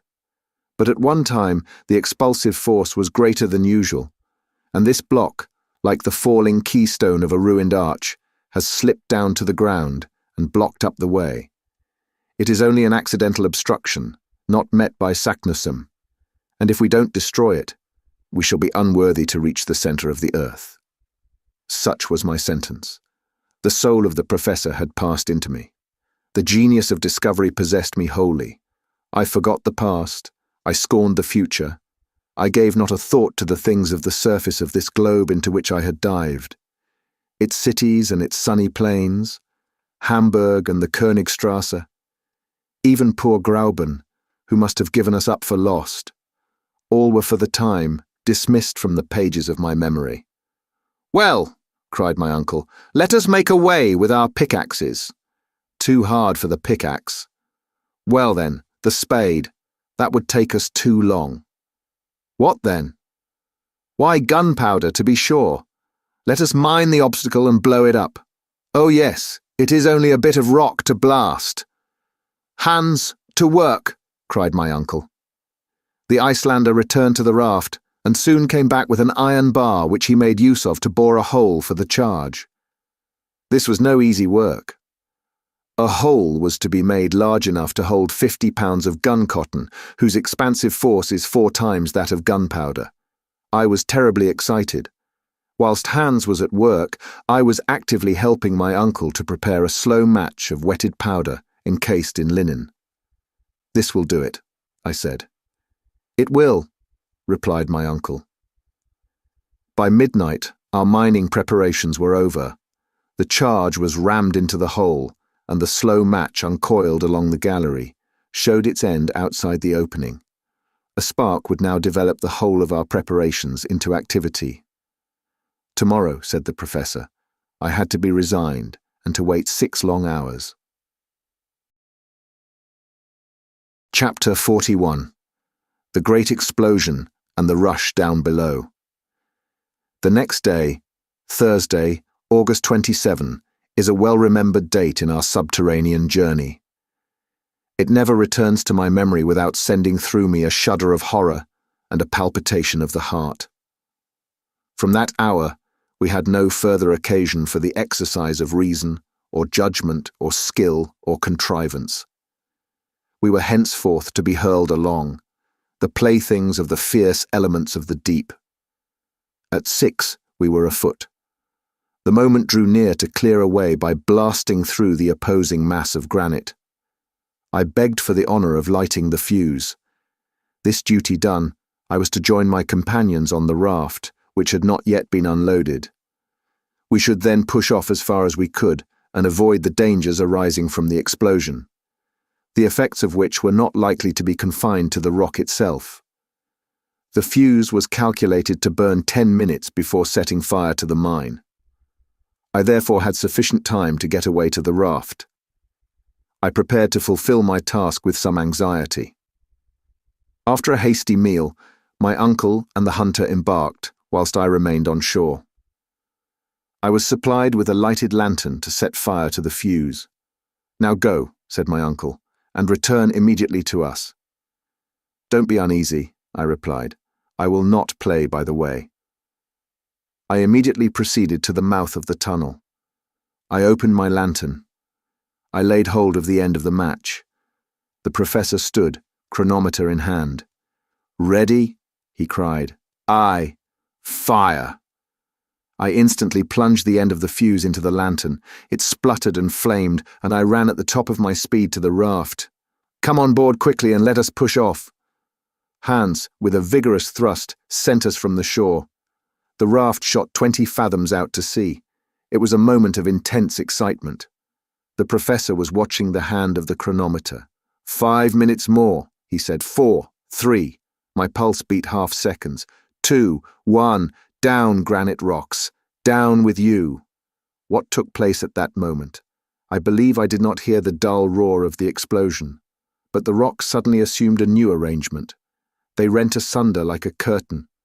I saw a bottomless pit open on the shore. The sea, lashed into sudden fury, rose up in an enormous billow, on the ridge of which the unhappy raft was uplifted bodily in the air, with all its crew and cargo. We all 3 fell down flat. In less than a second we were in deep, unfathomable darkness. Then I felt as if not only myself, but the raft also had no support beneath. I thought it was sinking, but it was not so. I wanted to speak to my uncle, but the roaring of the waves prevented him from hearing even the sound of my voice. In spite of darkness, noise, astonishment, and terror, I then understood what had taken place. On the other side of the blown-up rock was an abyss. The explosion had caused a kind of earthquake in this fissured and abysmal region. A great gulf had opened, and the sea, now changed into a torrent, was hurrying us along into it. I gave myself up for lost. An hour passed away, 2 hours perhaps, I cannot tell. We clutched each other fast, to save ourselves from being thrown off the raft. We felt violent shocks whenever we were borne heavily against the craggy projections, yet these shocks were not very frequent, from which I concluded that the gully was widening. It was no doubt the same road that Saknussemm had taken. But instead of walking peaceably down it, as he had done, we were carrying a whole sea along with us. These ideas, it will be understood, presented themselves to my mind in a vague and undetermined form. I had difficulty in associating any ideas together during this headlong race, which seemed like a vertical descent. To judge by the air which was whistling past me and made a whizzing in my ears, we were moving faster than the fastest express trains. To light a torch under these conditions would have been impossible, and our last electric apparatus had been shattered by the force of the explosion. I was therefore much surprised to see a clear light shining near me. It lighted up the calm and unmoved countenance of Hans. The skillful huntsman had succeeded in lighting the lantern, and although it flickered so much as to threaten to go out, it threw a fitful light across the awful darkness. I was right in my supposition. It was a wide gallery. The dim light could not show us both its walls at once. The fall of the waters which were carrying us away exceeded that of the swiftest rapids in American rivers. Its surface seemed composed of a sheaf of arrows hurled with inconceivable force. I cannot convey my impressions by a better comparison. The raft, occasionally seized by an eddy, spun round as it still flew along. When it approached the walls of the gallery, I threw on them the light of the lantern, and I could judge somewhat of the velocity of our speed by noticing how the jagged projections of the rocks spun into endless ribbons and bands, so that we seemed confined within a network of shifting lines.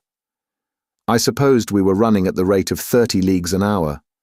My uncle and I gazed on each other with haggard eyes, clinging to the stump of the mast, which had snapped asunder at the first shock of our great catastrophe. We kept our backs to the wind, not to be stifled by the rapidity of a movement which no human power could check. Hours passed away. No change in our situation, but a discovery came to complicate matters and make them worse.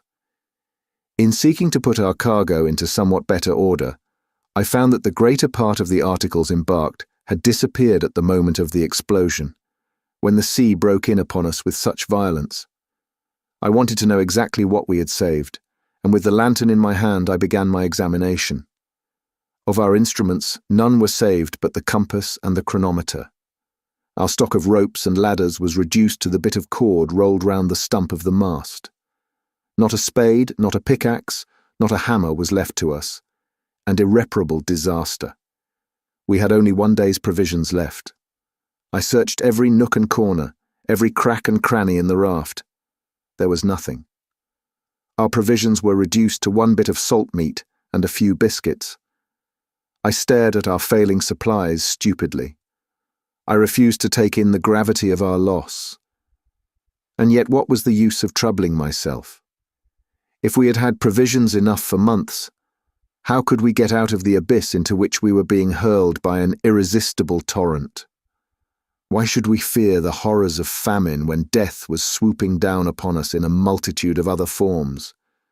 Would there be time left to die of starvation?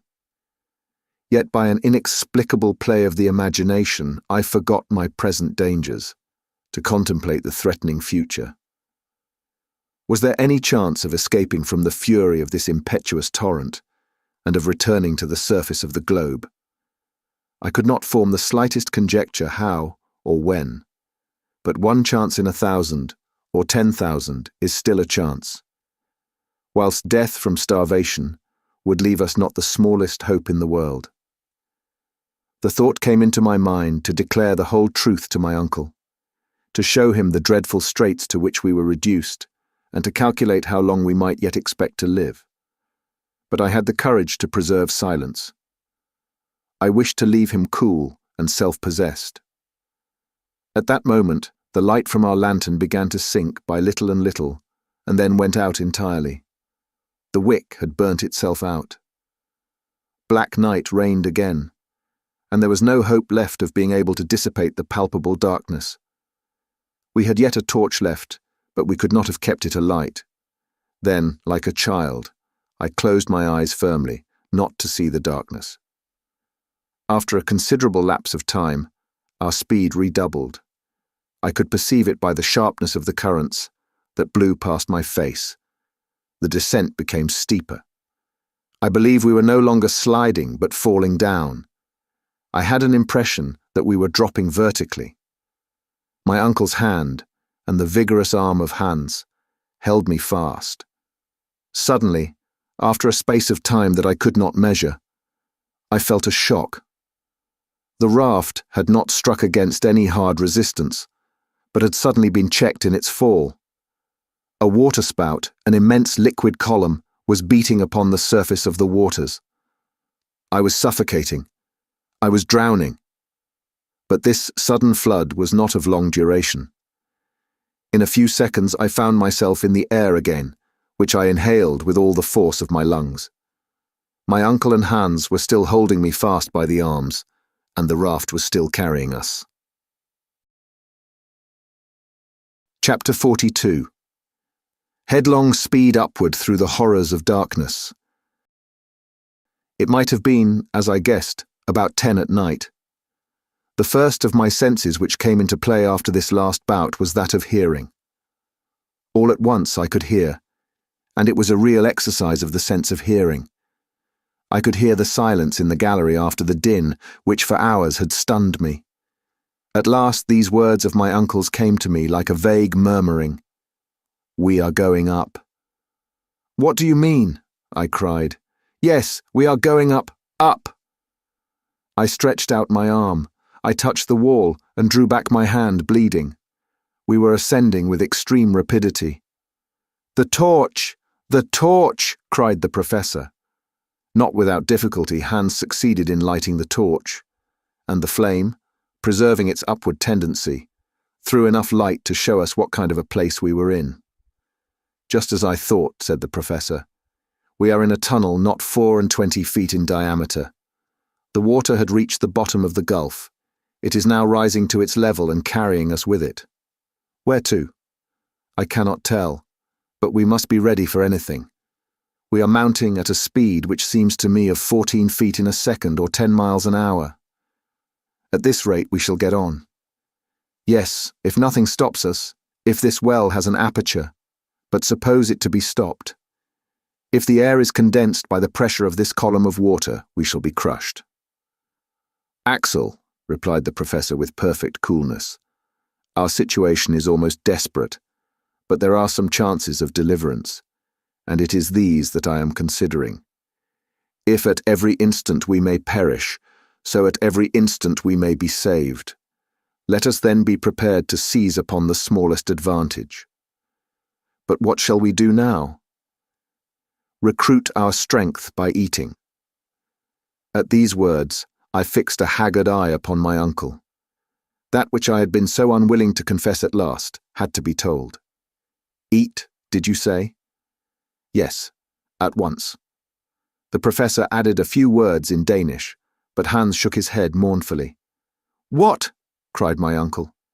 "Have we lost our provisions?"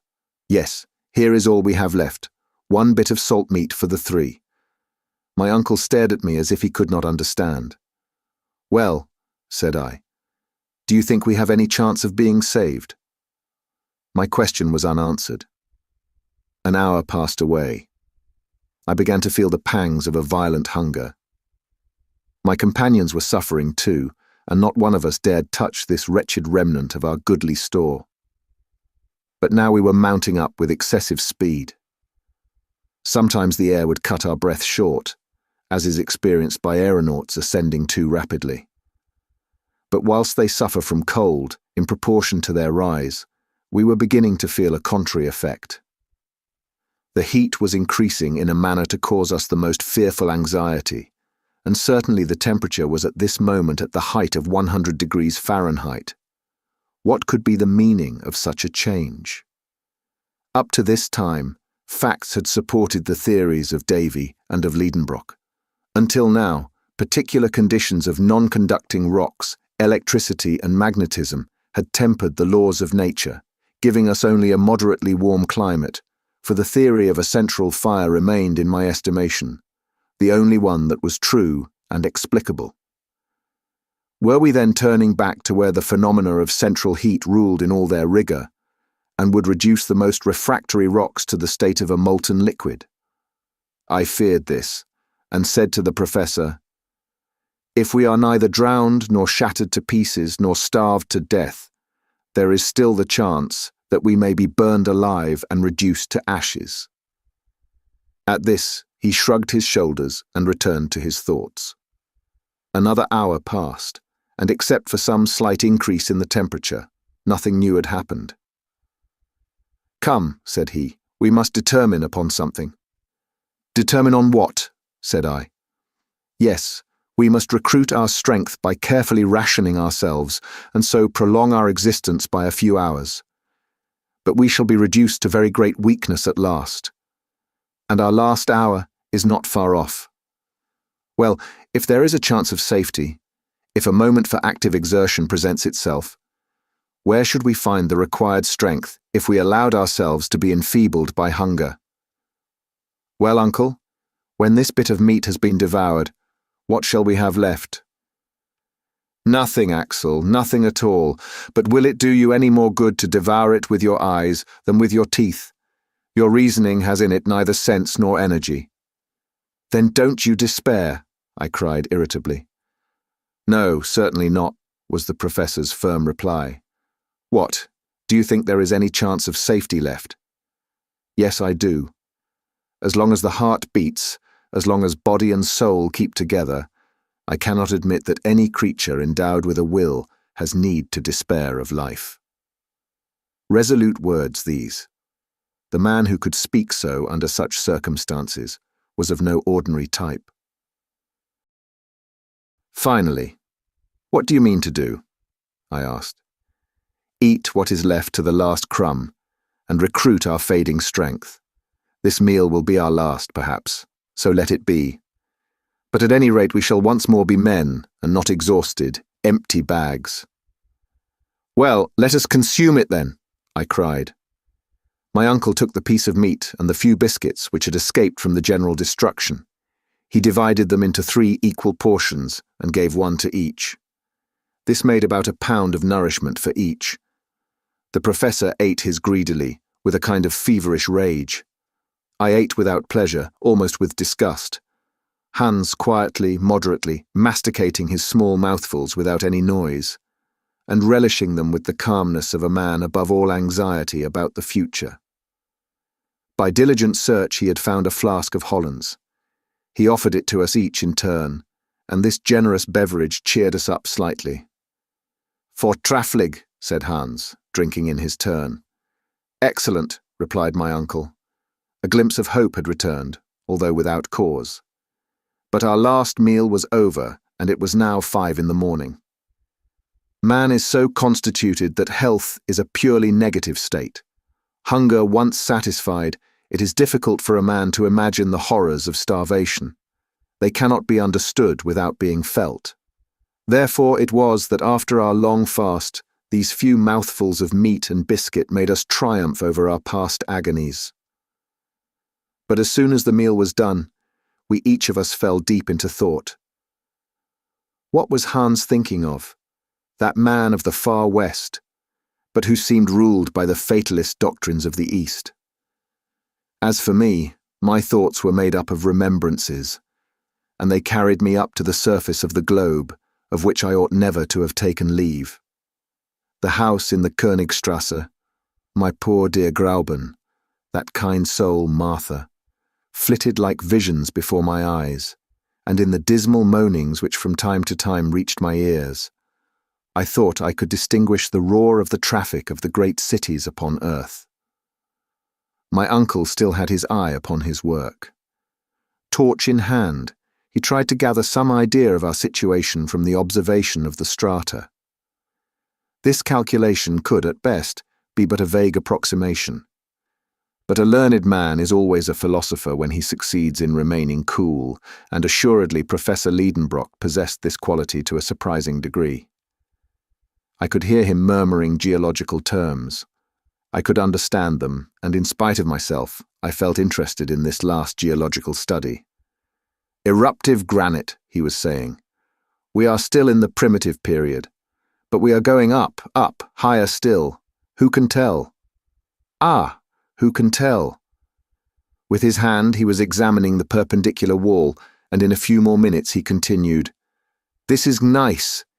Here is mica schist. Ah, presently we shall come to the transition period, and then—" What did the professor mean? Could he be trying to measure the thickness of the crust of the earth that lay between us and the world above? Had he any means of making this calculation? No, he had not the aneroid, and no guessing could supply its place. Still, the temperature kept rising, and I felt myself steeped in a broiling atmosphere. I could only compare it to the heat of a furnace at the moment when the molten metal is running into the mould. Gradually, we had been obliged to throw aside our coats and waistcoats. The lightest covering became uncomfortable and even painful. "Are we rising into a fiery furnace?" I cried at one moment when the heat was redoubling. "No," replied my uncle. "That is impossible, quite impossible." "Yet," I answered, feeling the wall, "this well is burning hot." At the same moment, touching the water, I had to withdraw my hand in haste. "The water is scalding," I cried. This time the professor's only answer was an angry gesture. Then an unconquerable terror seized upon me, from which I could no longer get free. I felt that a catastrophe was approaching before which the boldest spirit must quail. A dim, vague notion laid hold of my mind, but which was fast hardening into certainty. I tried to repel it, but it would return. I dared not express it in plain terms. Yet a few involuntary observations confirmed me in my view. By the flickering light of the torch, I could distinguish contortions in the granite beds. A phenomenon was unfolding in which electricity would play the principal part. Then this unbearable heat, this boiling water. I consulted the compass. The compass had lost its properties. It had ceased to act properly. Chapter 43. Shot out of a volcano at last. Yes, our compass was no longer a guide. The needle flew from pole to pole with a kind of frenzied impulse. It ran round the dial and spun hither and thither, as if it were giddy or intoxicated. I knew quite well that according to the best received theories, the mineral covering of the globe is never at absolute rest. The changes brought about by the chemical decomposition of its component parts, the agitation caused by great liquid torrents, and the magnetic currents are continually tending to disturb it, even when living beings upon its surface may fancy that all is quiet below. A phenomenon of this kind would not have greatly alarmed me, or at any rate it would not have given rise to dreadful apprehensions. But other facts, other circumstances of a peculiar nature, came to reveal to me by degrees the true state of the case. There came incessant and continuous explosions. I could only compare them to the loud rattle of a long train of chariots driven at full speed over the stones, or a roar of unintermitting thunder. Then the disordered compass, thrown out of gear by the electric currents, confirmed me in a growing conviction. The mineral crust of the globe threatened to burst up, the granite foundations to come together with a crash. The fissure through which we were helplessly driven would be filled up. The void would be full of crushed fragments of rock, and we poor wretched mortals were to be buried and annihilated in this dreadful consummation. "My uncle," I cried, "we are lost now, utterly lost." "What are you in a fright about now?" was the calm rejoinder. "What is the matter with you?" "The matter? Look at those quaking walls. Look at those shivering rocks. Don't you feel the burning heat? Don't you see how the water boils and bubbles? Are you blind to the dense vapours and steam growing thicker and denser every minute? See this agitated compass needle. It is an earthquake that is threatening us." My undaunted uncle calmly shook his head. "Do you think," said he, "an earthquake is coming?" "I do." "Well, I think you are mistaken." "What? Don't you recognize the symptoms?" "Of an earthquake? No. I'm looking out for something better." "What can you mean? Explain." "It is an eruption, Axel." "An eruption? Do you mean to affirm that we are running up the shaft of a volcano?" "I believe we are," said the indomitable professor with an air of perfect self-possession. "And it is the best thing that could possibly happen to us under our circumstances." The best thing? Was my uncle stark mad? What did the man mean? And what was the use of saying facetious things at a time like this? "What?" I shouted. "Are we being taken up in an eruption?" Our fate has flung us here among burning lavas, molten rocks, boiling waters, and all kinds of volcanic matter. We are going to be pitched out, expelled, tossed up, vomited, spit out high into the air, along with fragments of rock, showers of ashes, and scoria, in the midst of a towering rush of smoke and flames. And it is the best thing that could happen to us. Yes, replied the professor, eyeing me over his spectacles. I don't see any other way of reaching the surface of the earth. I pass rapidly over the 1,000 ideas which passed through my mind. My uncle was right, undoubtedly right, and never had he seemed to me more daring and more confirmed in his notions than at this moment when he was calmly contemplating the chances of being shot out of a volcano. In the meantime, up we went. The night passed away in continual ascent. The din and uproar around us became more and more intensified.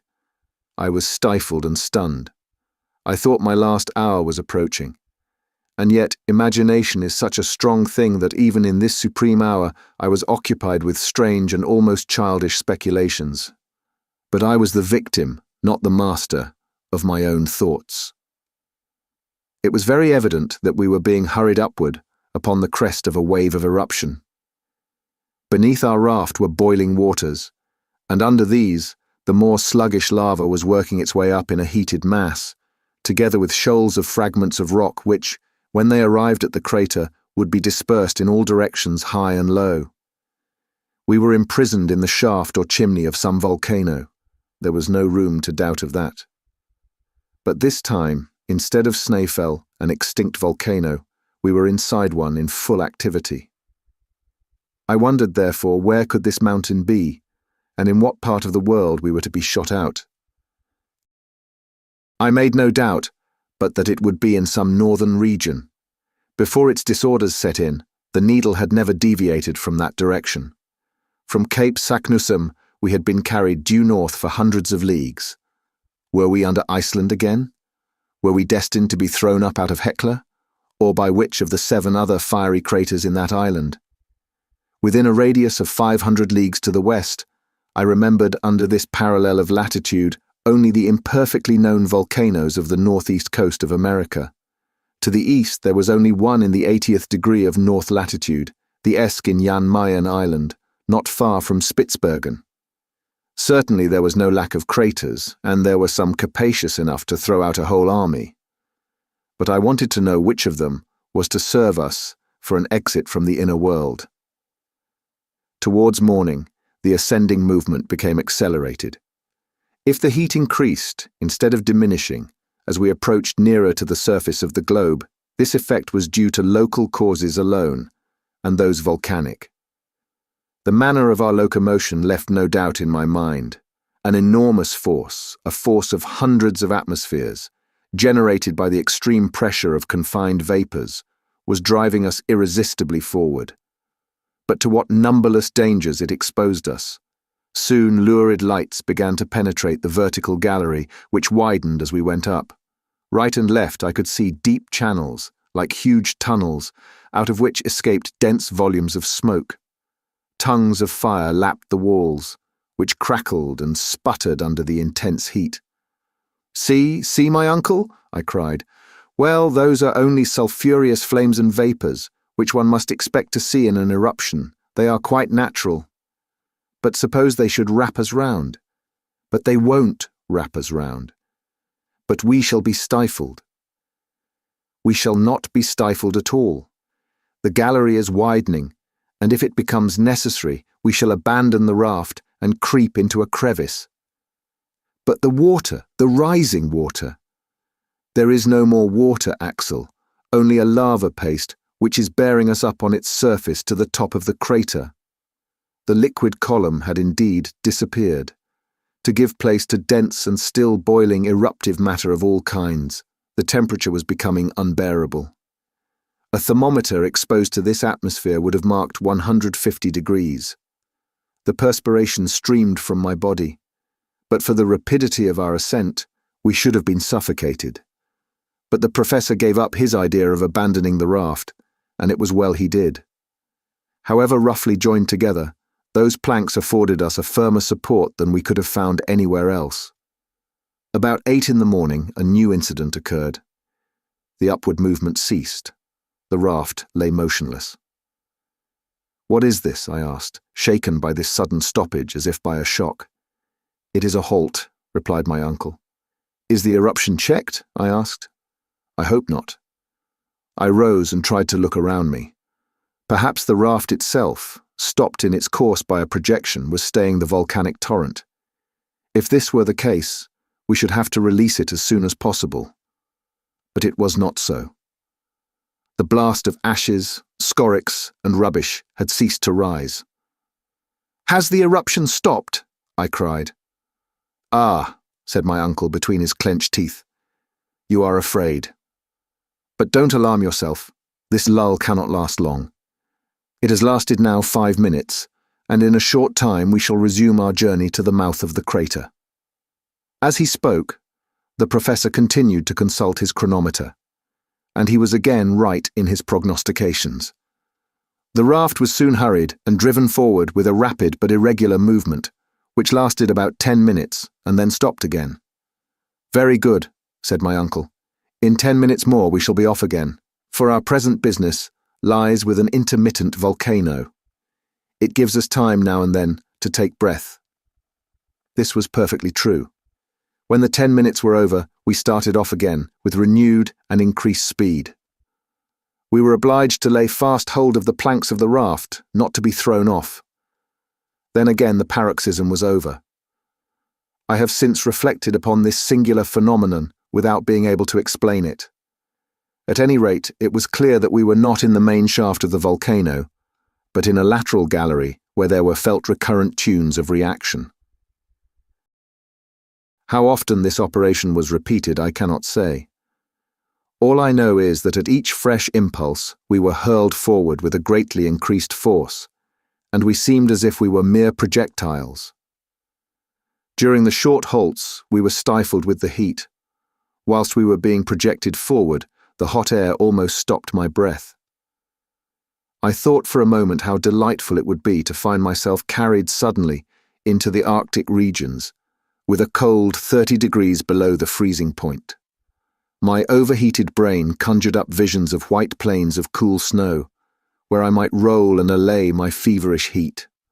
Little by little my brain, weakened by so many constantly repeated shocks, seemed to be giving way altogether.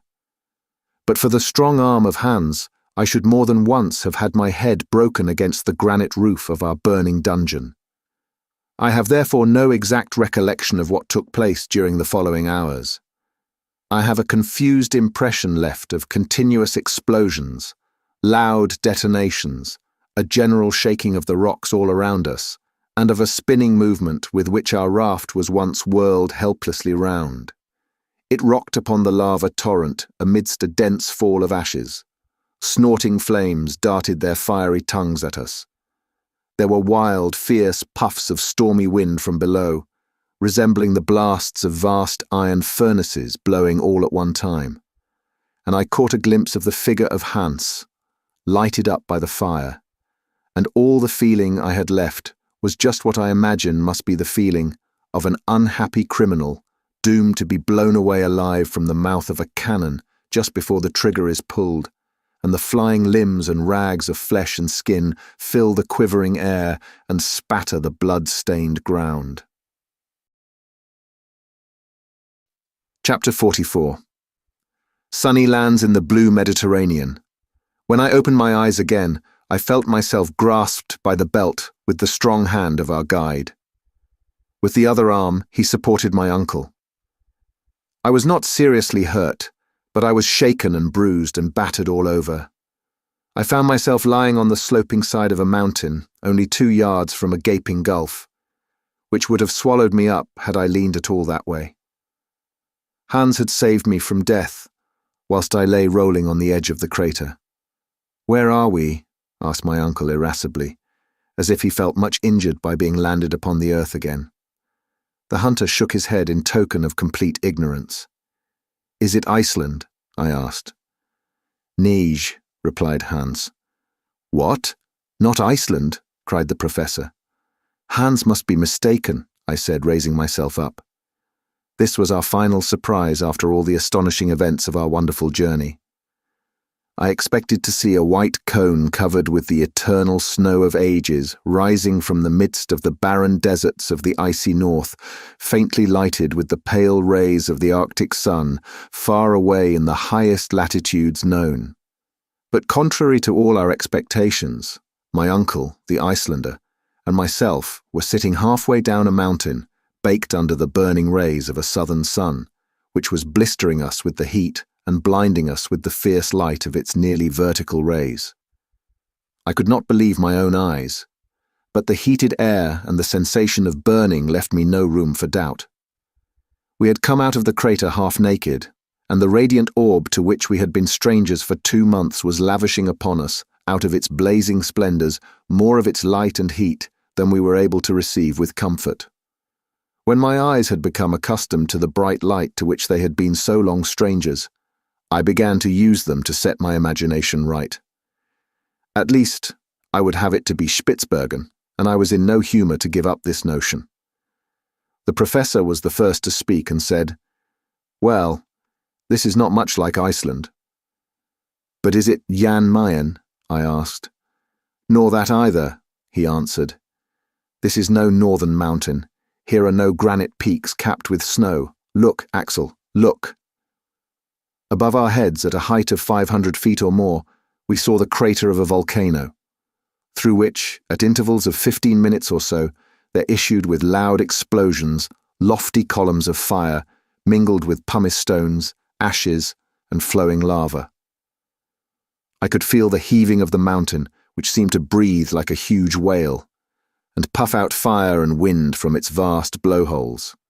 Beneath, down a pretty steep declivity, ran streams of lava for 800 or 900 feet, giving the mountain a height of about 1,300 or 1,400 feet. But the base of the mountain was hidden in a perfect bower of rich verdure, amongst which I was able to distinguish the olive, the fig, and vines, covered with their luscious purple bunches. I was forced to confess that there was nothing Arctic here. When the eye passed beyond these green surroundings, it rested on a wide blue expanse of sea or lake, which appeared to enclose this enchanting island within a compass of only a few leagues.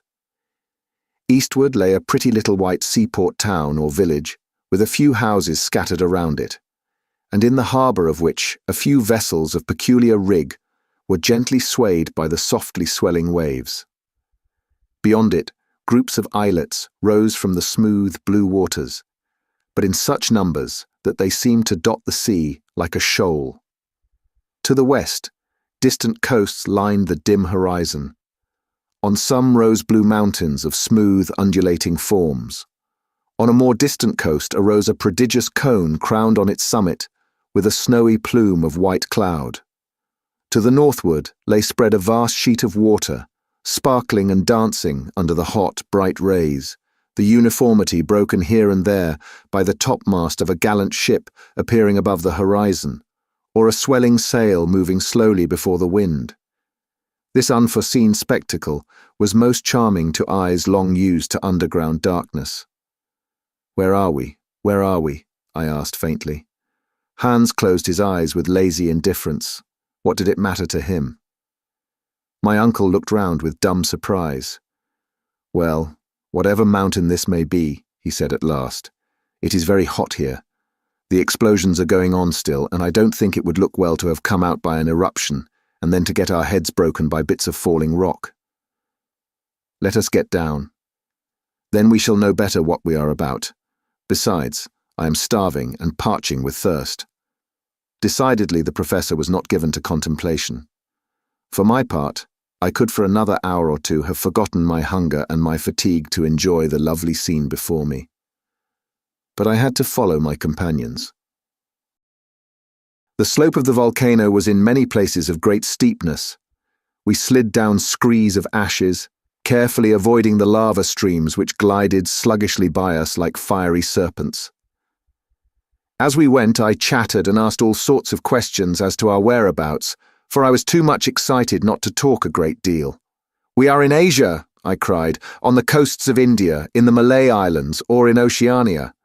We have passed through half the globe and come out nearly at the antipodes. But the compass, said my uncle. Aye, the compass, I said, greatly puzzled. According to the compass, we have gone northward. Has it lied?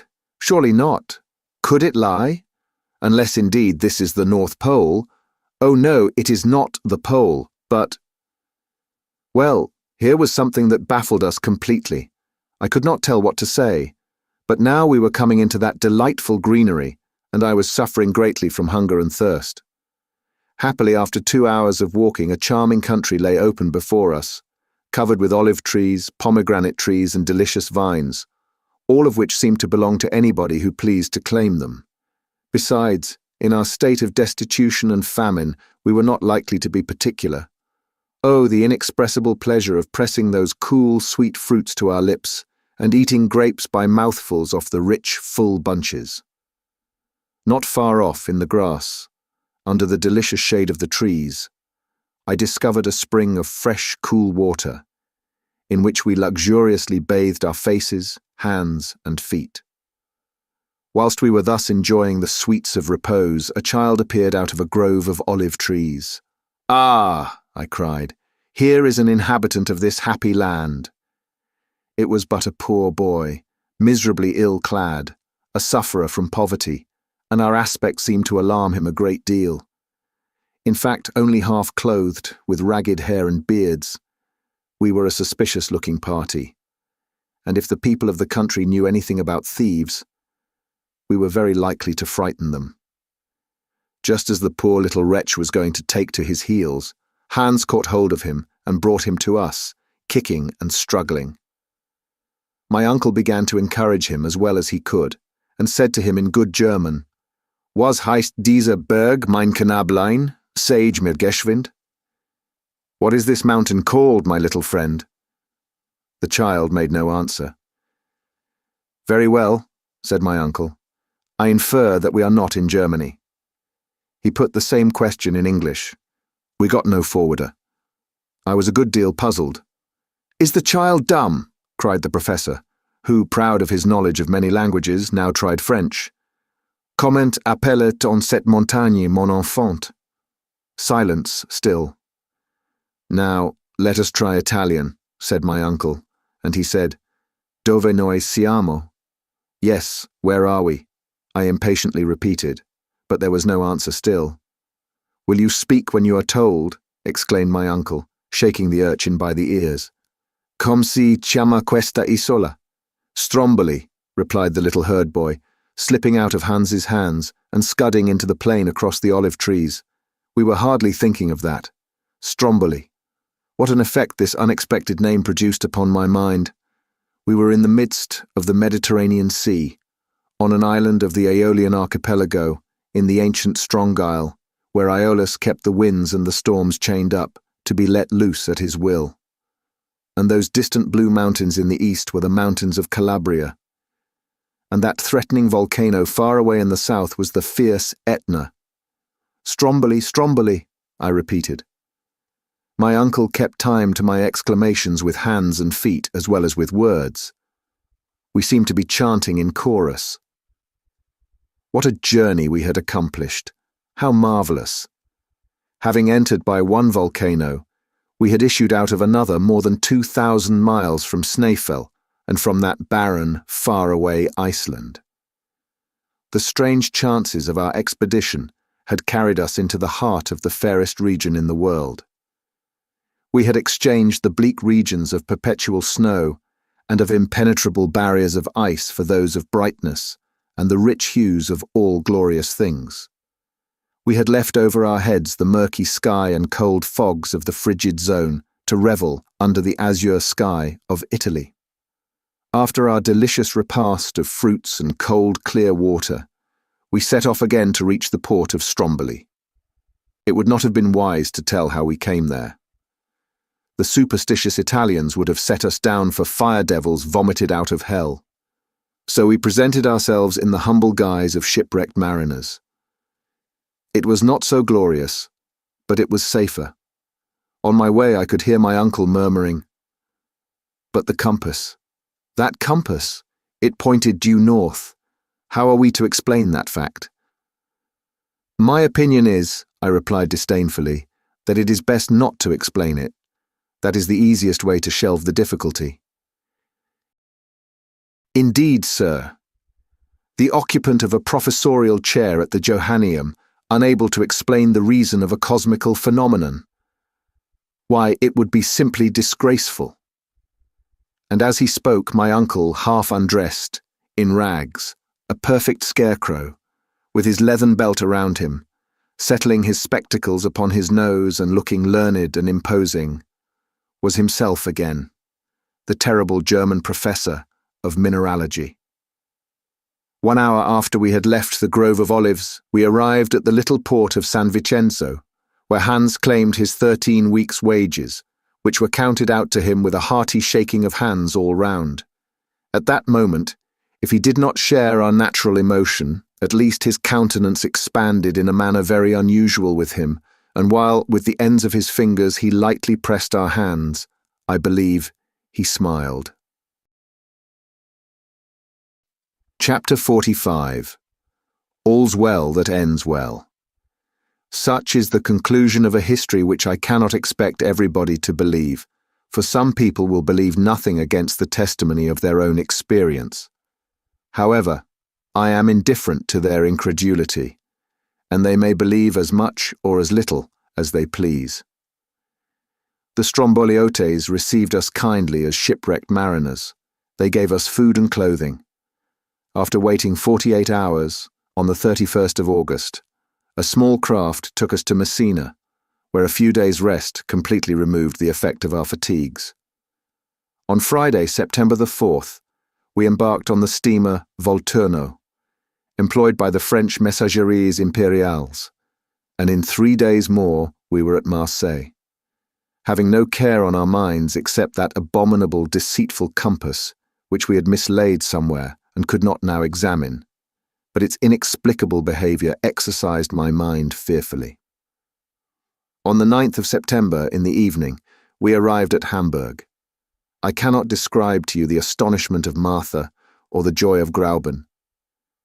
"Now you're a hero, Axel," said to me my blushing fiancée, my betrothed. "You will not leave me again." I looked tenderly upon her, and she smiled through her tears. How can I describe the extraordinary sensation produced by the return of Professor Lidenbrock?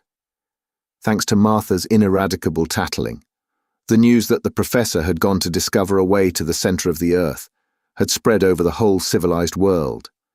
People refused to believe it, and when they saw him, they would not believe him any the more.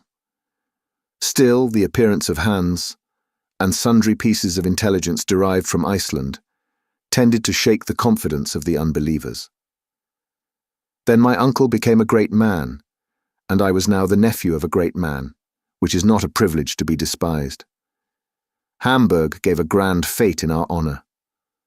A public audience was given to the professor at the Johanneum, at which he told all about our expedition, with only one omission: the unexplained and inexplicable behaviour of our compass.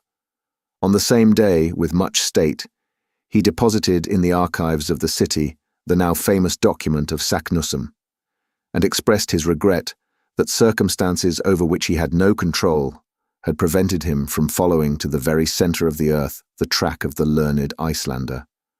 He was modest, notwithstanding his glory, and he was all the more famous for his humility. So much honour could not but excite envy. There were those who envied him his fame, and as his theories, resting upon known facts, were in opposition to the systems of science upon the question of the central fire, he sustained, with his pen and by his voice, remarkable discussions with the learned of every country.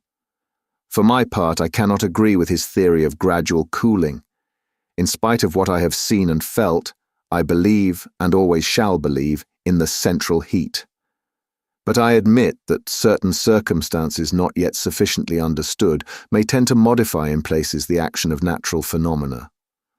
While these questions were being debated with great animation, my uncle met with a real sorrow. Our faithful Hans, in spite of our entreaties, had left Hamburg, The man to whom we owed all our success and our lives too, would not suffer us to reward him as we could have wished. He was seized with the mal de pays, a complaint for which we have not even a name in English. "Farvel," said he one day, and with that simple word he left us and sailed for Reykjavik, which he reached in safety. We were strongly attached to our brave eider-down hunter. Though far away in the remotest north, he will never be forgotten by those whose lives he protected, and certainly I shall not fail to endeavour to see him once more before I die. To conclude, I have to add that this journey into the interior of the earth created a wonderful sensation in the world. It was translated into all civilized languages. The leading newspapers extracted the most interesting passages, which were commented upon, picked to pieces, discussed, attacked, and defended with equal enthusiasm and determination, both by believers and skeptics. Rare privilege. My uncle enjoyed during his lifetime the glory he had deservedly won, and he may even boast the distinguished honour of an offer from Mr. Barnum to exhibit him on most advantageous terms in all the principal cities in the United States. But there was one dead fly amidst all this glory and honour. One fact, one incident of the journey remained a mystery. Now, to a man eminent for his learning, an unexplained phenomenon is an unbearable hardship. Well, it was yet reserved for my uncle to be completely happy. One day, while arranging a collection of minerals in his cabinet, I noticed in a corner this unhappy compass, which we had long lost sight of. I opened it and began to watch it. It had been in that corner for 6 months, little mindful of the trouble it was giving. Suddenly, to my intense astonishment, I noticed a strange fact, and I uttered a cry of surprise. "What is the matter?" my uncle asked. "That compass." "Well?" "See, its poles are reversed." "Reversed?" "Yes, they point the wrong way." My uncle looked, he compared, and the house shook with his triumphant leap of exultation. A light broke in upon his spirit and mine. "See there," he cried, as soon as he was able to speak. "After our arrival at Cape Saknussemm, the north pole of the needle of this confounded compass began to point south instead of north." "Evidently. Here then is the explanation of our mistake. But what phenomenon could have caused this reversal of the poles?" "The reason is evident, uncle." "Tell me then, Axel. During the electric storm on the Lidenbrock Sea, that ball of fire, which magnetized all the iron on board, reversed the poles of our magnet." "Aha! Aha!" shouted the professor with a loud laugh. "So it was just an electric joke." From that day forth, the professor was the most glorious of savants, and I was the happiest of men, for my pretty Villandaise, resigning her place as ward, took her position in the old house on the Königstrasse, in the double capacity of niece to my uncle and wife to a certain happy youth. What is the need of adding that the illustrious Otto Lidenbrock, corresponding member of all the scientific, geographical, and mineralogical societies of all the civilized world, was now her uncle and mine. Thank you for listening. If you like our recordings, consider liking this video and subscribing to our channel so you don't miss any more audiobooks.